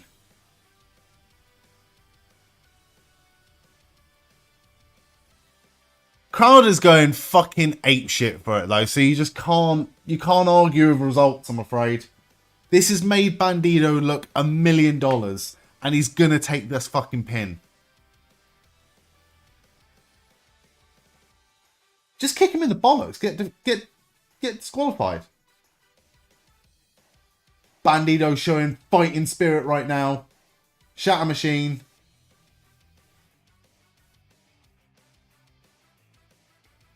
Big win for FTR. Big 2 points for me. I would have preferred it if Cash Wheeler got the win, but you can't have everything, can you? You've gone with Fletcher to win. Mate, I'm not going to say shit because right now, any sign of me trying to rationalize any of my decisions clearly don't matter anything right now.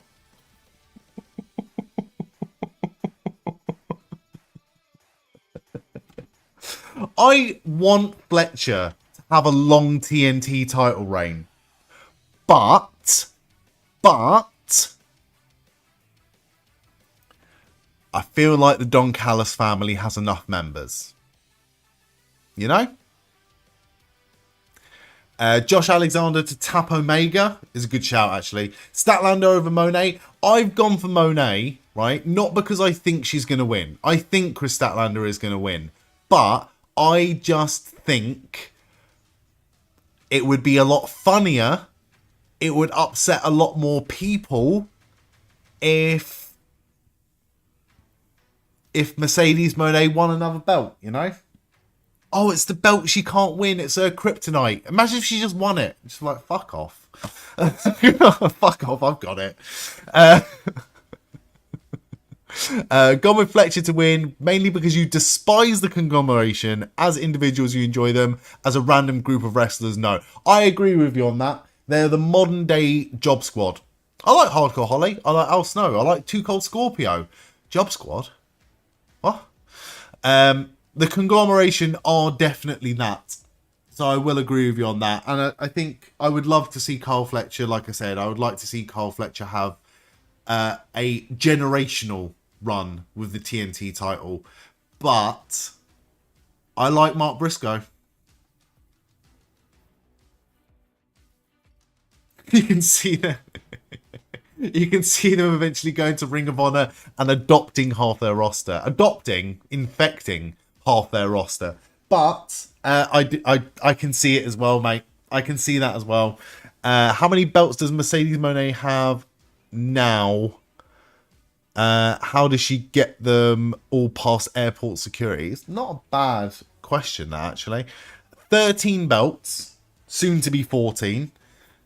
The only thing that gets me, though, is, Frizz, when is AEW coming back to the UK? It's next month, isn't it? Are you going? Are you going to the show in Manchester? Is Matt going?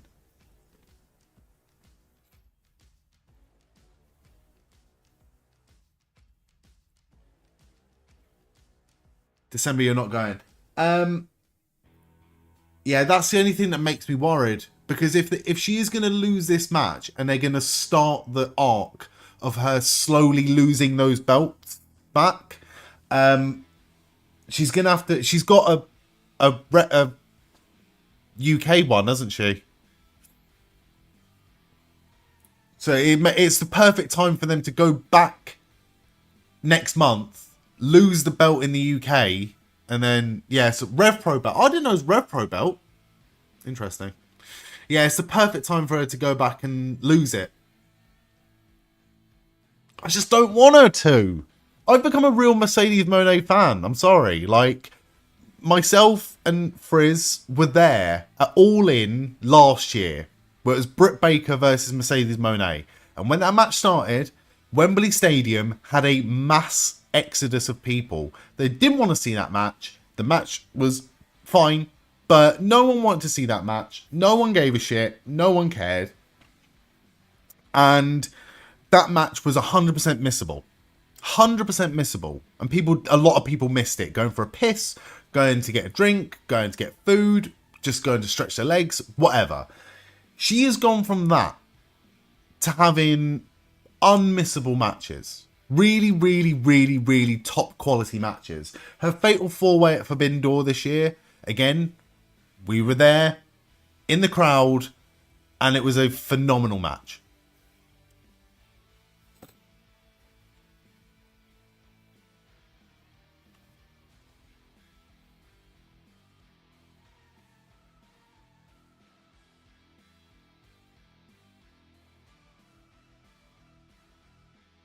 Right, Casino Gauntlet time. I am fucking hyped. I am so hyped. Please let one of these lay down and it'd be the shortest Casino Gauntlet match. Mate, if that happens, I'll be so annoyed.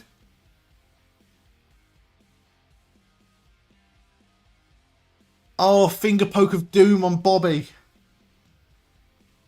No, don't will that into existence, please.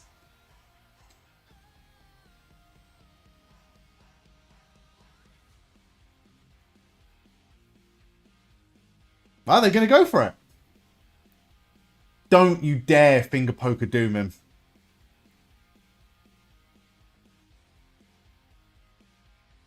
I think it's going to be a competitive match. Mate, I would have been so unhappy. Rock, paper, scissors, loser lays down.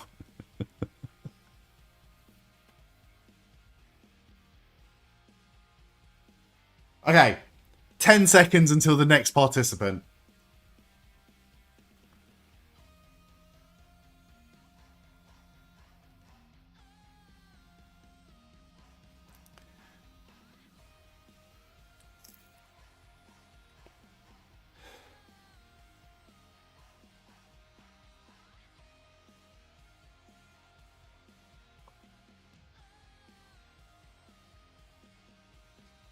All right, Ricochet's in.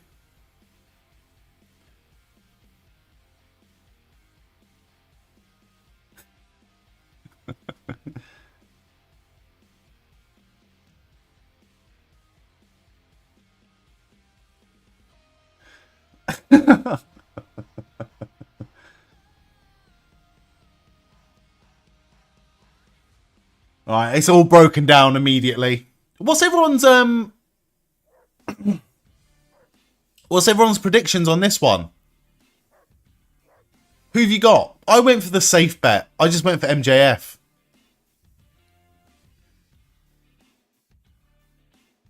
Fucking MVP just getting laid out. Oh. No problem, Frizz. You enjoy the rest of the match. You picked Ricochet.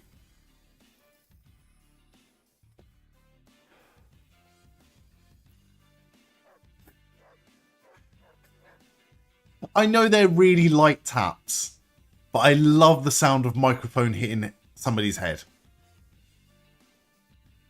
That's fair, Sammy. That's fair. It's not a bad shout either.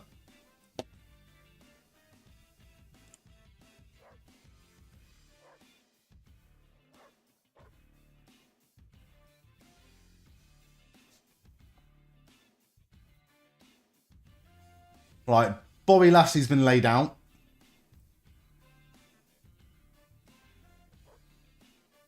And huge hip attack into Bobby Lashley into the steps. Ooh. Yeah, OC has to be involved. Ricochet's such a great heel. Whoever knew he'd be this good of a heel when he got... mate. He has been fantastic.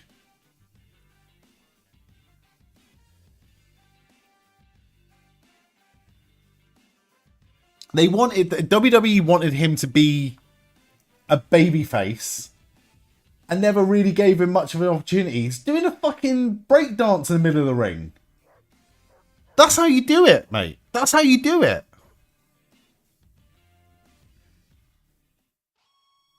Oh, we got Death Riders in the ring.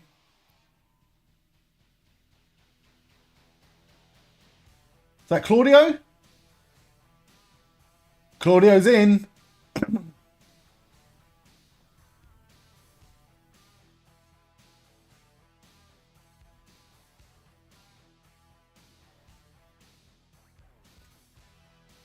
I just caught the Triller live chat, which is usually very, very toxic. It's just loads of people going all bald wrestling, bald. Ricochet and Claudio, inject this into my veins.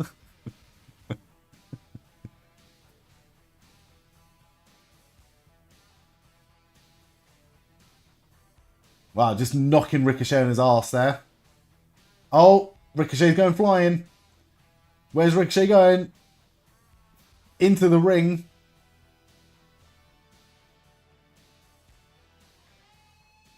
Oh, fucking hell. That was a huge European uppercut from Claudio to Ricochet. Yeah, I agree with you, Aussie Lucian. That... we need to see more of this, I think. We need to see more of this. Ricochet and Pac make a great match too, even a tag team. Pac had a great match earlier with Darby. Those uppercuts from Claudio are a thing of beauty, aren't they? Right. I need to update my predictions. FTR 1. Cash Wheeler did not get the pin. And Bandido, even in losing, looked $1 million fucking dollars.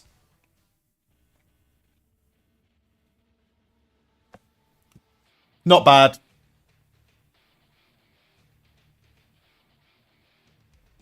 More Death Riders.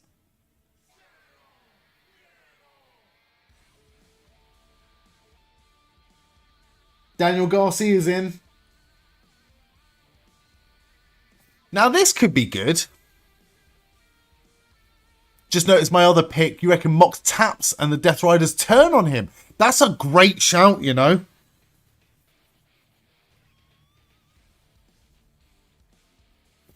Who would you have?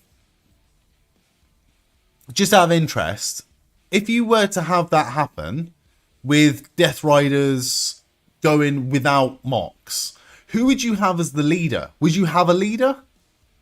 Would you have a leader in the Death Riders? Or would you leave them sort of, you know, like the core on SmackDown? Pac's a good shout, but I feel, no offense to Pac, he is phenomenal. I feel like his history of injury is just too much to give him that spotlight. He's good as part of the group and a focal point of the group. But him as a leader, he might not be on television 12 months of the year. He might not be on television fucking 4 months of the year. Claudio, though, I like it.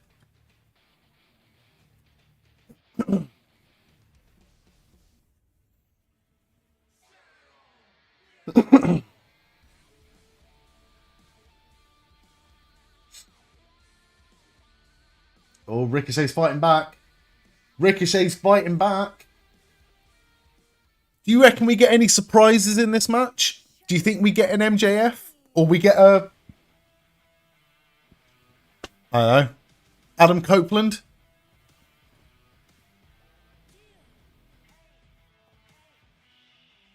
There's Orange Cassidy. There's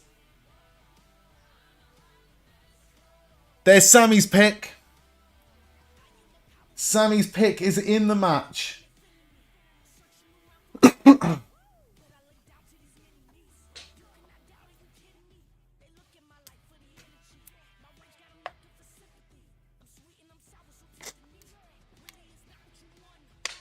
Pac is a leader that doesn't wrestle that often, like a Paul Heyman for his mouthpiece.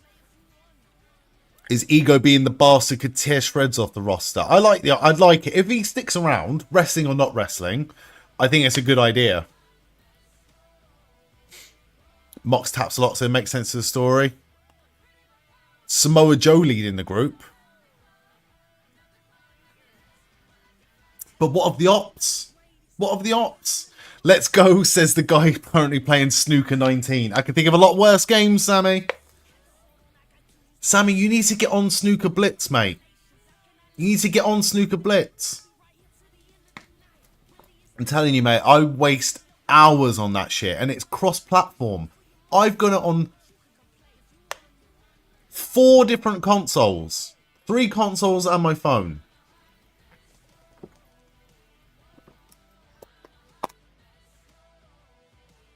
And because you can play it on your phone, you can play that shit in bed, mate. The Death Ops. Or the Op Riders.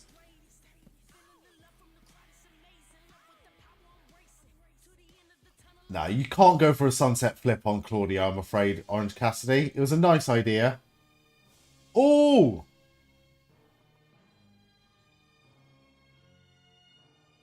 Fucking more Death Riders.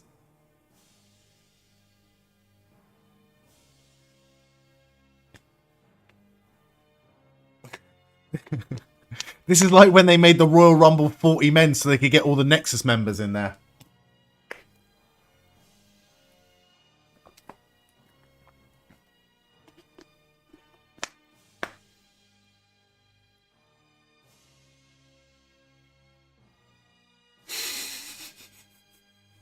Bryan Danielson commentary is amazing.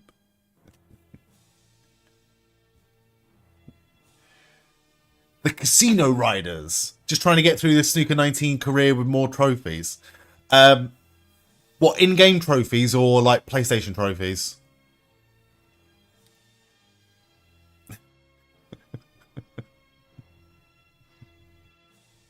Oh, I didn't realise that Frizz and Aussie Lucian said the same things at the same time.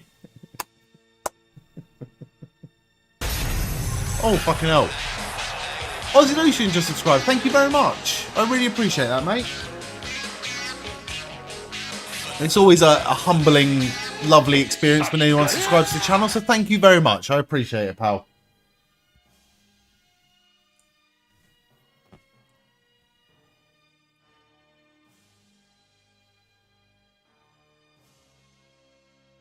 Yo, Death Riders are fucking people up.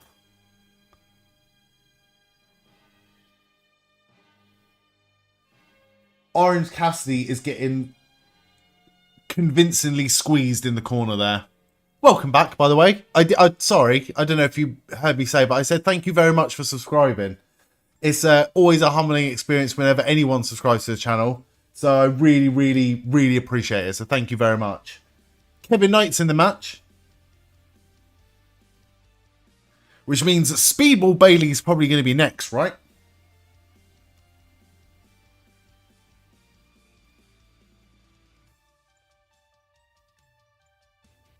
Oh my god! Diving clothesline.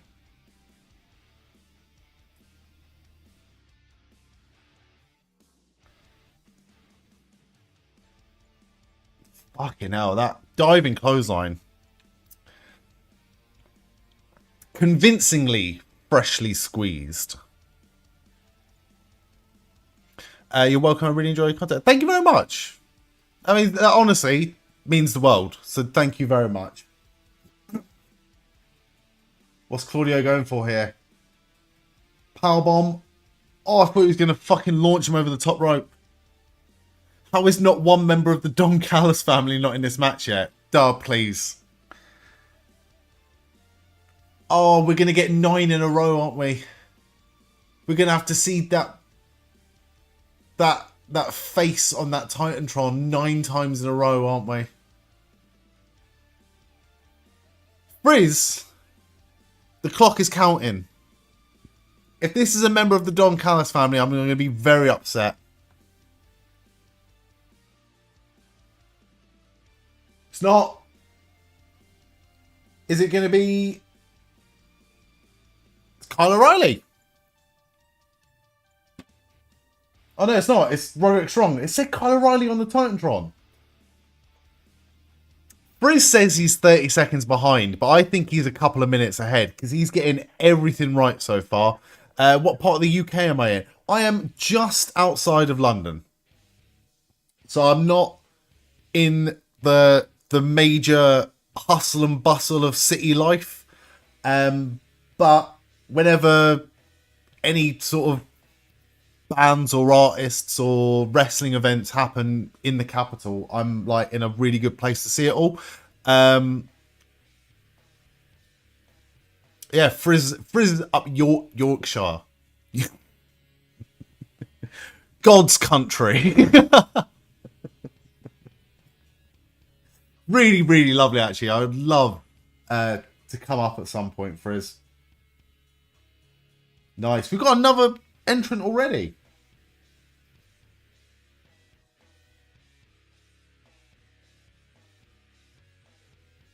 It's a fucking Don Callis family member, isn't it? It's a fucking Don Callis family member. Mark Davis is in.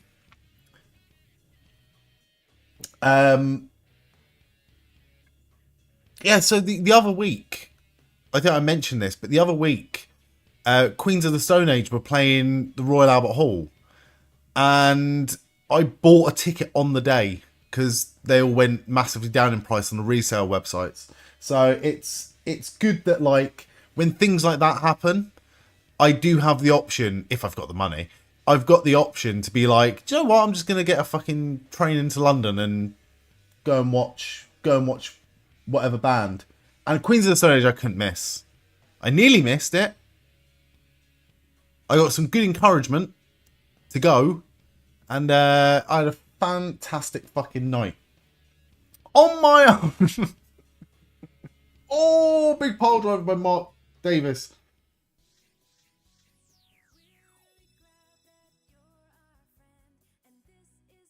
Yeah, Mark Davis is pretty fucking good, isn't he? Feel bad for Mark Davis since Aussie opens, but he's just disappeared. Mate, he is making a name for himself in this fucking match here. Rise Rumble January 4th. Oh. Mark Williams is giving Sammy a run for his money.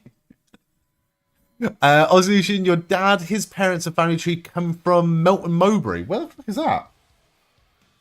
Bear with.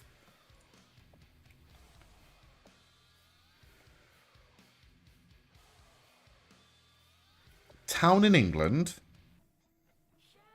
Leicestershire. Oh, okay. Not too far.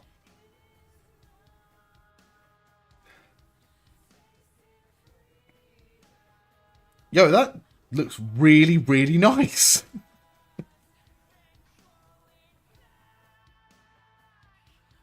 This looks a really, really nice town. Yo, that is the fanciest fucking Pizza Express I have ever seen in my life. Go and have a look at that. Go and have a look. Look up the Pizza Express in Melton Mowbray. It looks like a fucking church. Pork pies. Frizz. Let me tell you something, mate. Let me tell you something.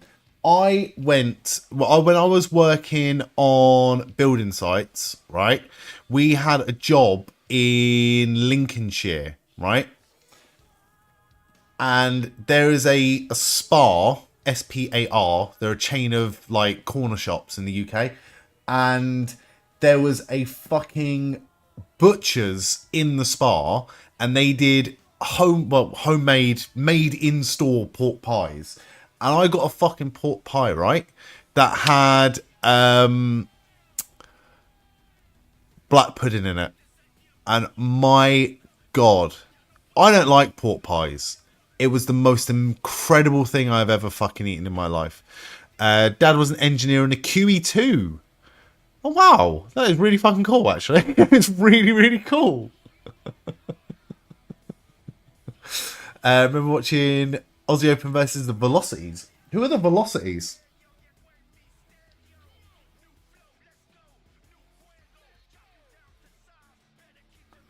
Oh, it's Danny Magic. This is a fucking unexpected surprise in this one. Going face to face with Danny Garcia.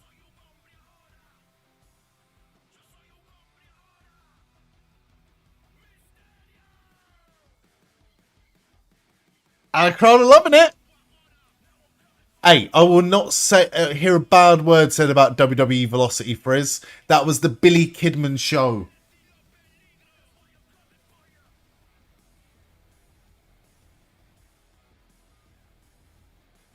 WWE Velocity once had John Cena versus Bryan Danielson. Not a bad word about Velocity, my friend.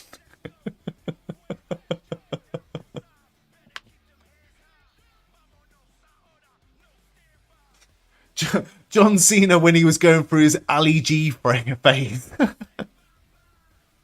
He was wearing an all yellow tracksuit.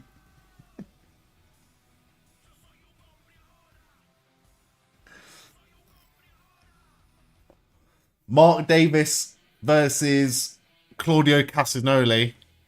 Big, meaty men slapping meat right now. Oh, speaking of which, there's Shelton Benjamin and Bobby Lashley. Meat. Old bread, no water, just meat. Oh, fucking hell. Huge German suplex on Mark Davis. Woo! Do you reckon we'll get Christian to show up? I hope so. It's always a good time when Christian shows up. Oh, Daddy, this gauntlet just got magical. Do you remember WWE Slam? I do remember WWE Slam. I don't think I ever watched it, though. Oh, he just caught Orange Cassidy. Big running power slam. Do you know what? I heard a rumor, right? They hurt people.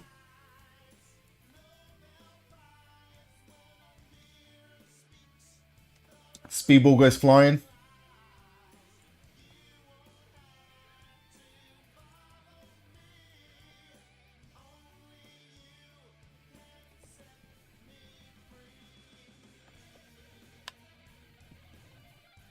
Oh!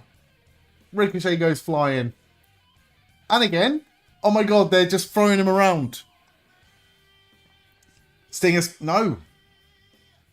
I thought he was going to go for the splash. Goes for the boot to the face. Yeah, they are fucking Ricochet up right now. Again.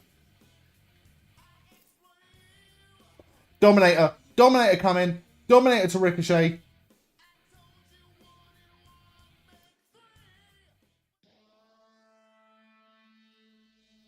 We've only got one member of the Don Callis family so far. The step up knee to Ricochet's face looked nasty. I agree. It looked great, though. Cactus clothesline over the top rope. Oh, my God. Claudio just got fucking launched on the outside in a suplex.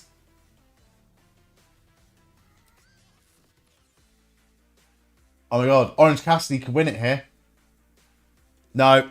Just got kneed in the face by Wheeler Yuta. Wheeler Yuta might win. Oh! Oh! Oh, the sound of bodies on bodies thudding.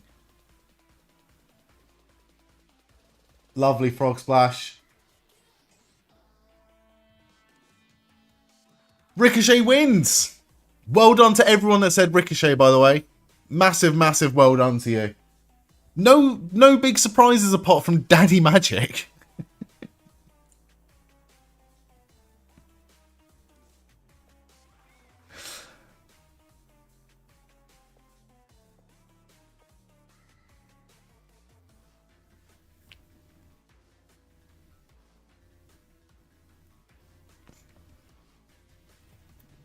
Aussie Lucian called it. Pretty sure Frizz called it as well.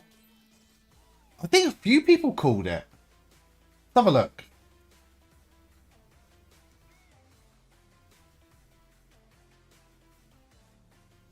How many people called it?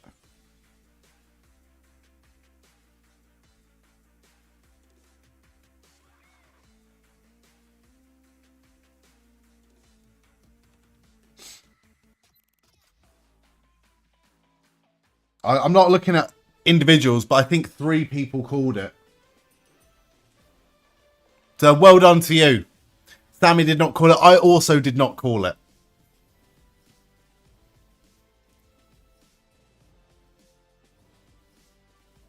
But I tell you what, I like that format. I really, really, really, really like that format of the Casino Gauntlet.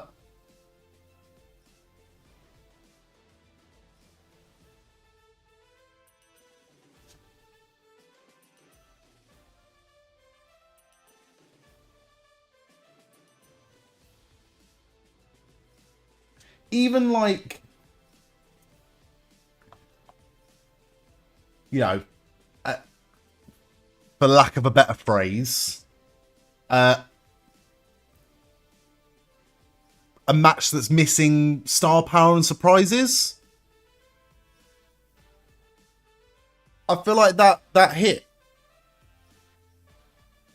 That was not a bad match in any way, shape or form.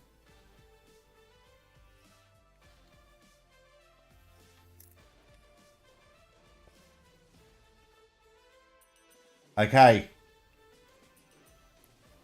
This is where your prediction of a Death Rider's turn on Mox may come to fruition here. With 1, 2, 3, 4, 5 matches to go. 5 matches to go. I am going to go for a quick break. I'm going to go for a pee. I'm going to go get a drink really quickly. And I'll be back in a few minutes. Do not go anywhere. If you're watching on Twitch right now, I am going to play some ads during the break. I don't benefit from the ads whatsoever. But it does mean that anyone new that comes into the stream doesn't have to sit through a pre-roll of ads when they get here, so I appreciate your understanding. If you would like to skip the ads altogether, you can do so by subscribing to the channel. It is not obligational, but it is very much appreciated by myself. It's the best way of supporting the channel, so thank you very much. I'll be back in a few minutes. Do not go anywhere, because I'll be right back. See you in a sec. Bye!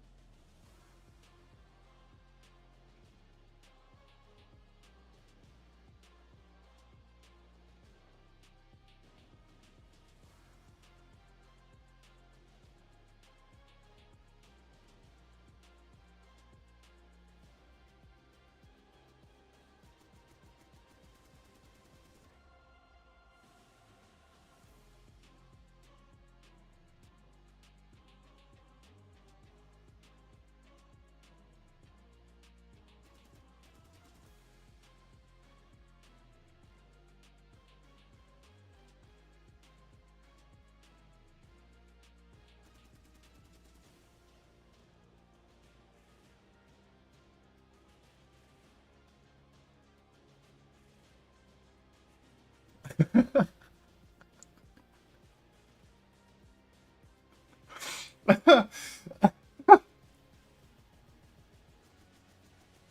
just saw, welcome back, by the way. I just saw the tweets pop up on the screen, and one of them just said, congrats, Ricochet, you little weasel. Alright, we've got a fork to the head already. I'm really stabbing him in the side. I'm sorry, but no holds barred or no holds barred. That's assault.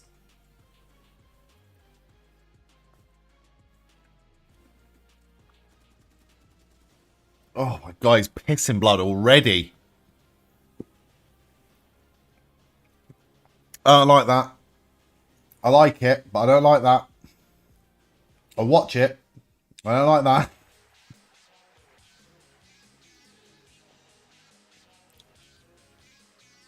This has been a quality show so far. Really, really, really good. Oh, fuck.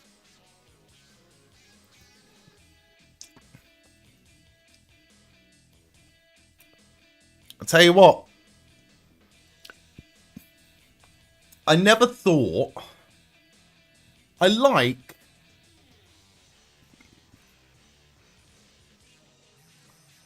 Oh my god, he's biting on Kyle O'Reilly, pulling his face apart. I've always been a fan of Kyle O'Reilly. I've always liked him. Watched a bit of his Ring of Honor stuff before he went to NXT. Loved him in NXT. I thought he was fantastic. I never thought I'd see Kyle O'Reilly in a featured AEW pay-per-view match, though. He deserves it. The fact that he got the big win, the big win in Blood and Guts was fantastic. Tony likes the title. What was the point of creating the international title and then merge it to only create a national title? Tony likes the title. Why is he...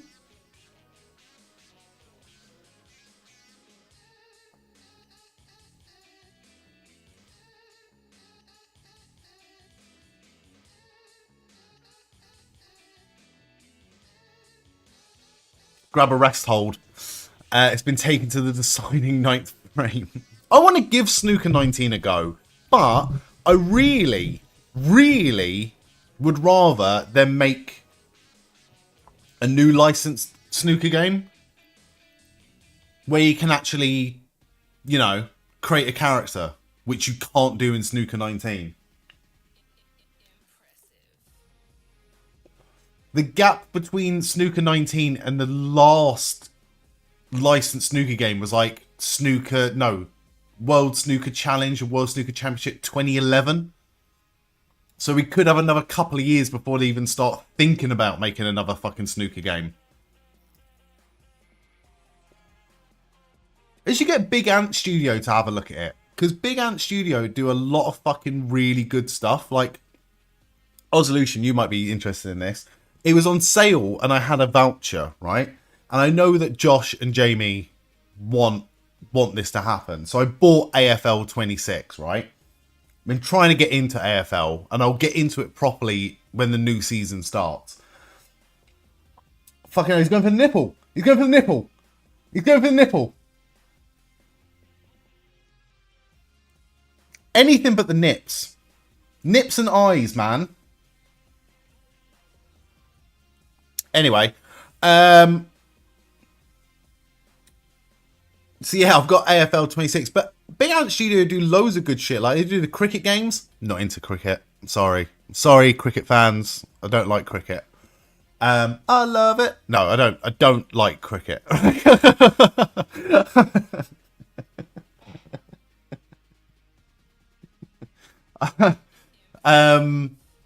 I watched a bit of the Ashes with Jamie the other day, though, because he was streaming it on Pario Magazine, YouTube and Twitch. And it was good, because England were winning, and then they fucking lost. I don't understand cricket. But they also do the tennis games. Like, if Big Ant Studio got the license for the snooker game, I'd be very, very happy with that. Here's a trivia question for you. How many titles have appeared been defended on both AEW broadcasts and WWE broadcasts? So far, you can count 3. Appeared defended on both. Well, TNA title. That's the only one I can think of, really. TNA Knockouts title? Was that ever defended on AEW television? I actually don't know. That's a really good question.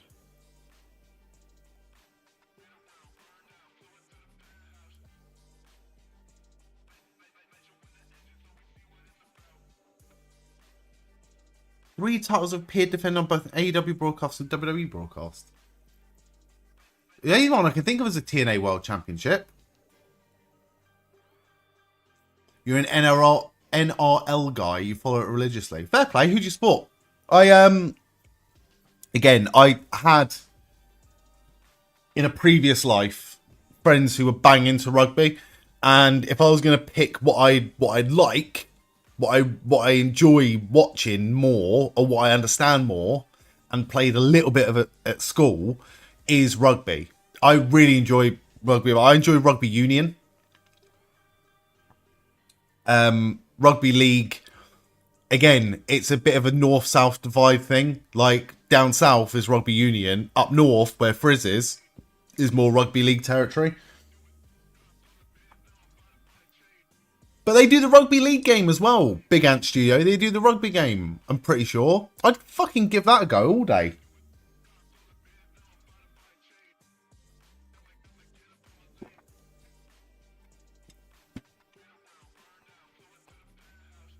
Apparently the NWO was defended by Moolah on WWE TV.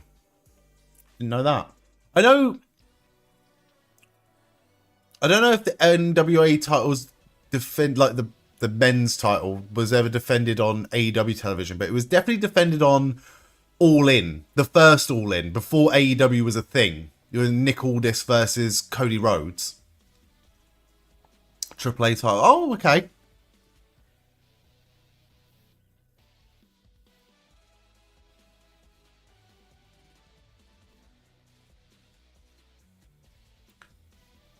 AEW Mega Championship, AEW Mixed Tag Team Championship. Interesting.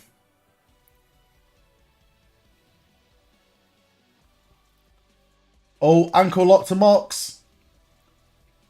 Ankle lock to Mox. This could be it. We still got 4 more matches after this. Oh, triangle.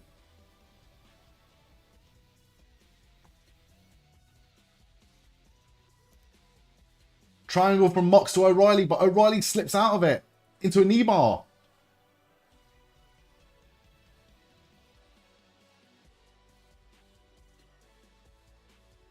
Just booting the fuck out of him. Oh, it was Vikingo versus Omega, wasn't it? I do remember that.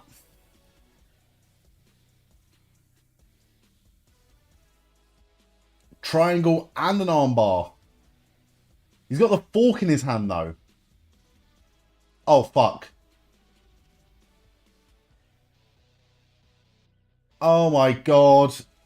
Stabbing him in the head with a fork. Oh, you can see the blood pissing out, bro.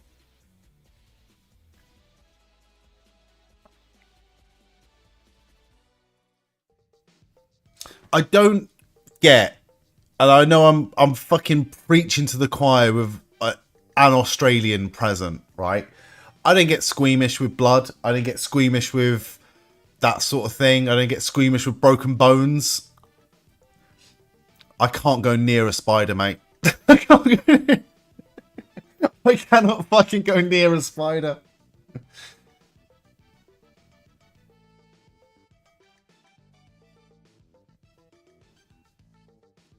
He's got the chain.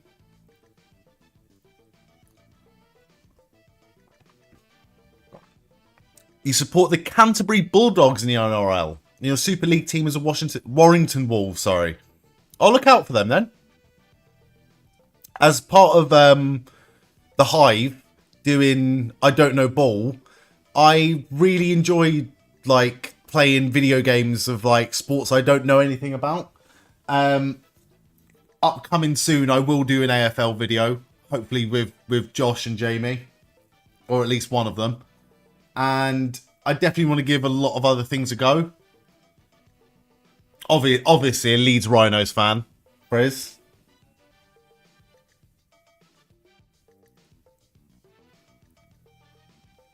Trying to think. Did Leeds play this weekend, Frizz? Are they playing tomorrow? Football team.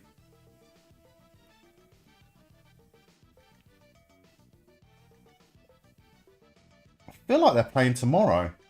Leeds versus Villa tomorrow. Oh, and a North London derby. I'm going to watch the fuck out of that. Is the Super League big in the UK? I've definitely heard of it.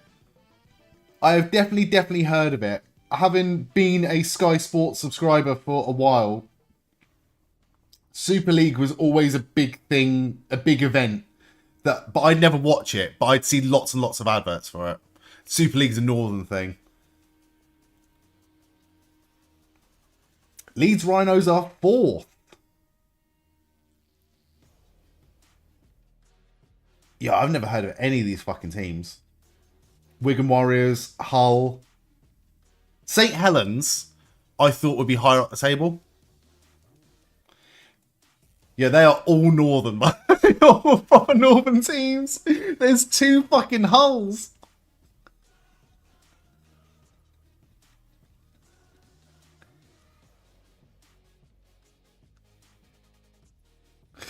You know it's northern. You know it's northern when there's 2 fucking Hull teams.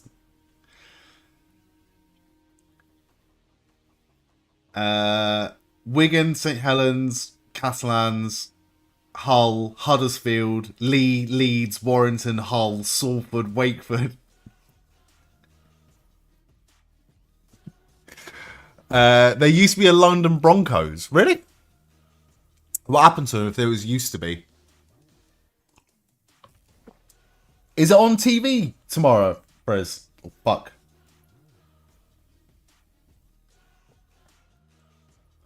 Leeds versus Villa is on Sky Sports.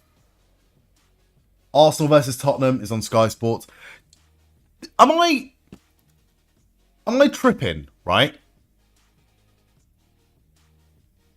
TNT Sports doesn't have Premier League football anymore, does it?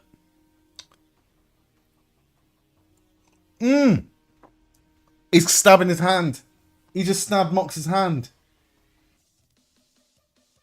Oh, stomp. Onto the chain. He stomped him on the chain. Fucking pin him.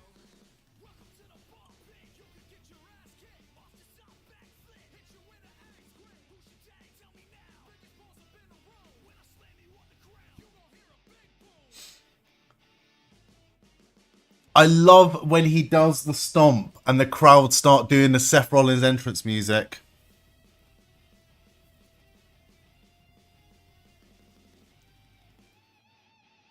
Game recognizes game. They got relegated. Oh, okay. Oh my god, he just stomped the arm.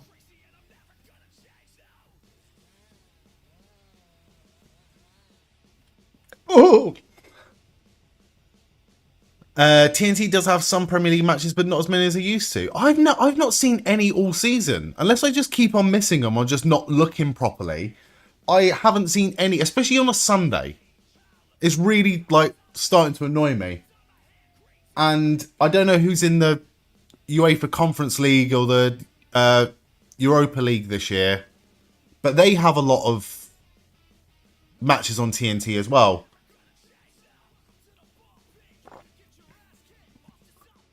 Kimura.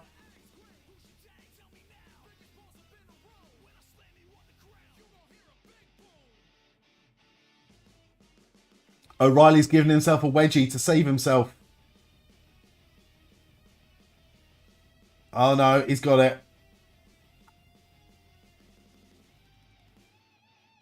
O'Reilly does well. Into the ankle lock. Into the ankle lock.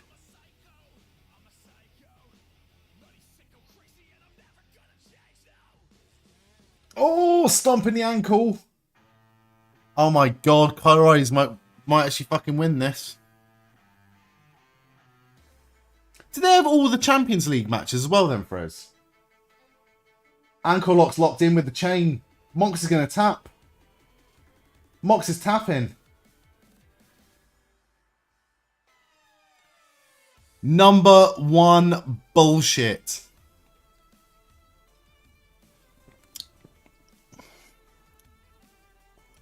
TNT also have rounds of midweek matches. Okay. TNT have everything Europe, Champions League. I only know that because once upon a time, back in the good old days, when West Ham were actually in Europe, all of the matches were on TNT Sports, and I've got TNT Sports through my phone provider.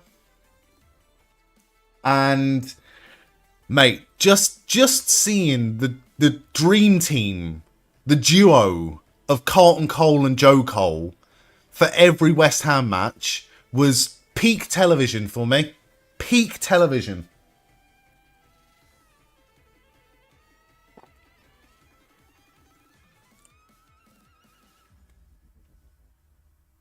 Huge win for Kyle O'Reilly. Big L for Stewart, but big win for Kyle O'Reilly.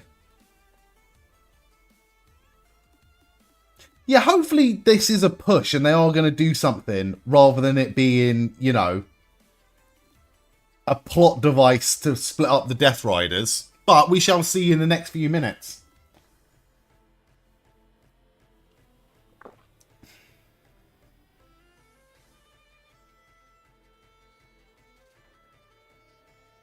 Do they do it tonight?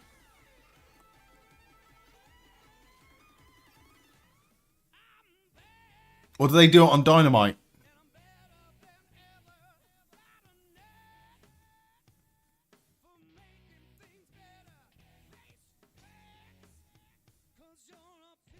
Mox is attacking Kyle O'Reilly.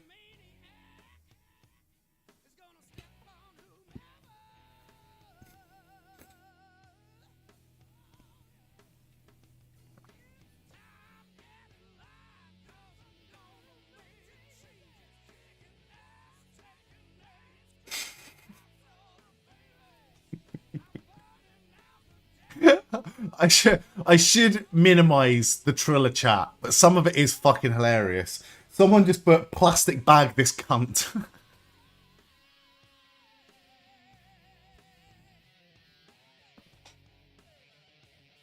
Excellent.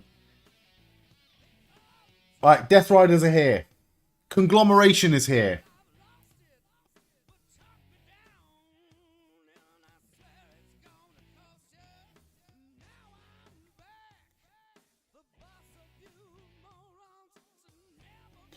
Mox is leaving through the crowd.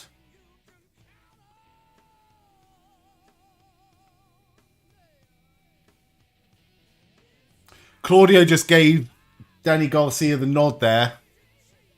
Weird. No, we're not getting a turn tonight, apparently. They're really pushing O'Reilly. He has to be a title contender now. He has to be. Has to be. We have KO. It's an Australian-owned streaming service that shows anything from Australia, Fox Sports, Sky Sports New Zealand, Sky Sports UK, ESPN, etc. That's fucking cool. How much is it, out of interest? KO. How much is it? I've got a VPN.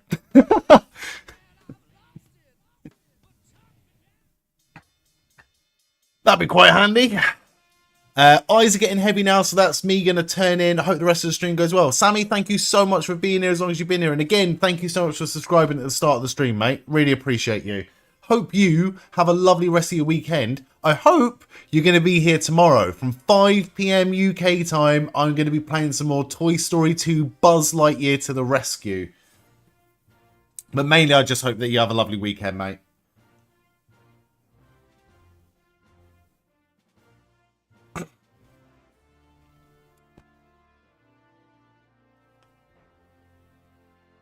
This match is going to bang, isn't it? This match is going to bang. Kyle Fletcher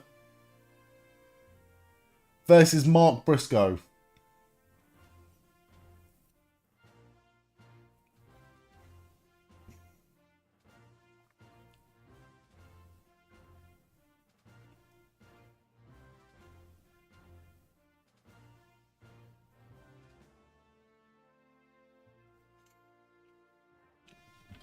Oh, you know I'll be there for that. Then I'll be lurking for I'm a Celeb, so you can vote on the show and avoid spoilers. That'll be everyone.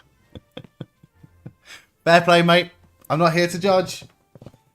It's not for me, but if you enjoy it, I'm happy for you.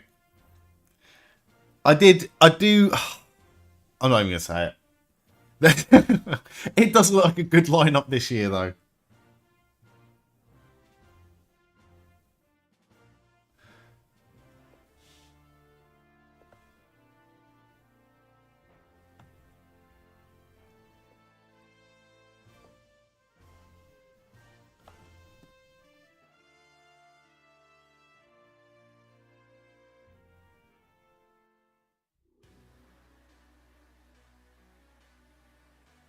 How many kids has he got now? Mark's winning video package with Jay. I was going to say, I didn't want to be disrespectful because obviously it is his brother that did pass. But they're laying it on a bit thick, aren't they? Not as many kids as Heath Slater. Yeah, but Heath Slater's got a double wide.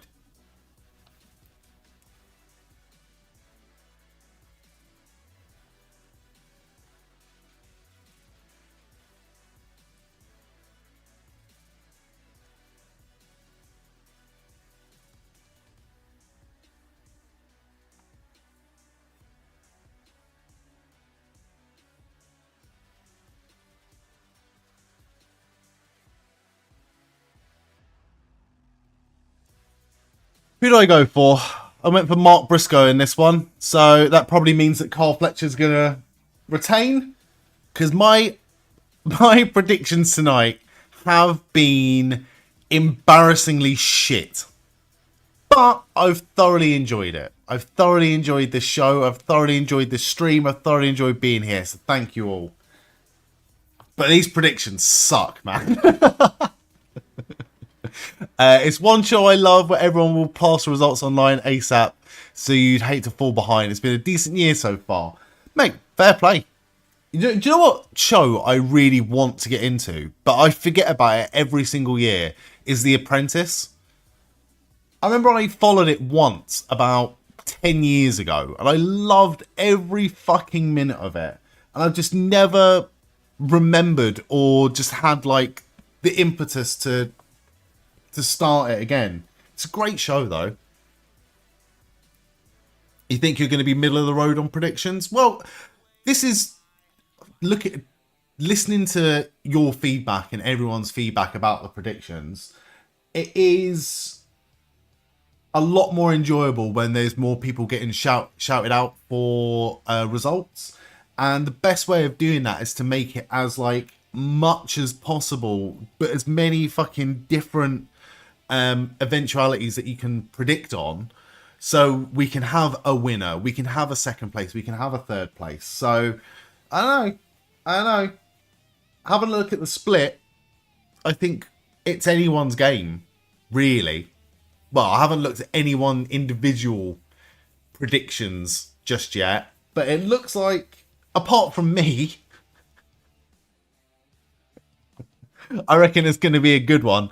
Man, you love The Apprentice. This year was a good one. They're doing a celeb version for Christmas. I've seen that. Do you know what I've fallen behind on again? Again, is Taskmaster. I need to watch the last 2 seasons of Taskmaster. I need to watch the New Zealand Taskmaster. And I watched a little bit of the American one. I just couldn't get into it. The New Zealand one's good, though.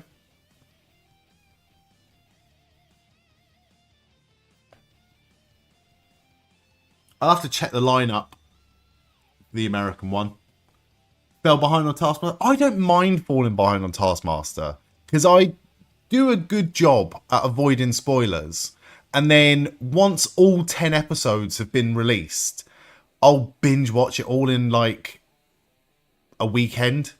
I've got 2 seasons now. So who knows? I might do that next weekend.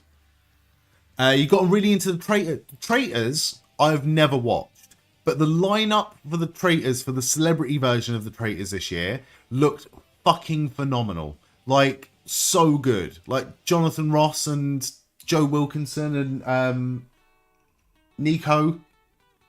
It looked really, really good this year. I might give it a watch. I don't know how it ended. I don't even know the proper format of it, but everyone I work with loves the Traitors.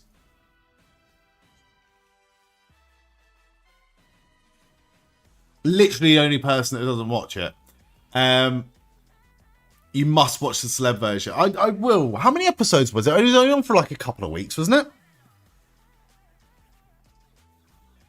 It was brilliant TV. But again, I think I might have been the only person that didn't watch it.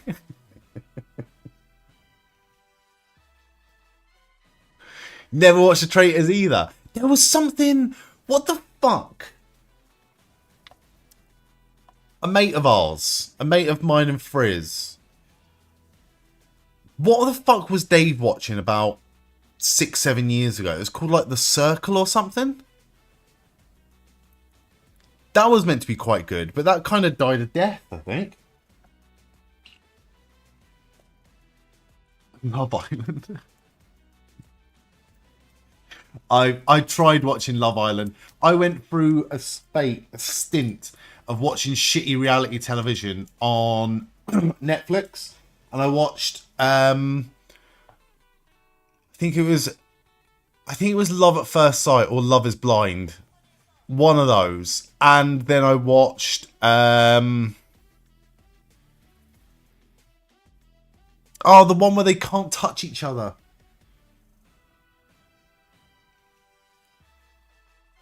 And every time someone, like, a couple touches each other, they lose money. What the fuck was that?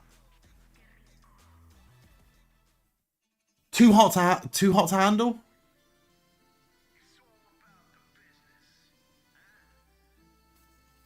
Anyway, I went through a spate of watching shite like that, and it was really good. And then I watched Love Island, and it put me off the whole genre. Pushing Daisies was like a drama, wasn't it? From about 20 years ago.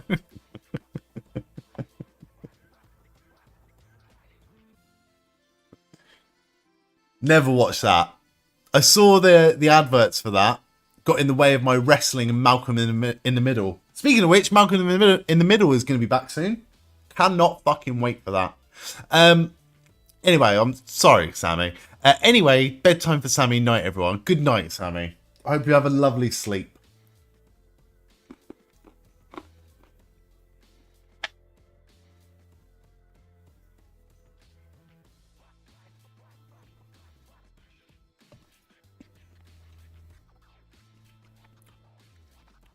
You said not touching me with your mind much straight. Oh, I remember that now.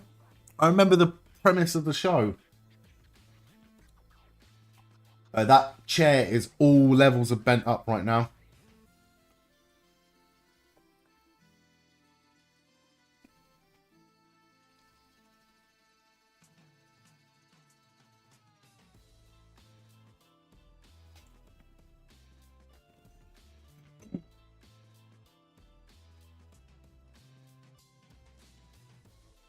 Oh, back first. Goes Carl Fletcher into the steel steps.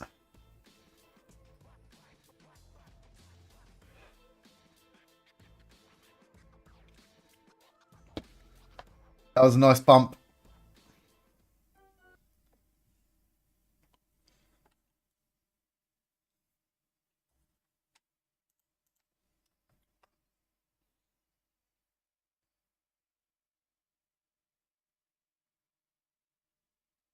Big shot to the face from Mark Briscoe. I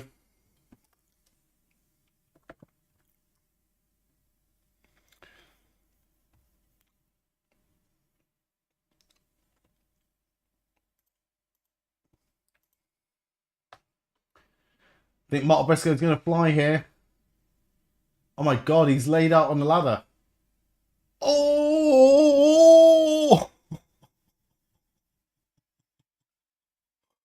Oh. That was not good.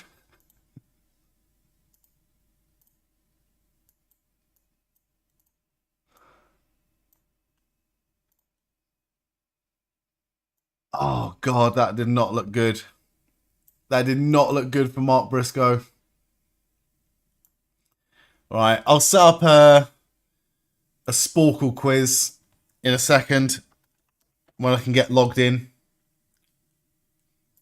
Someone gave us the recommendation earlier for a Intercontinental Championship Sporcle quiz, and I like the idea of that.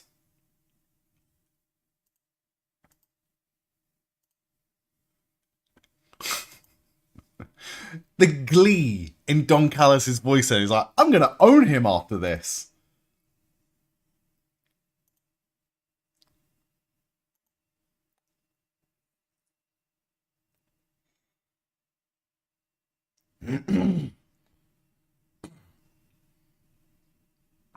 More step ladders in the ring.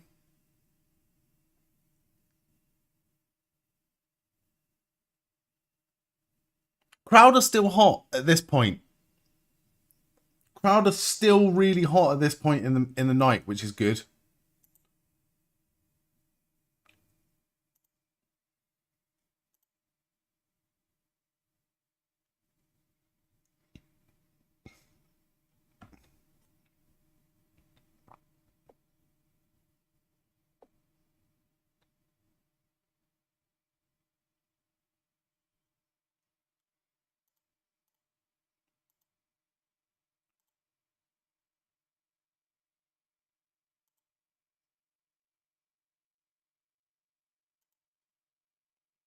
Why is that not working?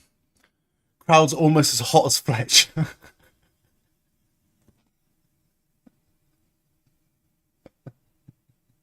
Oh, fucking hell, he just went for another ladder.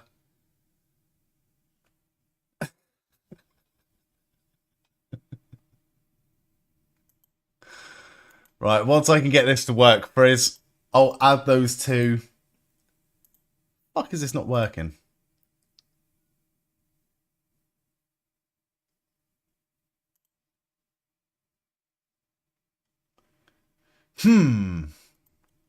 Bear with. Bear with.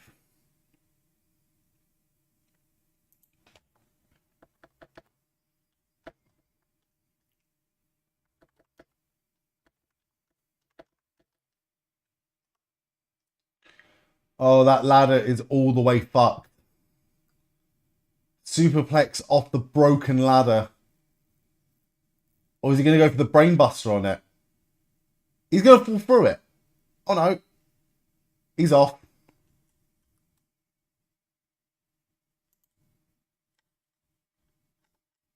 Wow, it is genuinely up to date. That's his step ladder, his real ladder. Ah. Ah. Briscoe's nearly as red as my predictions. What a cunt.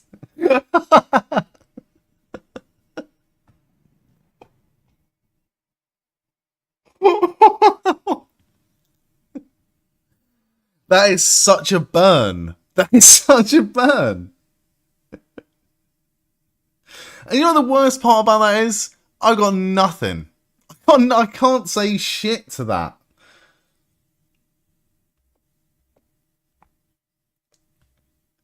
I deserve that for this embarrassing performance this evening.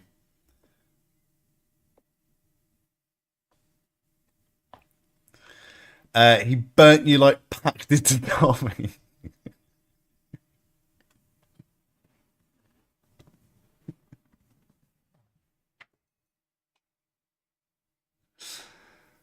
Right, we've finally got a table. Is this the first table of the evening? I don't think we've seen a table this evening. Surely that can't be right.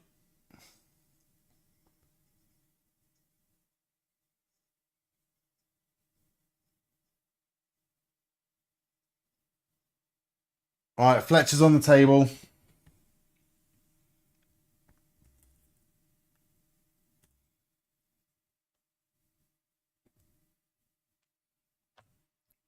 Ah, Carl Fletcher worms away like the fucking weasel he is. After finally got a table after waiting an hour for our reservation. Oh.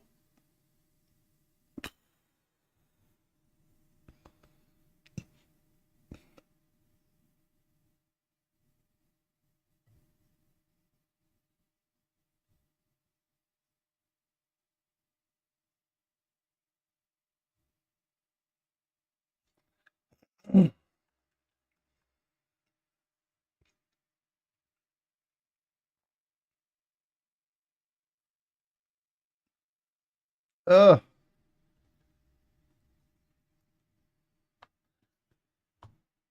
Right. We're getting a assortment of chairs. Oh, he's going to go for 6. I don't know what it is, but I just never like this spot. Oh, it was funny. It was funny. I laughed. Ah, yes. Fletcher sets him up, therefore he has to go through them. Fucking hell, he's bleeding as well. Can you imagine if Fletcher won with a J Driller? Mate, honestly, right, I know it's a trope, isn't it? To like, no offense, because obviously someone passed away, but like, it's a trope that, you know, you have, you know, the big video for Jay, and then so Mark Briscoe can, oh my God, just get flung through a table like that. So Mark Briscoe can win. But I think it would be, again, I'm just a troll. I'm not heartless. I just think it would be funnier now. Funny the right word. I think it would have more heat in wrestling if Carl Fletcher won this match. My predictions are fucked. It doesn't matter about this anymore. He's just kissed Don Callis.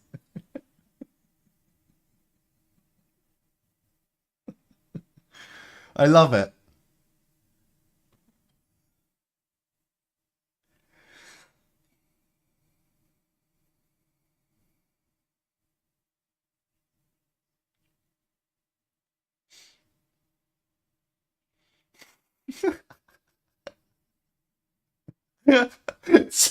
Someone just commented. He made a table out of the chairs. Now he should make a chair out of the tables.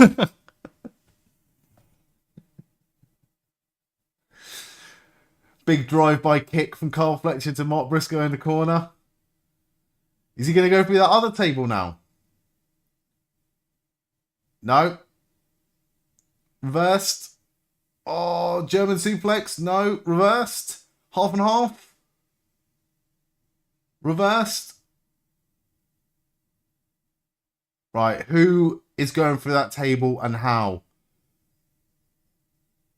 Going for the J Driller. Oh, no. Carl Fletcher picks him up. Oh, here we fucking go. Like a running Alabama slam through the table. Is it bad that the best way to describe this match is a car wreck? Absolutely not. Fucking hell, that powerbomb is nasty. No, we were actually talking about this earlier, right? What match would you recommend to somebody who's never watched wrestling before?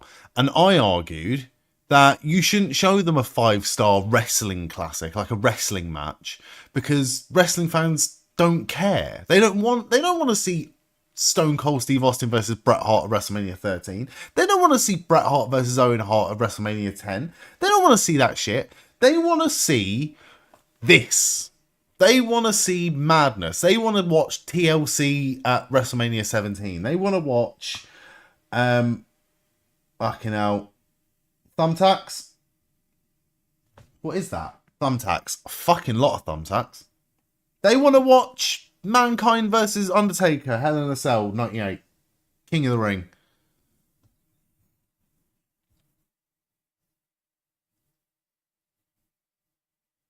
But what match would you recommend to somebody who has never watched wrestling before?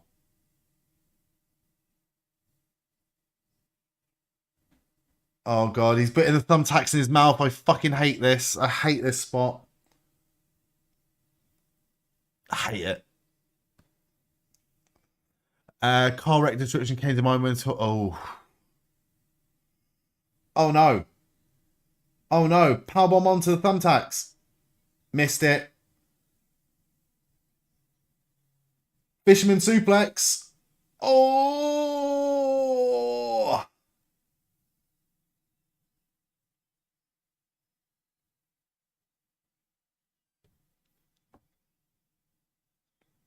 Great selling. Oh. There's not many thumbtacks in his back. I reckon he could get some more.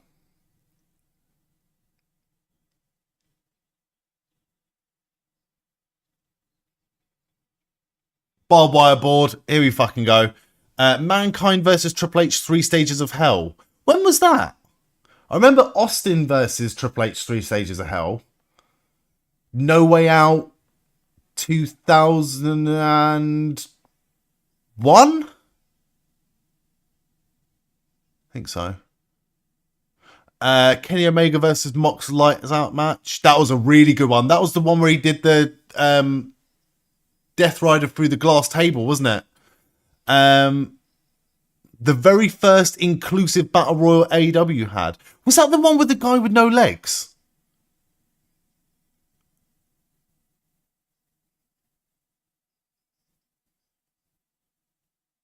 That was on like the first AEW pay-per-view, wasn't it?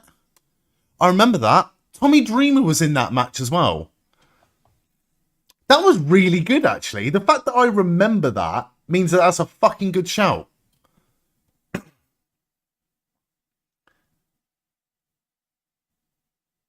Right, we've got a ladder, we've got a table, and we've got lots of thumbtacks in the ring.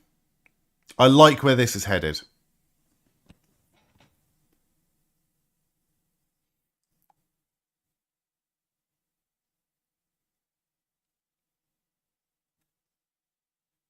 What's Kyle grabbing, though? If he's on the outside, he's not grabbing anything. Right, there's the chairs. The chairs are back. Ooh.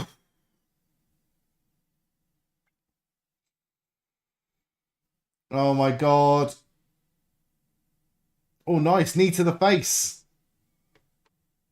Oh, no.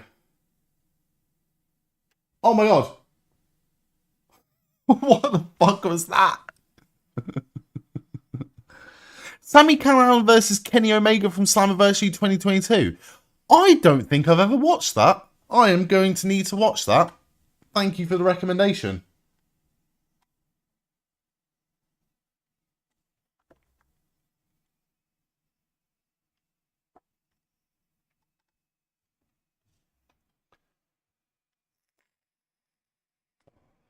Right, Fletcher's on the table. There's a lot of thumbtacks. Callahan uses a pizza cutter. I remember when... what's his fucking name? The deathmatch guy, Nick Gage, used that on Chris Jericho, and then the Domino's pizza advert came up on screen. That was fucking class.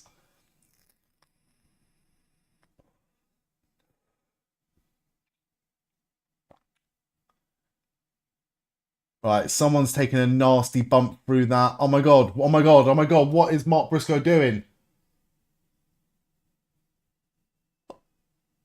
That was fucking awesome. That was fucking awesome. Elbow drop to a standing Kyle Fletcher through the table onto the thumbtacks. That's not a bad shout as well, actually. I was gonna... Not, again, not to make light of the heinous crimes that certain person in that match possibly definitely committed, but that's the sort of level of what the fuck crazy wrestling has been over the years.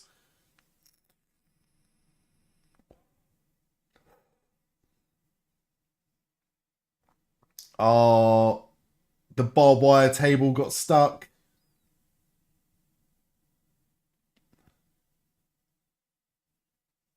He's got it in the ring. Oh, Carl Fletcher's got a screwdriver.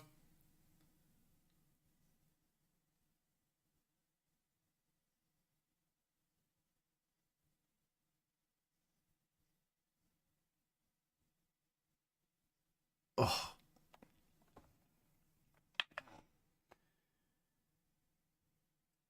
He's going to do it. No. Briscoe caught the screwdriver. Got a kick in the bollocks, though. Oh!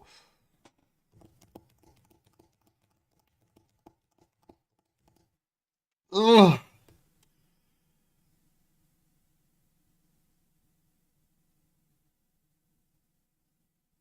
And now he's licking the screwdriver.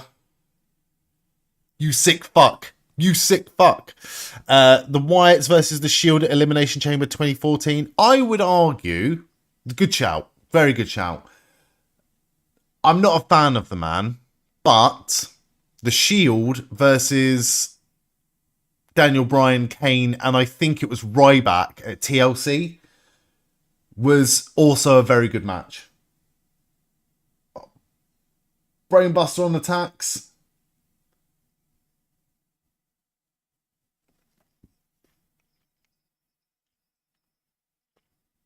I'm going to need to take a note of all of these. Aussie Open versus the Velocities. I'm going to need to look these up, actually.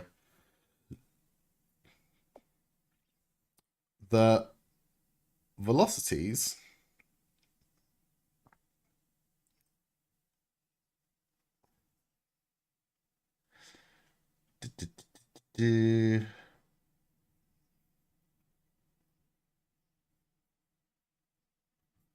Jude London, Matt Diamond, and Paris De Silva.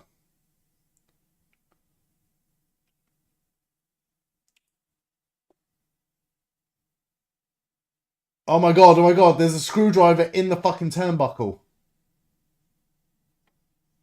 That's not good. That's not good. He took the screwdriver. He's going to stab him in the head. Ugh.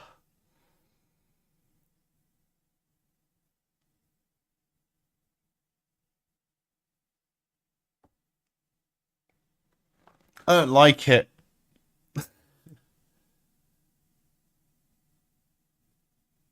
Big brainbuster to Mark Briscoe, middle of the ring.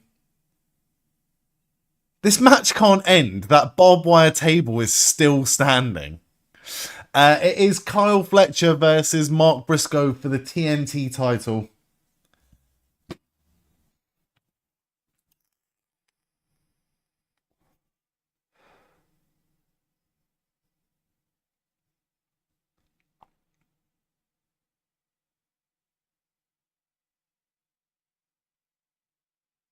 Someone's going through that table.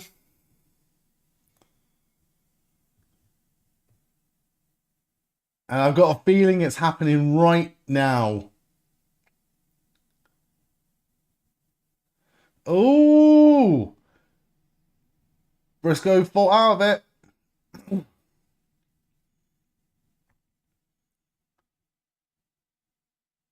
How is this going to go down? Oh. Oh my god. It's like a raised edge. Oh, he's fucking scraped along the ground. J Driller. Nails it. Mark Briscoe just won.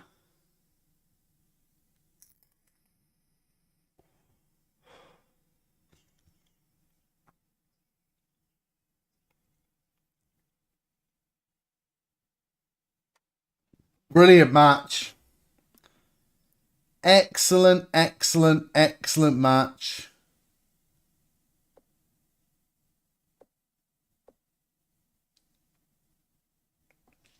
Thoroughly enjoyed that. You forget who Carl Fletcher is, but you're going to go for Mark Briscoe. I found it... this is part of me and my sort of time blindness.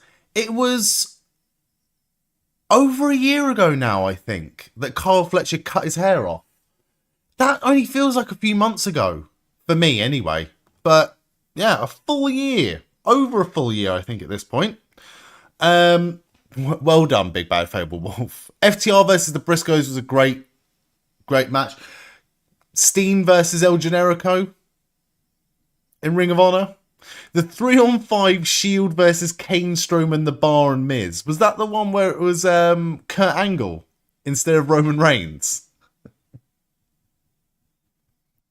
Because if so, I agree with you. Right.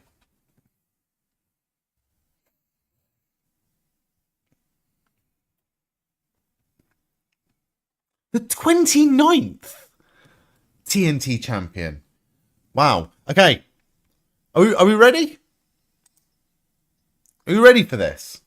There's 189 Intercontinental champions in history. And we're going to try and name all of them.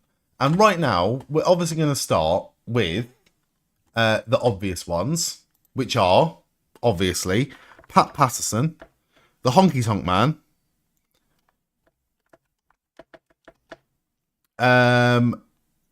Greg the Hammer Valentine,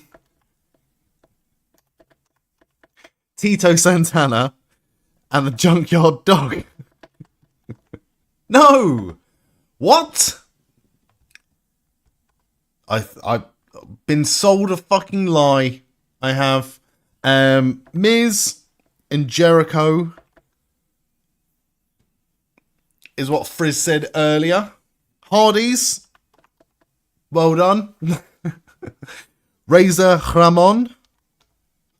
Got FTR did that as their name to say FUWW because FTR means F the Revival. Yes. Yeah, of course, yeah. Shawn Michaels. I mean, The Rock.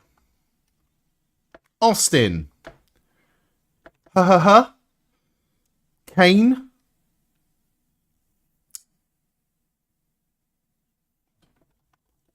Bret Hart. Dominic Mysterio. In fact, we'll go for Dominic Mysterio and Rey Mysterio. Rey Mysterio, I'll say this right now, had one of the most underrated IC title runs in 2009. It was fantastic. And I believe he lost it to John Morrison. He did lose it to John Morrison. Ziggler also would have won that title. Kingston would have won that title. Did R-Truth ever won the IC title? He did not. He won the US title, though. Gunther. Cena. Sheamus. Only joking. Fuck you. Matt Cardona. Yeah, he did. He won it at WrestleMania. Ziggler. Ambrose. Reigns. Rollins. Sami Zayn. Nakamura. Cesaro?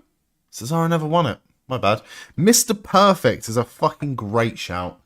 Who else would have won it around that time? I'll tell you who did win it. Road Dogg won it. Billy Gunn won it. But Sheamus has never won it. But Road Dogg has.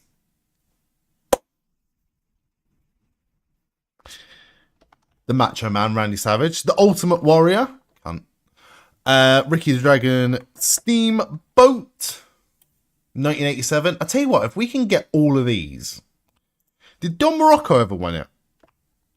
I don't even know how to fucking spell his name. If anyone can spell his name in the... Oh my god, Craggle Rocks, you're here just in time. We are naming every Intercontinental Champion there ever has been. Thank you very much. Didn't even fucking matter. Was never an IC champion, apparently. Doink was never a champion. Orton was, though. Batista was not. First Mania was 15. There was a Fatal 4-Way, and you think it was all former champions. WrestleMania 15. D'Lo Brown. Test won it, didn't he? Test did win it. Did Albert win it? Albert won it in like 2000. He did. 2001, he beat Kane for it. Pedro Morales. China. Did Hardcore Holly ever win it? No, he did not. The Godfather is a great shout, though. Really good shout. Jeff Jarrett, which means as well, because I'm pretty sure he lost it to Edge. Christian won it a few times. We've got 112 out of 189 so far already. Vacant would have won it a few times. Rick Rude. Great shout. Really good shout. 1990. Did Marty Jannetty ever win it? Janet. Not Janet. Ric Flair? Did Flair win it? 2005. Carlito. Mark Miro is a really good shout. Well done. Big shout. Well. Cody Rhodes. JBL is a really good one. 2009. Yeah. Who the fuck did he win it from? Punk, wasn't it? CM Punk won it in 2009. Beefcake.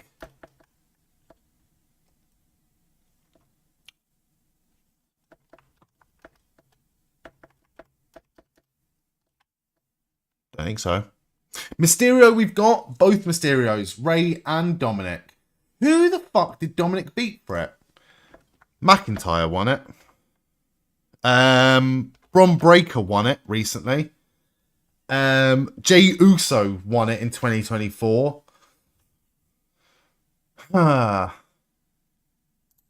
Woods never won it, did he? Big E won it, though. Big E won it a couple of times. 2013 and 2020.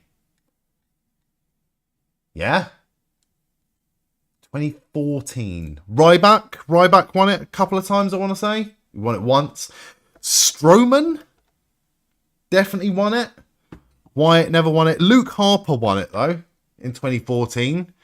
Daniel Bryan won it in 2015.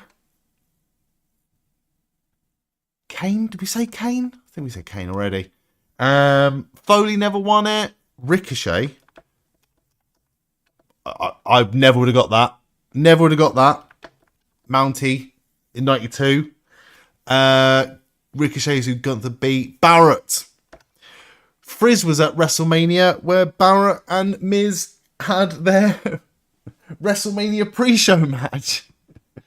Right, we've got trios tag team action on AEW Full Gear right now. Fucking hell, I forgot Apollo Crews won it. Corbin never won it. Riddick Moss never won it. Owens is a really good shout. Completely forgot about him. 2019.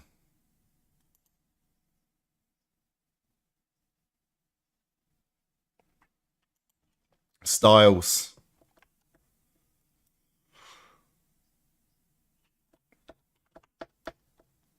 Alright, I tried to say Don Morocco earlier and I fucking absolutely bollocksed it. Thank you. Thank you, Craggle Rocks. Alright, Finn Balor. Did Priest win it? Lashley. I don't think Priest ever did win it, did he? I'm going to say it anyway, just in case. No, he didn't. Lashley's a good shout. Shelton Benjamin. Kurt Angle. Chris Benoit. Sorry. Sorry. We do have Benjamin, yes. Roddy Piper. 1992. Breaker, we've got Ken Patera. Hopefully that's 1980. Thank you very much. Now we can get into what we remember or know. Ken Patera is a great shout.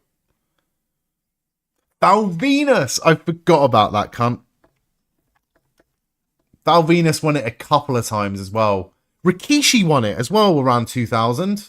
2000. China. Who lost it to China? Eddie Guerrero. Oh my god. Eddie Guerrero. Gold Dust. Diesel. Diesel would have won it. We've got Bron Breakker. Oh, I've already said Rhodes, haven't I? Bollocks. Shamrock is a really good shout. Tell you what, there's not that many left, you know. 2007. Did I say Morrison? I think I said Morrison already. Fuck. Doing my nutting because I know there's a load from 2007 that we should be getting. Curtis Axel is a fucking great shout, by the way. Lance Storm. Oh, I said Test as well. Fucking British Bulldog. Thank you very much, Craggle Rocks.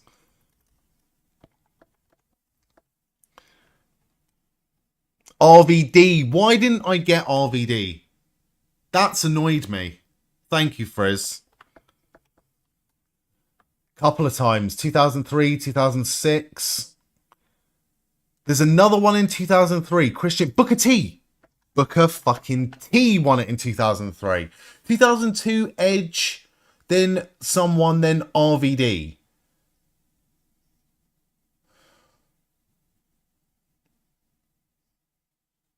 I feel like we should be getting that. Christian, we've done. Texas Tornado.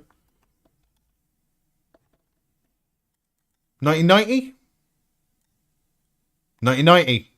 Well done. Was he known as Johnny Nitro back when he won it? I feel like I've already said his name, though. So it would just come up. Regal. Of course it was fucking Regal. Thank you. Thank you, Fritz. Janetti, I'm certain I fucking wrote that earlier, but I think I spelt his name wrong. Thank you very much, Big Bad Fable Wolf.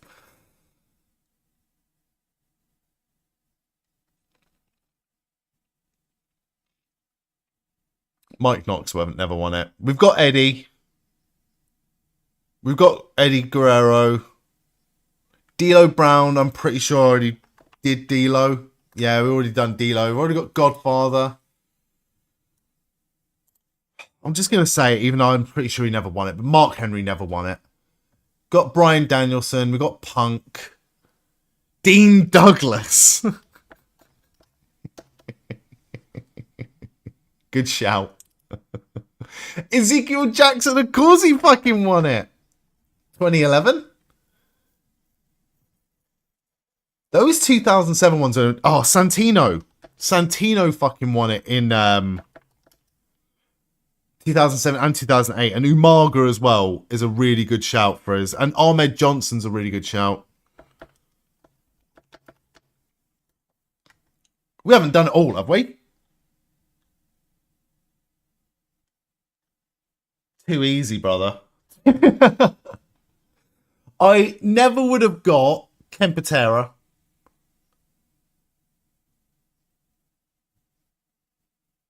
And I don't think I would have got Texas Tornado either. I probably would have forgotten about the Mountie. And I probably would have given up on Marty Jannetty because I already spelt his name wrong. But well done, everyone. I'm just going to watch Kenny Omega dive over the top rope. No, just got forearmed by Josh Alexander. So, looking at the stats here, who got Ken Patera? 37.7% of people got Ken Patera. That's quite high. That's quite impressively high. Almost as low as Lance Storm. I expected Ezekiel Jackson to be lower than Dean Douglas. Rob Van Dam's pretty low as well. John Cena, I guess, because it's been updated. That kind of makes sense. Wow, a lot of people got Triple H over The Miz. Right, Jack Perry's going to fly now. No, Josh Alexander is ruining all of the fucking flippy shit parties. Stupid, so I say dummy. Yeah. It's because it's too recent he's the current champion. Yeah, and because it's so recent, not a lot of people would have played it while he was champion. If anything, 95% is actually quite embarrassing for that 4.8% of people that didn't get the current champion within the last week.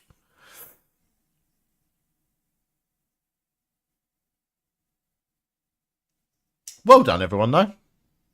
Very impressed. We might come back to a bit more of that. Who forgets Mr. Perfect? Where is Mr. Perfect? How low down is Mr. Perfect?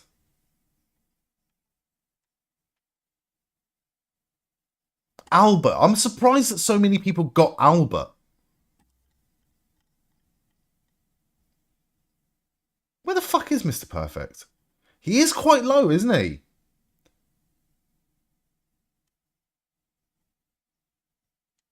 Yeah, that's quite bad. That is quite bad. 59.4% is quite bad. You can't have T without A. That is...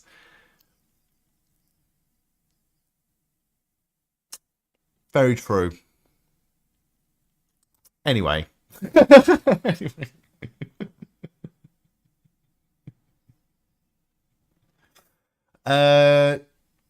Jericho. Jericho's still pretty high. I'm surprised that Jericho's not as high as Seth Rollins and Sami Zayn.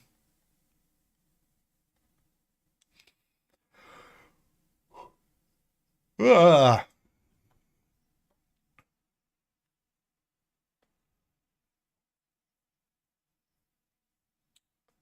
You did. You did remember a lot of the legends. Very, very impressed by that. We'll go back to another Sporcle quiz in a bit. After this match, probably. I feel like this one started off a little bit on the slow side, but after what we just had with Mark Briscoe versus Carl Fletcher, it's kind of to be expected at this point, I think.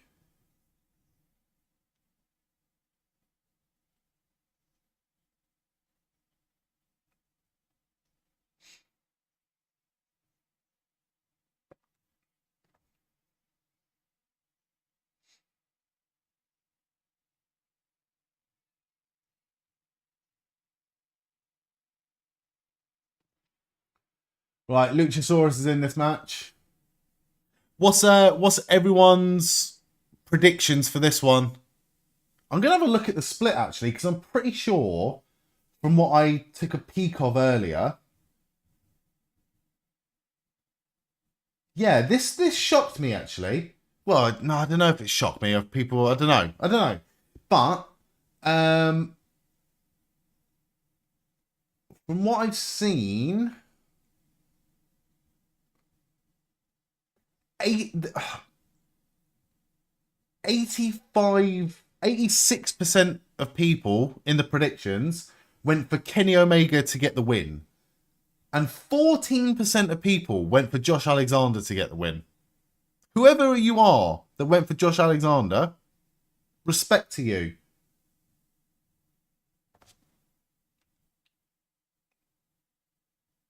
We also have Josh Alexander being the favourite to take the loss in this match. Briz, you went for Josh Alexander. Do you know what? I hope you win.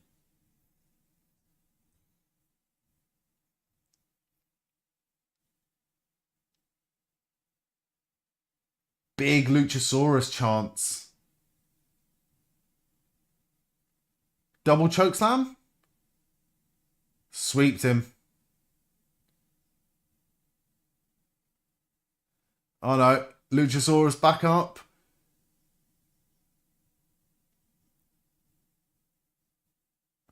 He won't die. He just won't die. Went for Josh to win and Kenny to eat the pin.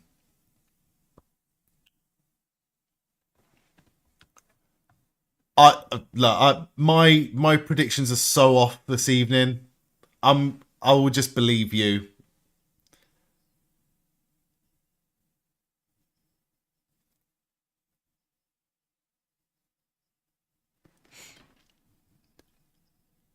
The first three names you think of the IC title are Jericho, Miz, and Ziggler. Ooh, who do I think of the first thing? I think, yeah, Jericho, Miz.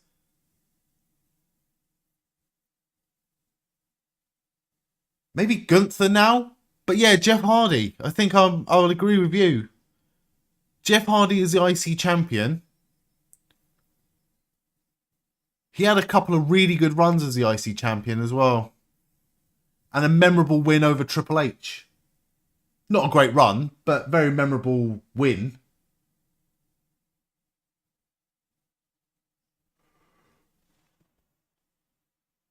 I'm not yawning. It's only 4:10 in the morning. It's fine. Oh, that was impressive by Jack Perry. That was really impressive. Although Josh Alexander here might just slam him down. Oh. Kick to the face by Luchasaurus. Okay, this match is about to fucking take off right now. Destroyer, V-Trigger. Is it Miz or Jericho who has the most? I believe it's the Miz. Or they're tied. But I think it's the Miz.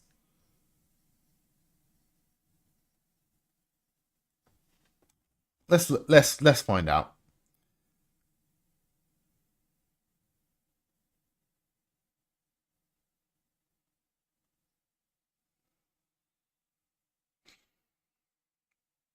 Jericho's won it 9 times. Miz has won it 8 times. I stand corrected. I do apologise.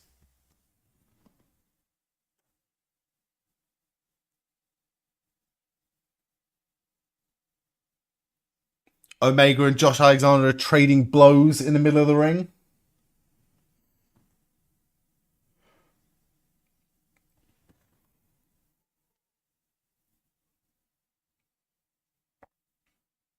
Oh, I'll tell you what would be a good one for a Sporcle quiz. Again, we'll do it after the match.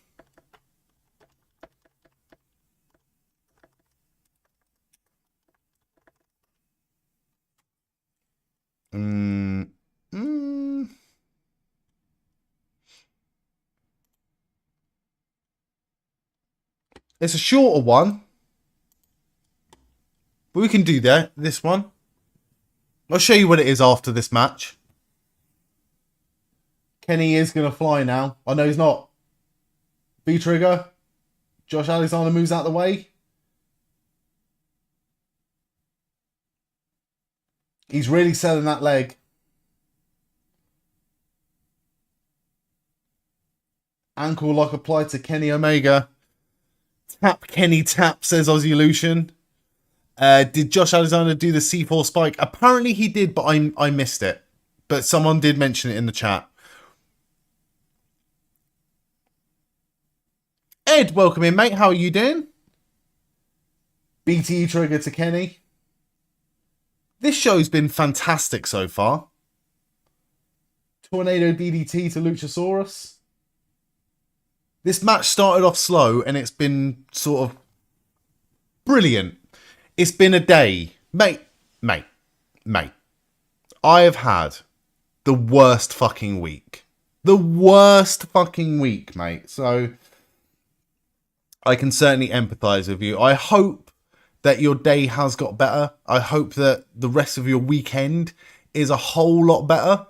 I've got no doubt that things are certainly going to get better for me, and they have got better this evening. Like I said already to everyone here, I've had a fucking shit week, and being here, streaming, watching AEW Full Gear with you lovely people has been a real highlight. So thank you very much. Very much. It will just going to be expensive to get better. Oh no. I wanna ask for details, but out of respect, I'll leave it, mate. But hopefully it's money well spent or money worth it at least.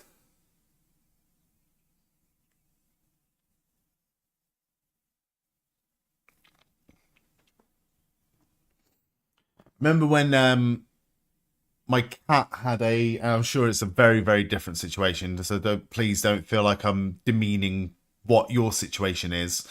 But I can remember when my cat had a UTI and I had to pay for the medication and the vet bills and stuff like that. And it was like less than what other people pay, but it was about £400. So what, about 700 Canadian dollars? And it stung, but also at the same time, it was just money that like I would pay it again in a heartbeat. A nuisance.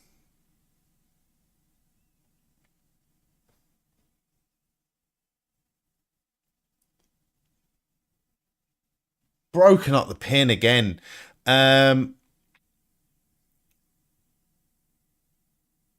Big virtual hug from Craggle Rocks. That's lovely. It's nothing. Just had a piece of your brakes that shouldn't be able to fall off. Not only fall off, but also cause you a wreck. Got the car home and everyone back where they need to be safely. Thank you. Well, I'm really, really happy that, like, first and foremost, everyone's safe and everyone's okay. Because it sounds like it could have been a whole lot fucking worse. But yeah, probably a little bit shook up at the minute, I would imagine, mate. But yeah, I honestly don't know if there's anything that I could do to help, but always reach out, mate, if you're ever feeling like that. But yeah, I'm just happy everyone's all right. Fucking hell. Really enjoying this match more than I thought I would. I knew that this was going to be a bit of a sleeper one. Oh my god, he's just done the one-winged angel on the outside to Josh Alexander. Oh, I thought that was 3 then. That would have been a fucking 3 points for me in the predictions, which I'm doing shit at.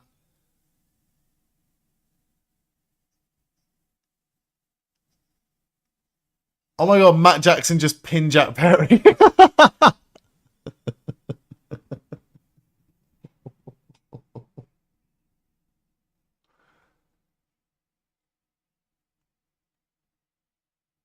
Alright, Young Bucks are back in the money then.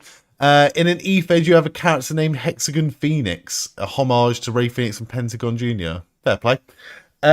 You might have claimed that the most overrated wrestler in the world is Kenny Omega. Whoa. It's been your controversial hot take since 2019. I don't think he's overrated. I think, unfortunately for Kenny Omega and for us, his best days are well behind him, unfortunately. But if it wasn't for him, I think there's a lot of people that wouldn't give anything like outside of WWE a chance. He might not be to everybody's taste, but I feel like his importance is probably understated.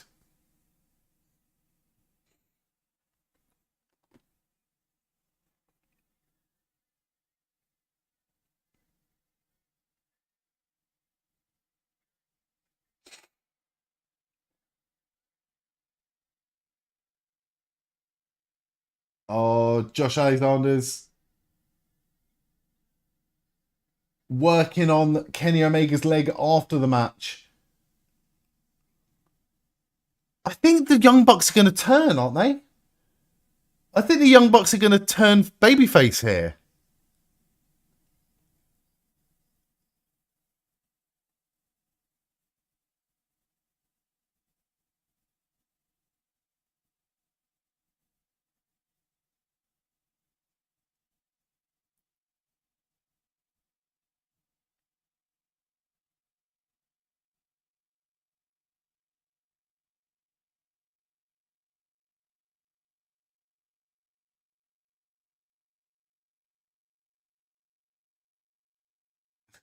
Let's go spend some money.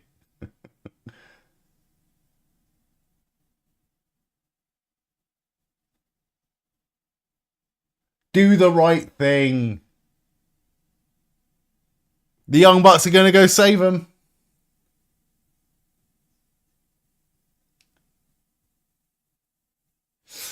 Kenny Omega brought a Western audience to Japanese wrestling that nobody ever really could. Absolutely right.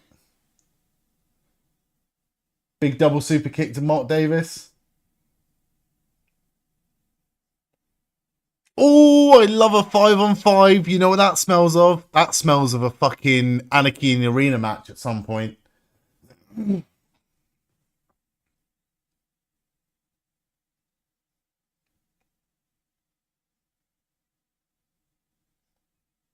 They should still just kick Jack Perry in the face for the fun of it, though.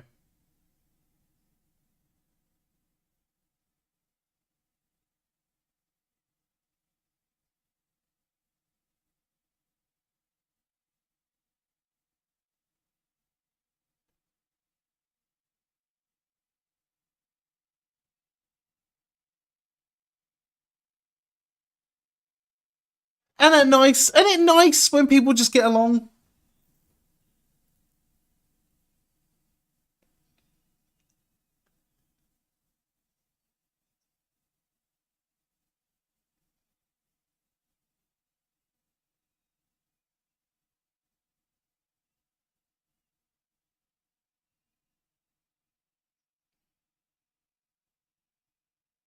Big hug it out chance.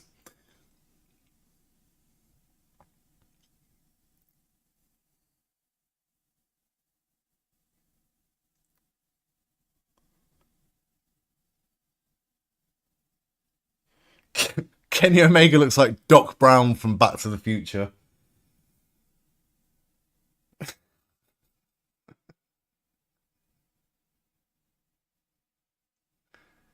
Oh. Kenny slapping away the hands. Go for the hug. They're hugging it out.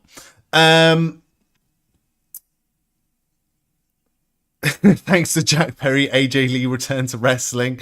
Don't deny what he accomplished, but if you were to rank New Japan era of Tanahashi, Omega, Okada, Naito, and Ospreay, you got Omega at 5.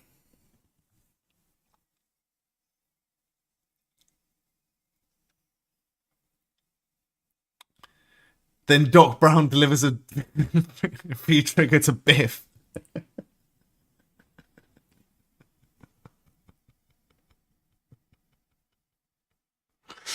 Can probably agree that he might be 4 and Ospreay at 5 for you just because you think Omega has done more for pro wrestling, but agrees behind the other 3 easily. I'm not an expert. I'm not going to get involved in that ranking discussion.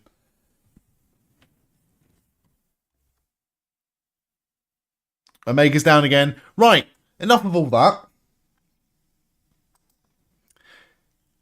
Can you name every WWE Cruiserweight champion from 2001 to 2007? I reckon we could give it a fucking good go. Hornswoggle.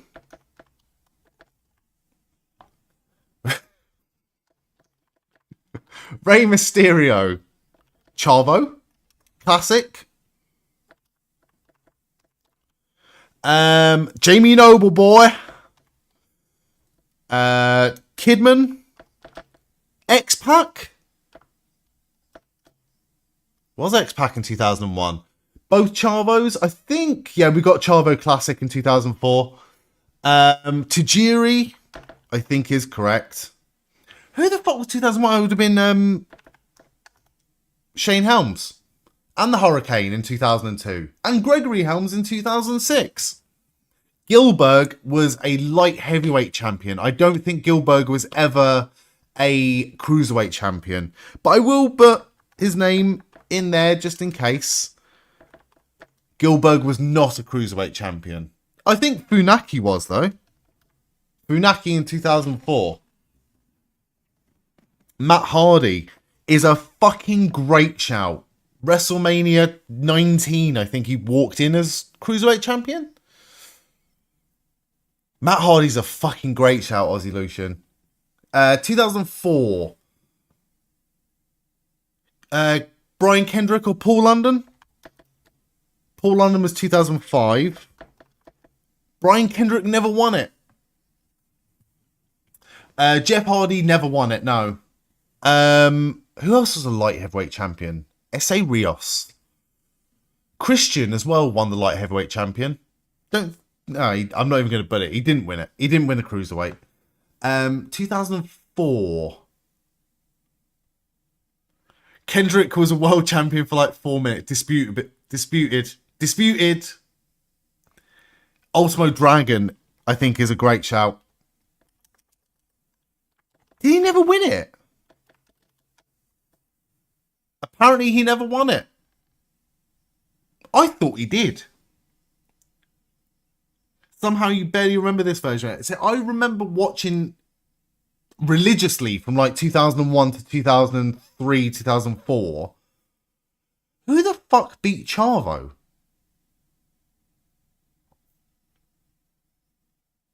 Jacqueline.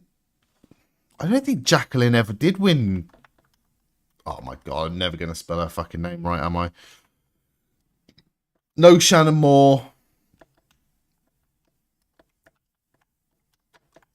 Jacqueline did win it in 2004. I absolutely apologise to Aussie Lucian. Daphne, Cruiserweight Champion. No.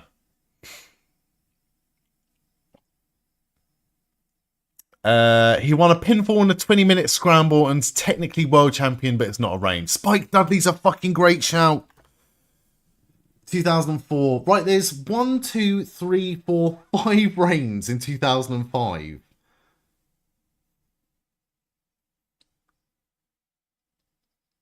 Nunzio. Nunzio won it twice.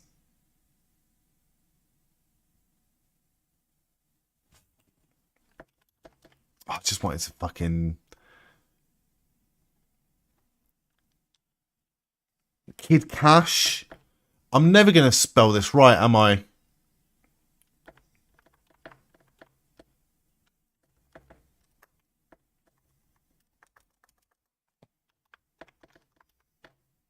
Juventud won it twice as well. Well done.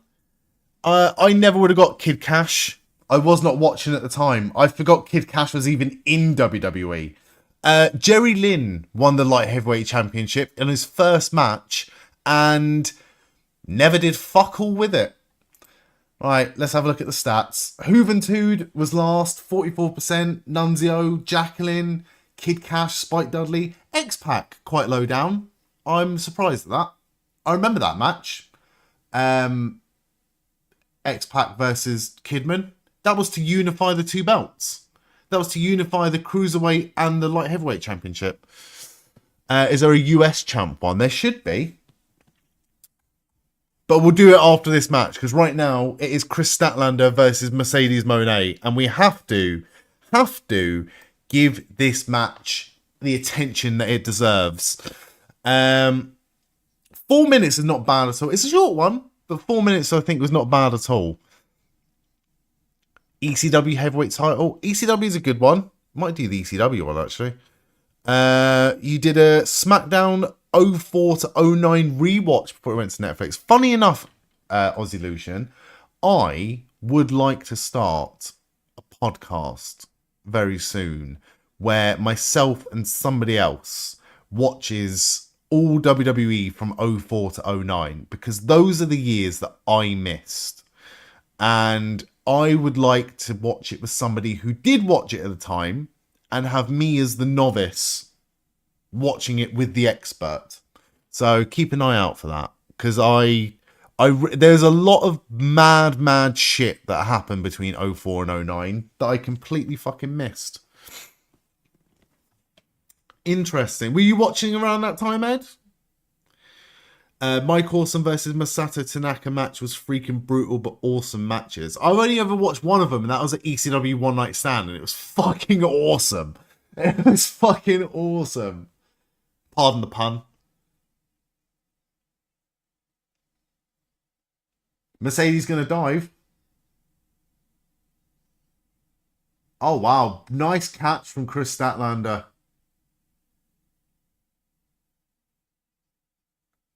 Got her up. Marching her into the ring on her shoulders.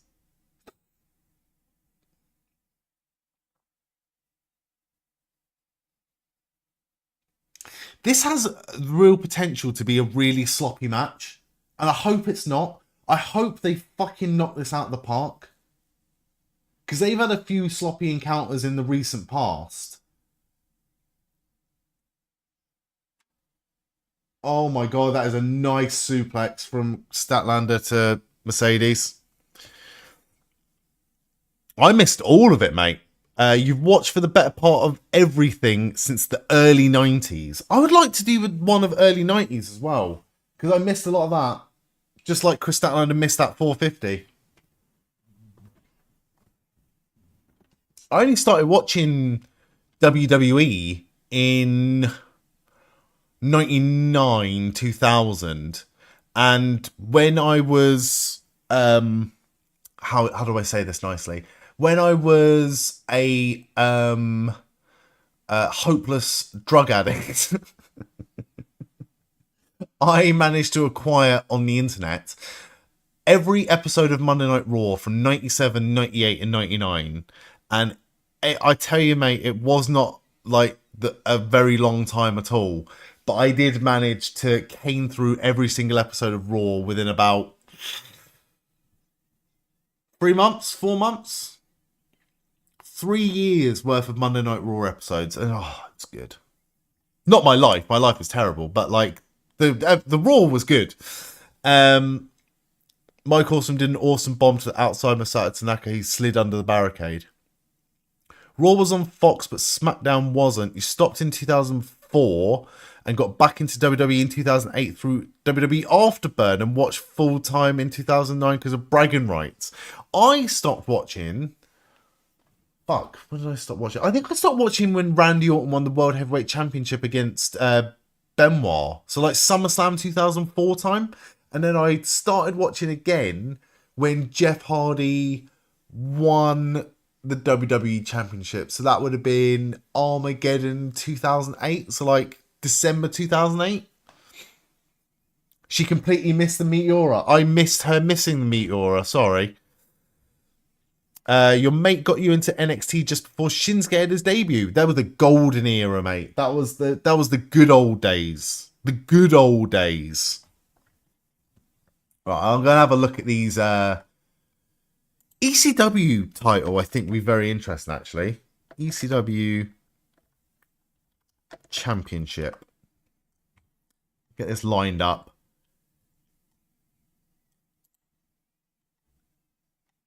Fucking hell, there's not that many, you know.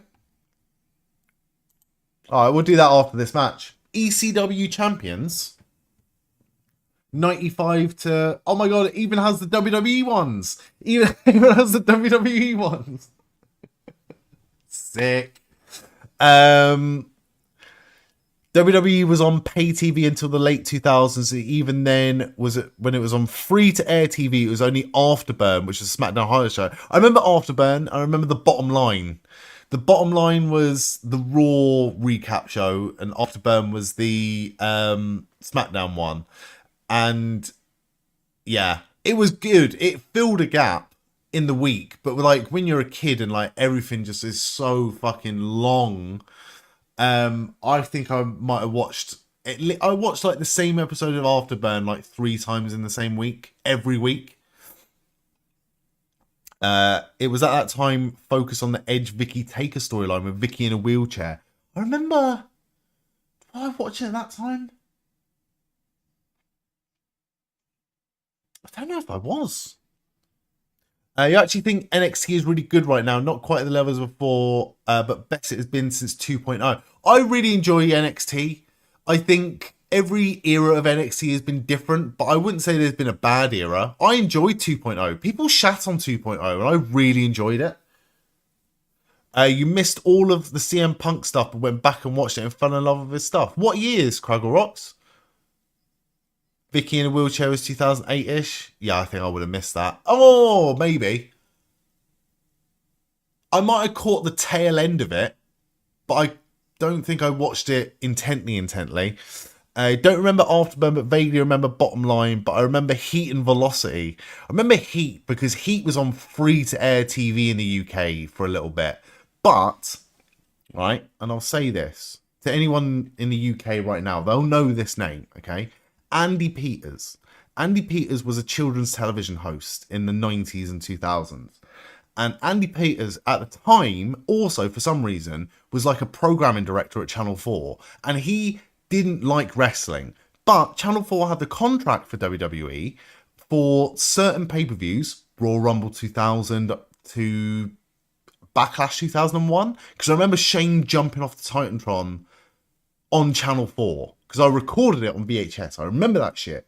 But Andy Peters never put WWF Heat on at a regular time slot. Sometimes WWF Heat was on at 4 o'clock in the morning. It was a fucking joke. He ruined it for all of us. And then when WWE didn't have the fucking what do you call it? Like the ratings and like the numbers that the network expected of it, they dropped it. And it's like, what? Fuck Andy Peters, man. Fuck Andy Peters.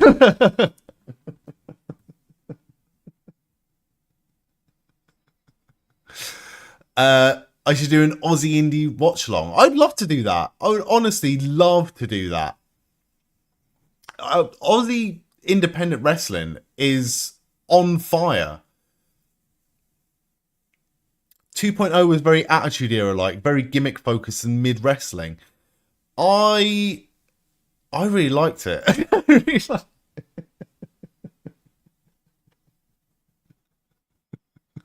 Storyline always over wrestling. Here's some trivia for you. Go for it.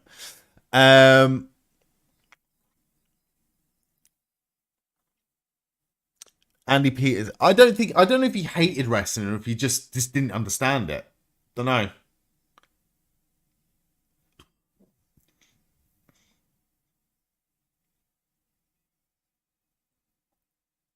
What was the name before Eastern Championship Wrestling? I actually have no idea. No idea. Go on.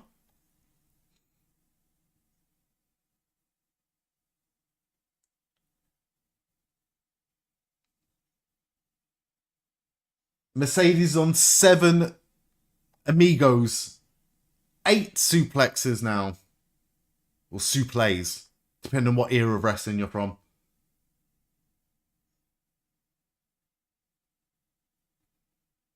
One more. Oh, she's going to go. Oh, she looks knackered.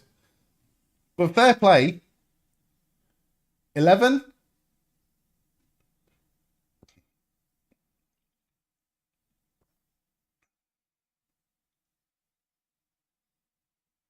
$12. One more.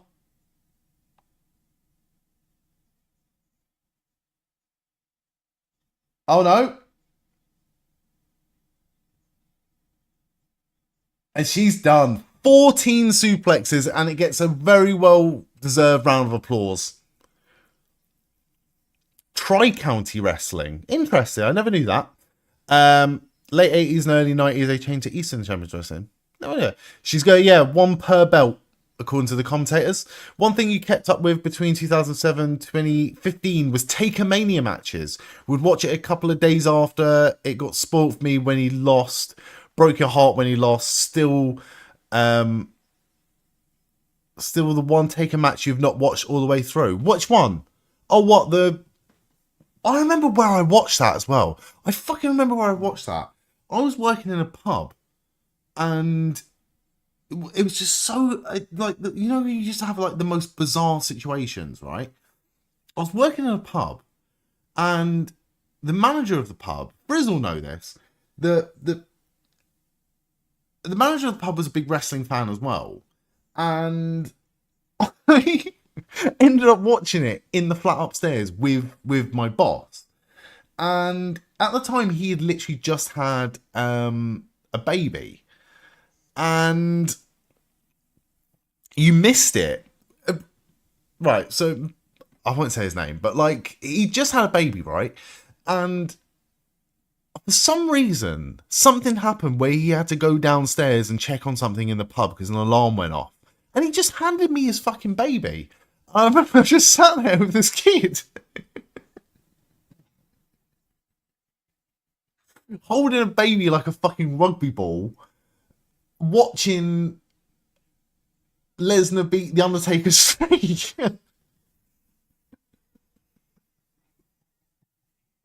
And when he got back, I was like, you are not going to fucking believe what you just missed.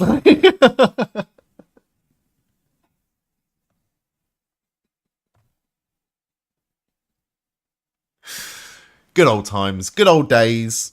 You and Dave ended up leaving and couldn't find anywhere to watch it. Where were you watching with us? I can't even, that whole era, I was drinking a lot. I don't black out a lot. I just can't remember a lot of it. Like, everything's a little bit hazy, but I just remember that so clearly. Just holding this baby and watching The Undertaker versus Brock Lesnar. Weird. So weird. Started watching it at the pub with you, then your boss said he was going to watch upstairs and we had to go. I can't remember that shit at all.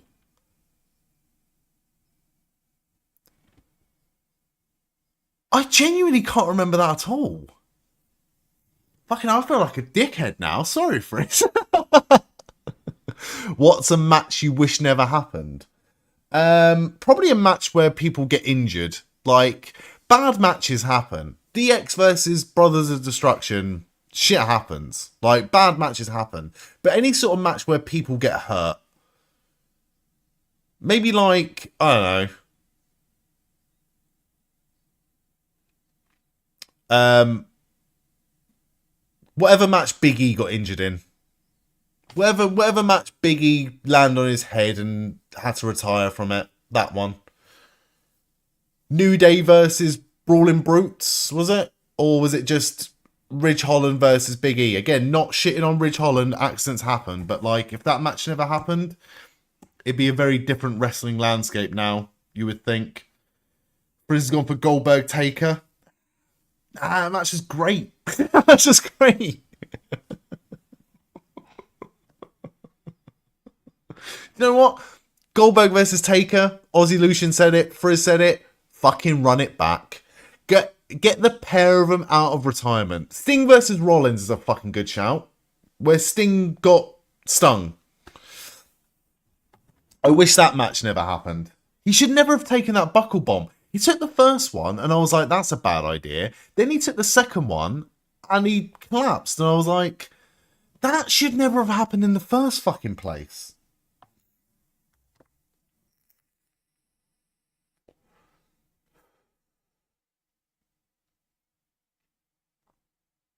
Start smiling. Oh, Codebreaker. Backstabber.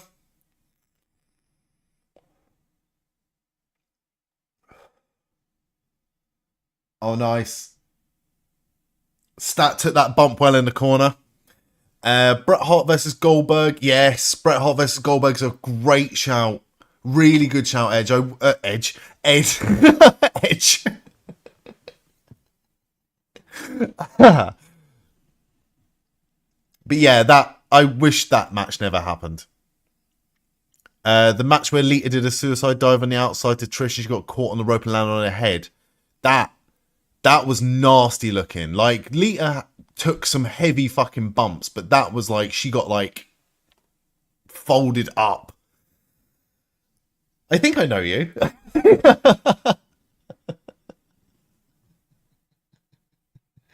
No, I tell you what, I disagree with Jeff Hardy versus Sting, right? And I say this as someone who has gone through drug problems and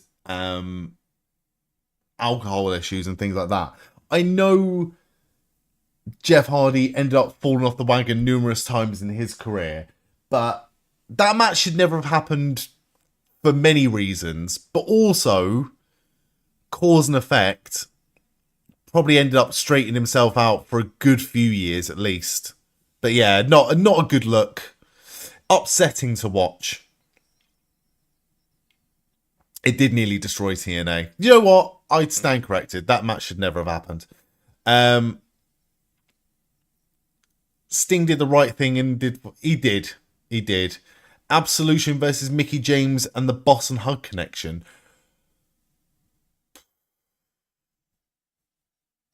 What was that? I don't think I've ever seen that match. That feels really rogue. Can you imagine?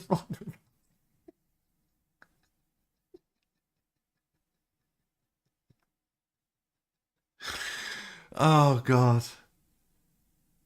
She had a good match with Shotzi the second time around. How many more matches are left, by the way? It's just this one and the main event, right?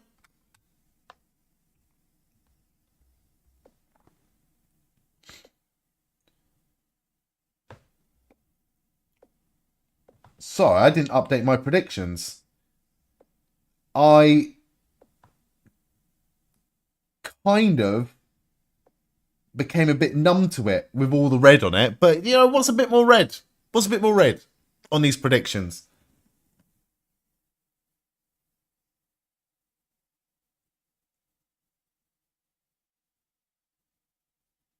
What are the crowd chanting? Oh, is that the one Aussie Lucian where Sasha Banks fucking double booted her in the back? That was bad. That was bad. My predictions are like a John Moxley match. Come on, keep it coming. You can roast my predictions. It's fine. Can I be a little weird for a moment? Is that okay? It depends. It depends. Be respectful, but you can be weird. Just be respectful. That's AEW's motto in there. What's a little more red?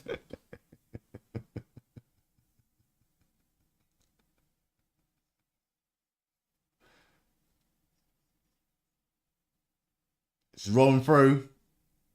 Oh, roll up. Oh, wow. That was close. That was very close.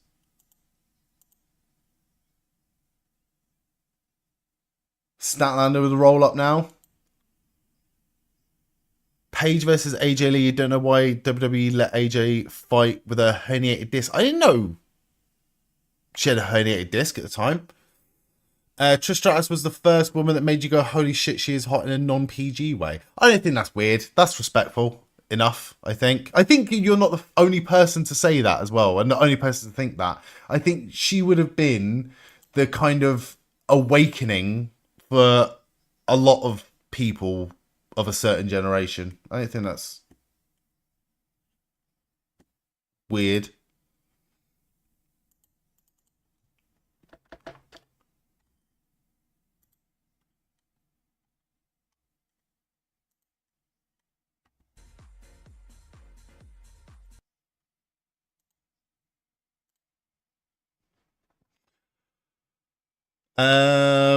Luna was your wrestling awakening in that sense, Ed. My God.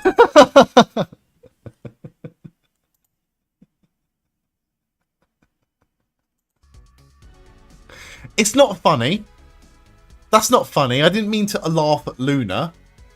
Rest her soul. Think of a lot worse, Ed. Right, we're not having this conversation, but we're not having this.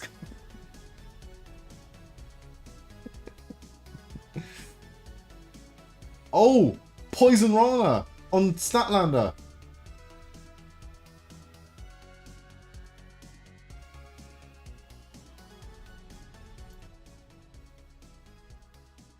She kicked out, though. That was impressive. You're not old, Edge. You're going to be Edge from now on, by the way. Just so.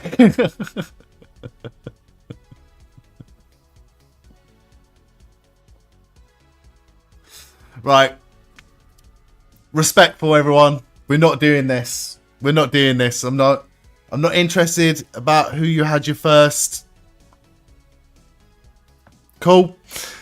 Brood Edge, Rated R Edge, or AEW Edge? Well, it's pretty fucking Rated R at the minute, but... Brian on commentary is the best thing to happen since the Yes Movement. He's great. He's fantastic. He was great in... What was he in? Oh, God. Cruiserweight Classic. He did the commentary for, and he was fantastic in that.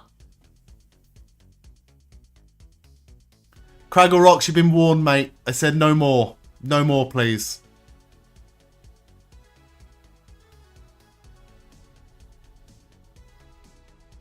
Slips through. She's trying to go for that awful finishing move of hers. I like Mercedes Moné, but her finishing move is dog shit.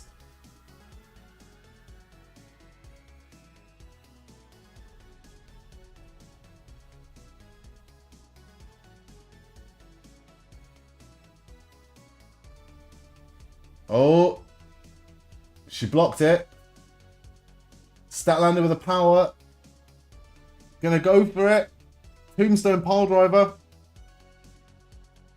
Statlander wins. My fuck.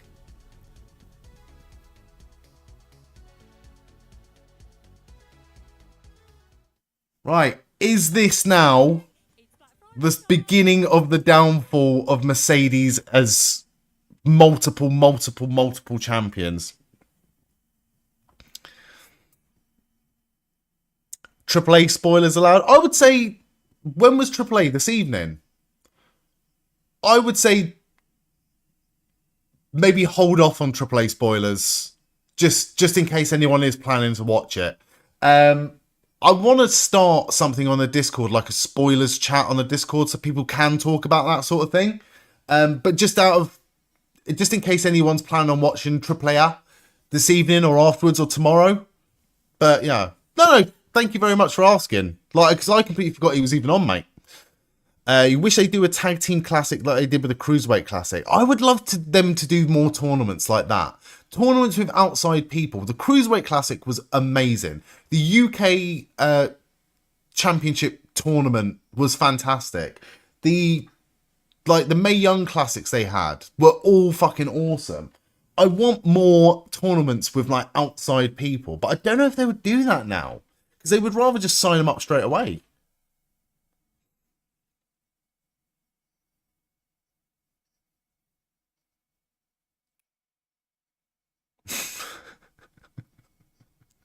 That's a hell of a dream. The WCPW World Cup was brilliant. I remember watching that shit. I remember watching that.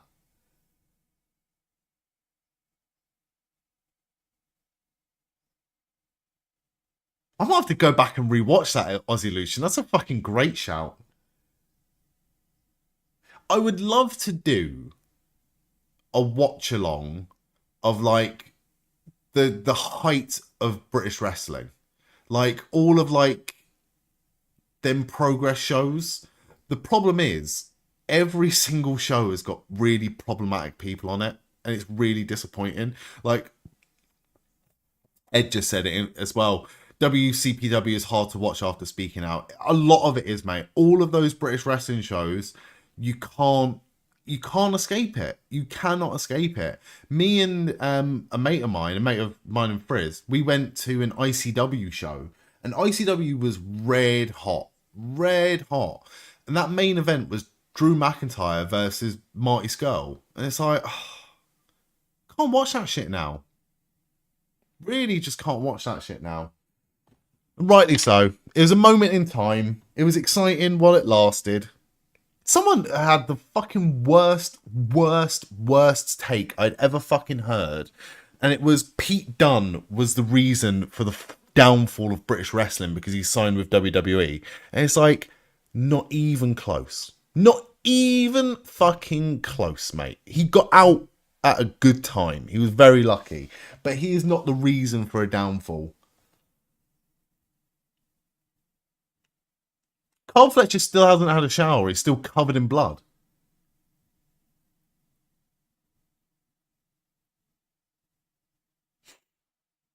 Speaking of tournaments, Continental Classic.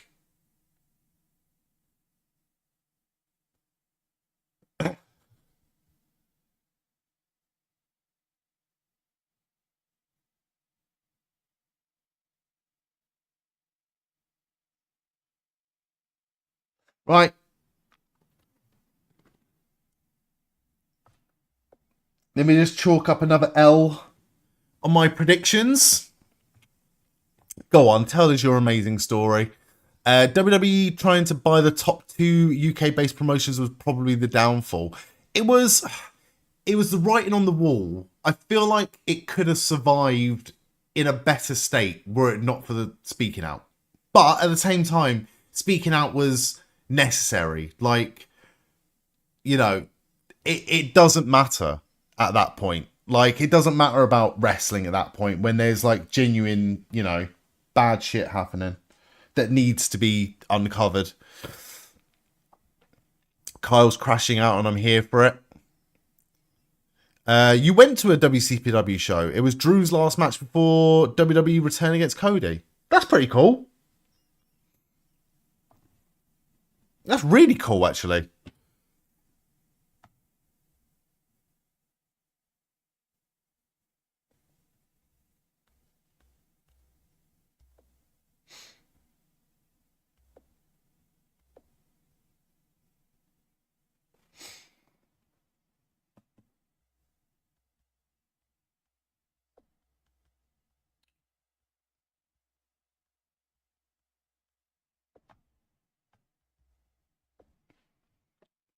I want to hear your amazing story, Craggle Rocks.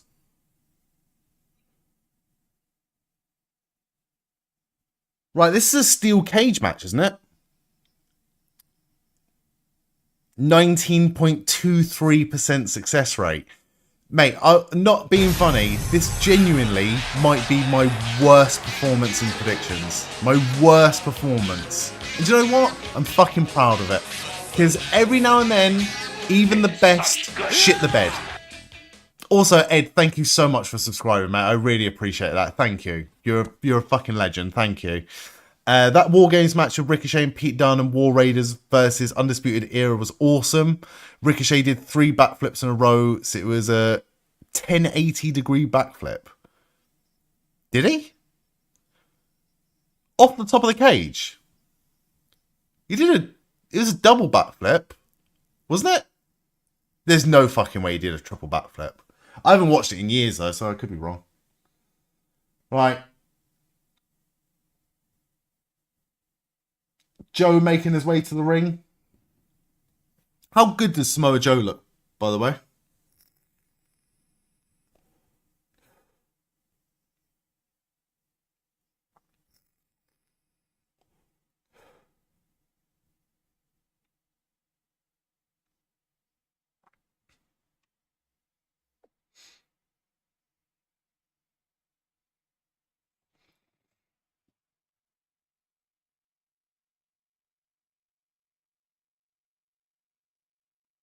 I think I see it.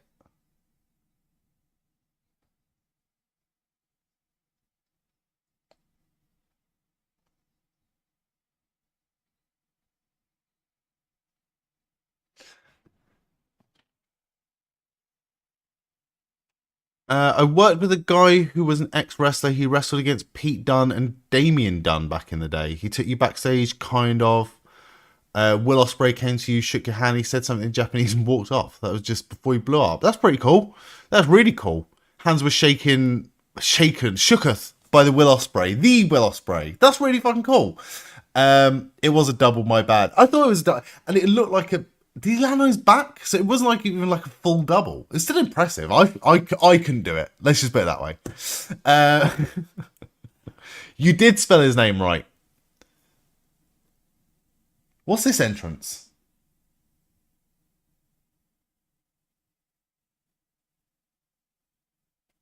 When did Adam Page get new music? Is it just tonight?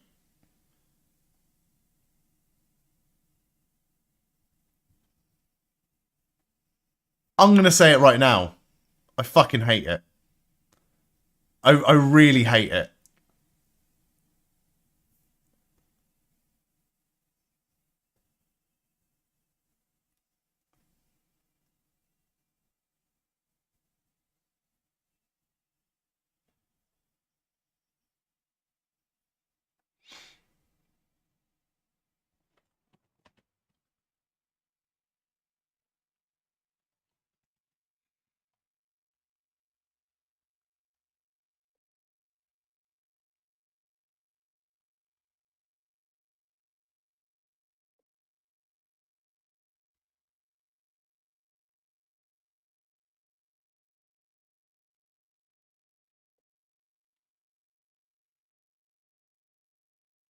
I really don't like Adam Page's new theme music. I'm sorry.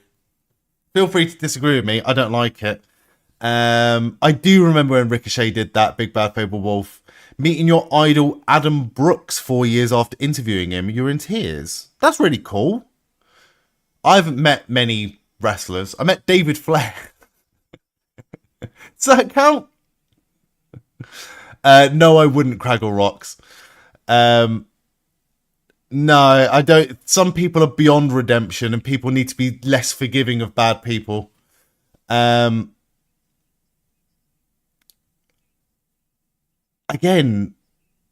I don't really care for Velveteen Dream after everything that's happened.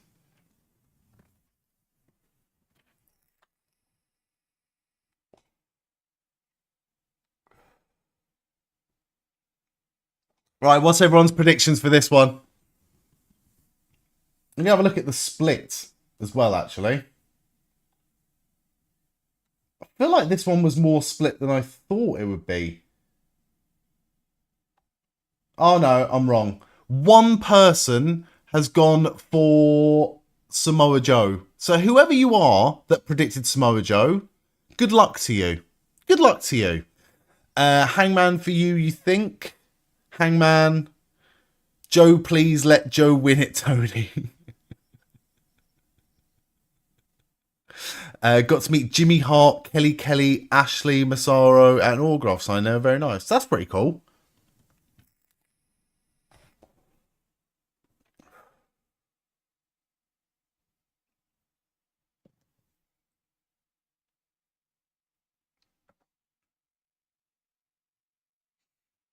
Yeah, I've gone for Adam Page, but not confident after tonight. Not confident after these predictions.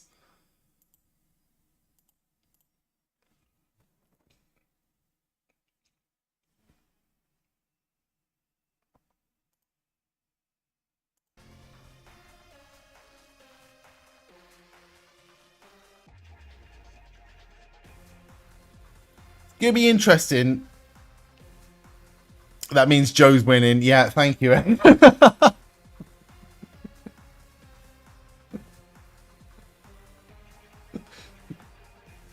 It's not good. It's not been a good night for predictions. It has not been a good night for predictions at all.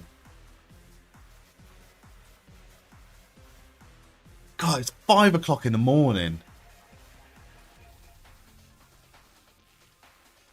Oh yeah, he did a fucking phenomenal job of it as well, Aussie Lucian. Really, really good job.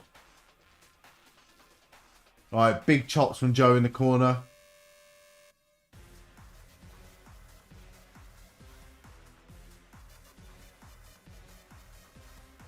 Head first into the cage goes Joe. Right, as this match, you actually found yourself at that WCPW show on YouTube. You lost a few stones since. I went to an ICW show in like 2013, 2014, 2015. And I went with a friend of mine and I was so fat at the time, and I cannot see myself anywhere on camera, but I can see him loads of times, like my mate. So I don't recognise myself, or I just did a really good job of hiding from the camera. But I want to find myself. I want to look through that. The show was called ICW Barely Legal Tender.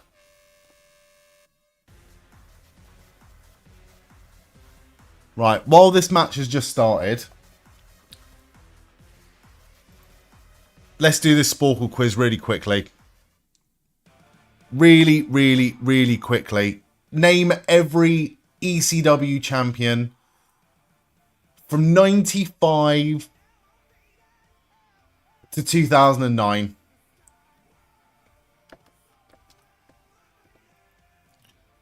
Mike Awesome, Taz,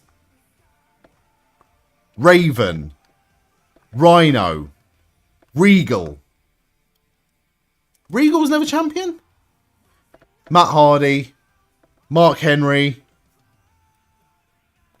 Kane, Ezekiel Jackson, Jack Swagger, Christian, Tommy Dreamer. Tommy Dreamer was ECW champion for 1 day in April 2000. I did not know that. I did not know that. Fucking hell, I forgot Vince was champion. Lashley would have been champion as well then. Sandman. Well done. Big Bad Fair Wolf, Ed, Ozzy Lucian, Jerry Lynn, Shane Douglas. Correct. Bam Bam Bigelow. Well done to whoever said that.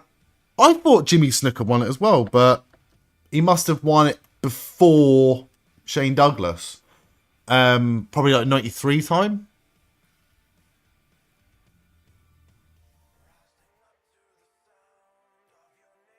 Mikey Whipwreck is a good shout. Forgot about him.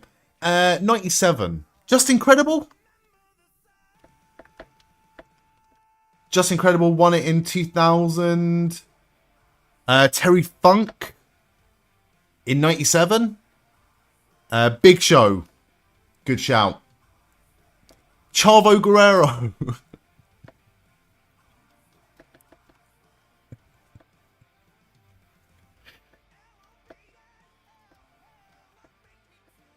New Jack never won it.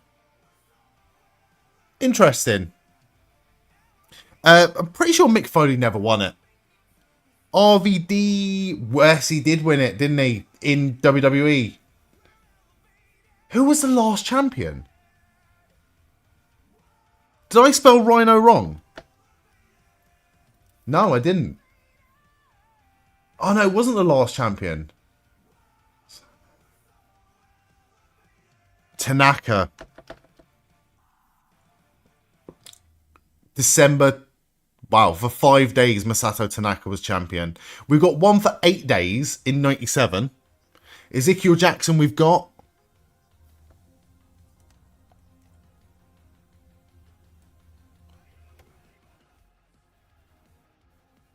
Yeah, Rhino we've got, sorry. So we've got one for 8 days in 97. Still a couple of WWE ones here. Oh, Punk and Morrison. My bad. Oh yeah, well done. Punk. Name redacted, never won it. He was meant to win it, but he never won it. Craggle Rocks, thank you so much for subscribing. 2 more. 62 days.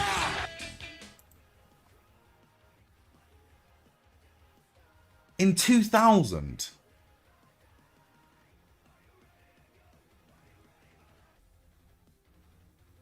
Steve Corino. Well done. And then one for 8 days. It's not Chris Candido. I think that was a good shout, though. Who was around in that time in 97? Not Lance Storm. Just Incredible we've got. Sabu. Thank you, Frizz. Thank you, Frizz. Right. Matt Hardy was the least guessed. That's nuts. That is nuts. Jack Swagger was quite low. Steve Corino was low. Well done to Aussie Lucian for getting Steve Corino. Chavo was quite low as well. Interesting. I enjoy that. Hot take, but the NWO theme is a top 10 guitar riff.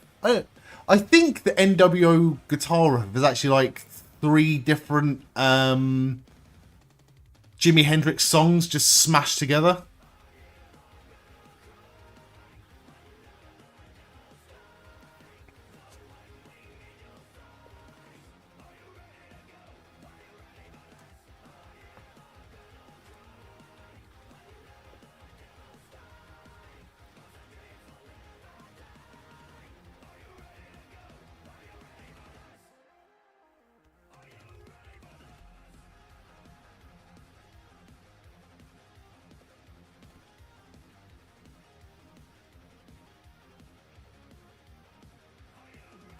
Oh, Hangman just landed on his feet off that German suplex.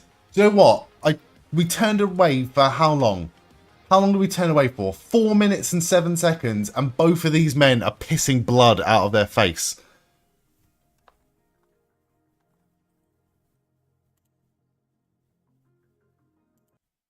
Loaded.com. Easy. Who'd have thought? Hey, it does add to the presentation.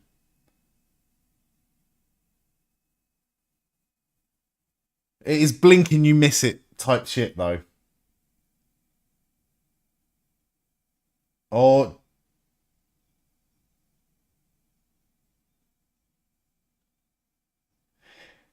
See this? The crowd are still into this. The crowd are still hyped up for this show. But it's something that AEW's kind of suffered with, in my opinion, for like the last 2, 3, 4 pay-per-views. By the time this main event happens, the crowd are noticeably tired. Maybe, just as a suggestion, Tony, just as a little suggestion, maybe just have 12 matches instead of 13. Just an idea.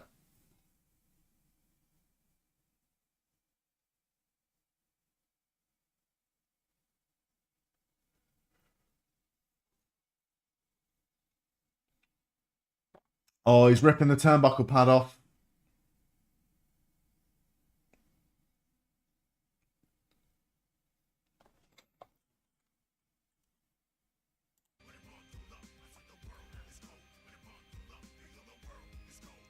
If Tony wants 13 matches, he can't go live at 7 or 8 p.m. Eastern. No, he needs to go on at noon. Noon is perfect.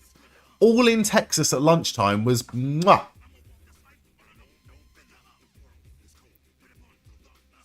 It adds when it's not in half the matches on the card. I agree. There was one match tonight that had blood, and I was like, I don't think this one needed it. It's not the most red you've seen on a screen this evening. All right, chill out.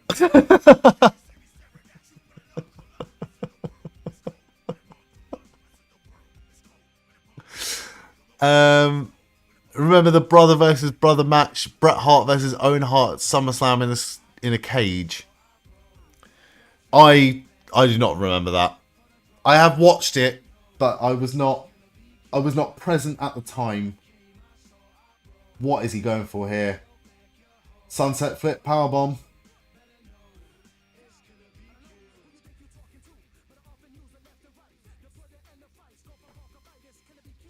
Oh. Try to go for the dead eye.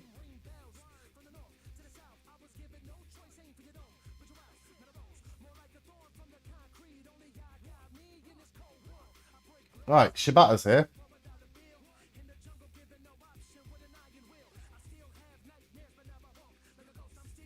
The steel cage is designed to keep people out, Hangman. It's fine.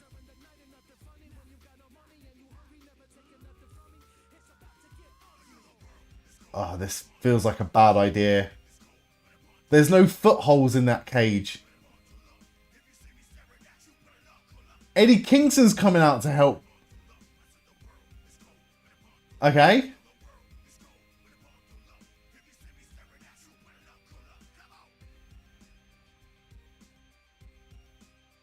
Oh, ref bump. We got a ref bump. Wonder what weird way he'll hit a buckshot. This can't be a hot take. I fucking hate the buckshot lariat. It looks awful. Awful. Half of the time, not more than half the time, he'll land on his feet, take all the momentum out of that slingshot, and it's just a regular standing clothesline. He has done it off the back of a ref before, has he not?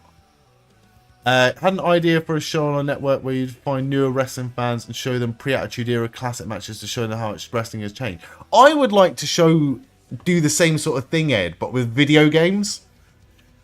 Like, you know how the big, the big comparison, for some reason, because they're two different fucking generations, I don't like the comparison.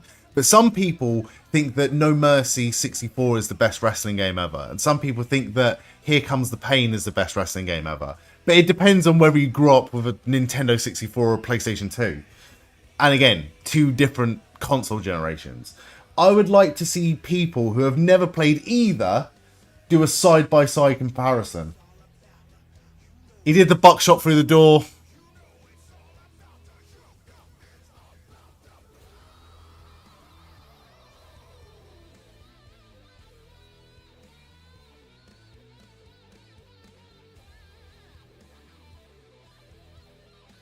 Oh no. Hook's gonna turn. Hook just leathered Hangman with the belt.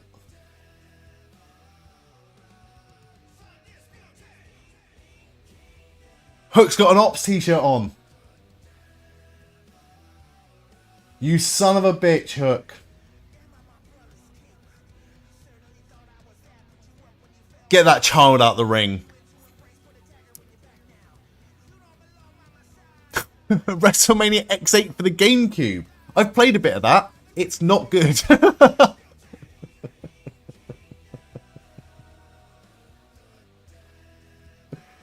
Muscle Buster on Page.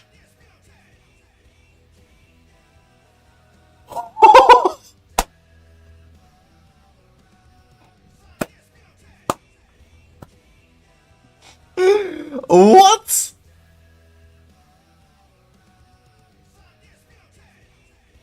Fuck off.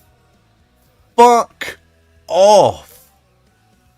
Your local bowling alley just got the WrestleMania arcade in it. What, the one that was ported to everything? No. Spent way too much money that day. But, oh man. So Twitch did an event about 2 years ago. And they wanted streamers to do like weird wrestling or weird games. So I was like, okay, I'll do weird wrestling games. And I asked people for their opinions on weird wrestling games. And it was my sister's partner. He played WrestleMania, the arcade game, that got ported to like the fucking, I think it was on, oh god, it was definitely on the PlayStation 1, but that was like one of the last consoles it was ported to. And I played the fuck out of that, and I loved it. Loved it. But Samoa Joe is your new AEW World Heavyweight Champion.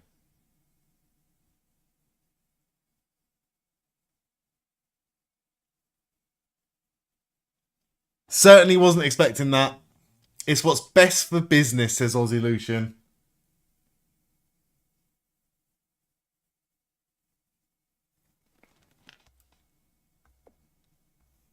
Oh, the lights have gone out. Who's it going to be?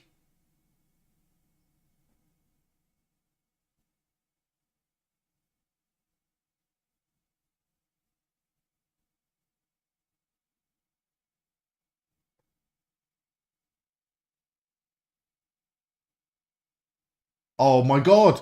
It's Swerve. Swerve's back. Oh my fucking God.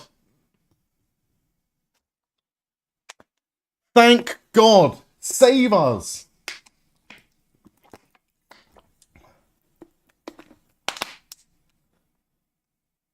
Oh, this is fucking awesome.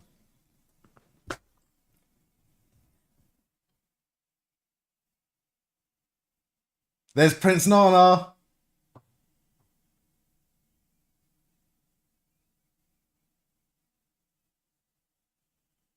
Swerve's back.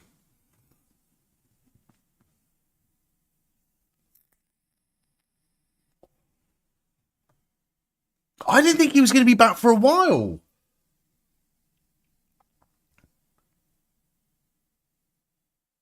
He's got new music as well.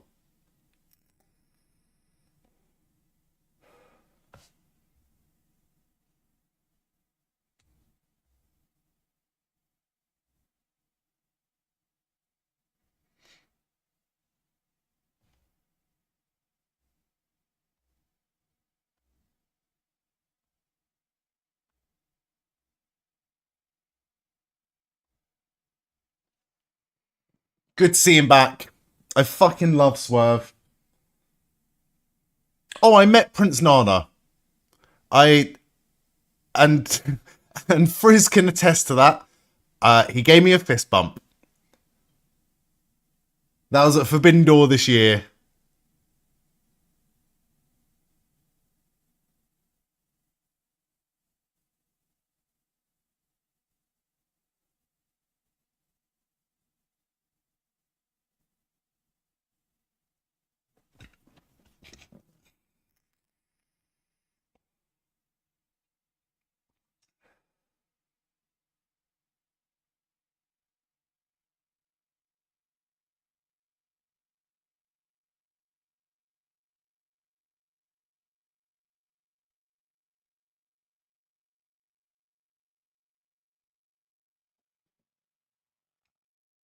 Joe's getting everyone to move.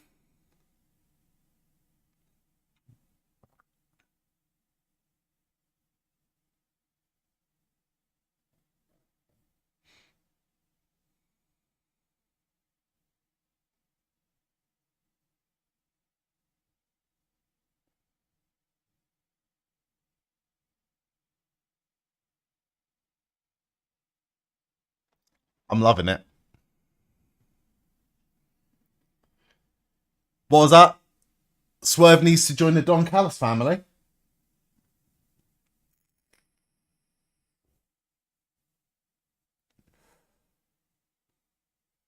I mean, if he's got a fucking Ops t-shirt on underneath that leather jacket.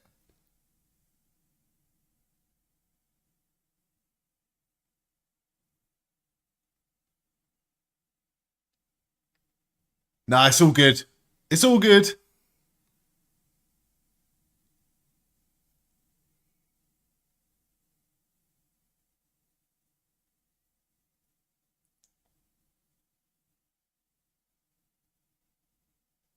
Oh, slapping the fuck out of Ops security.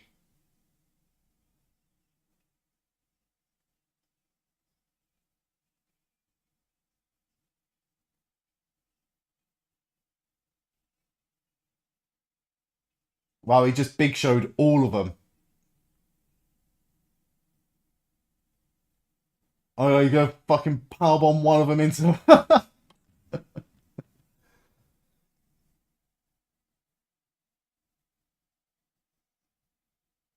Well, there's your main event for World's End. And I'm into it. I'm all for it.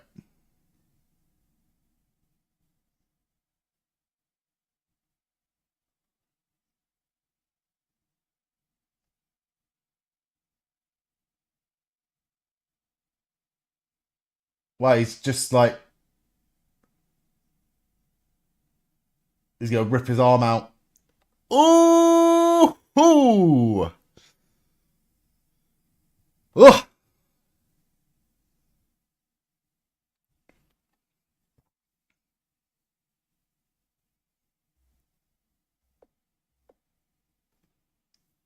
This has been a great show.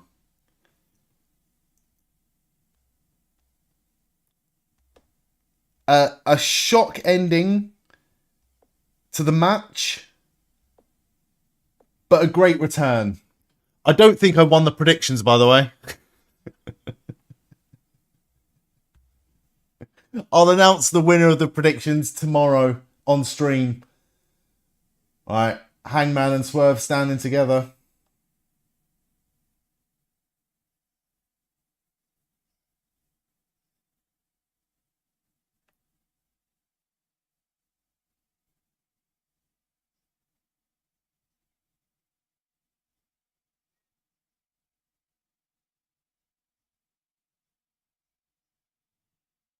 What happened to Eddie Kingston?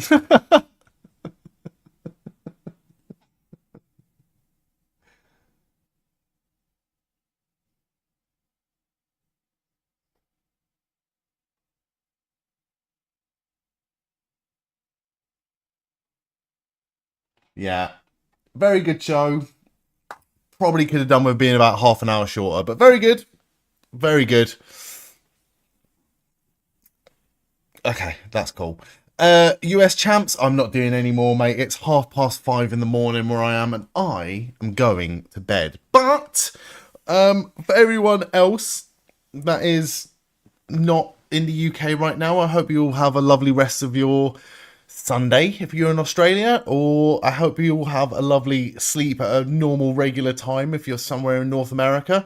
If you're in the UK, go the fuck to bed, would you? What's your fucking problem? But I will see you hopefully tomorrow. I'm going to be here from 5 p.m. UK time, that is noon Eastern, and I'm going to be playing some Toy Story 2, finishing off where we left off from last week. But thank you so much, everyone, for being here. It's been an absolutely lovely evening. Good show, but I'm absolutely knackered now and I'm going to bed. So thank you very much. Thanks for making wrestling entertaining. I did not make it entertaining. The performers in the ring made it entertaining. I just watched it with lovely people. So thank you very much. Everyone, I'll see you in a bit. Bye!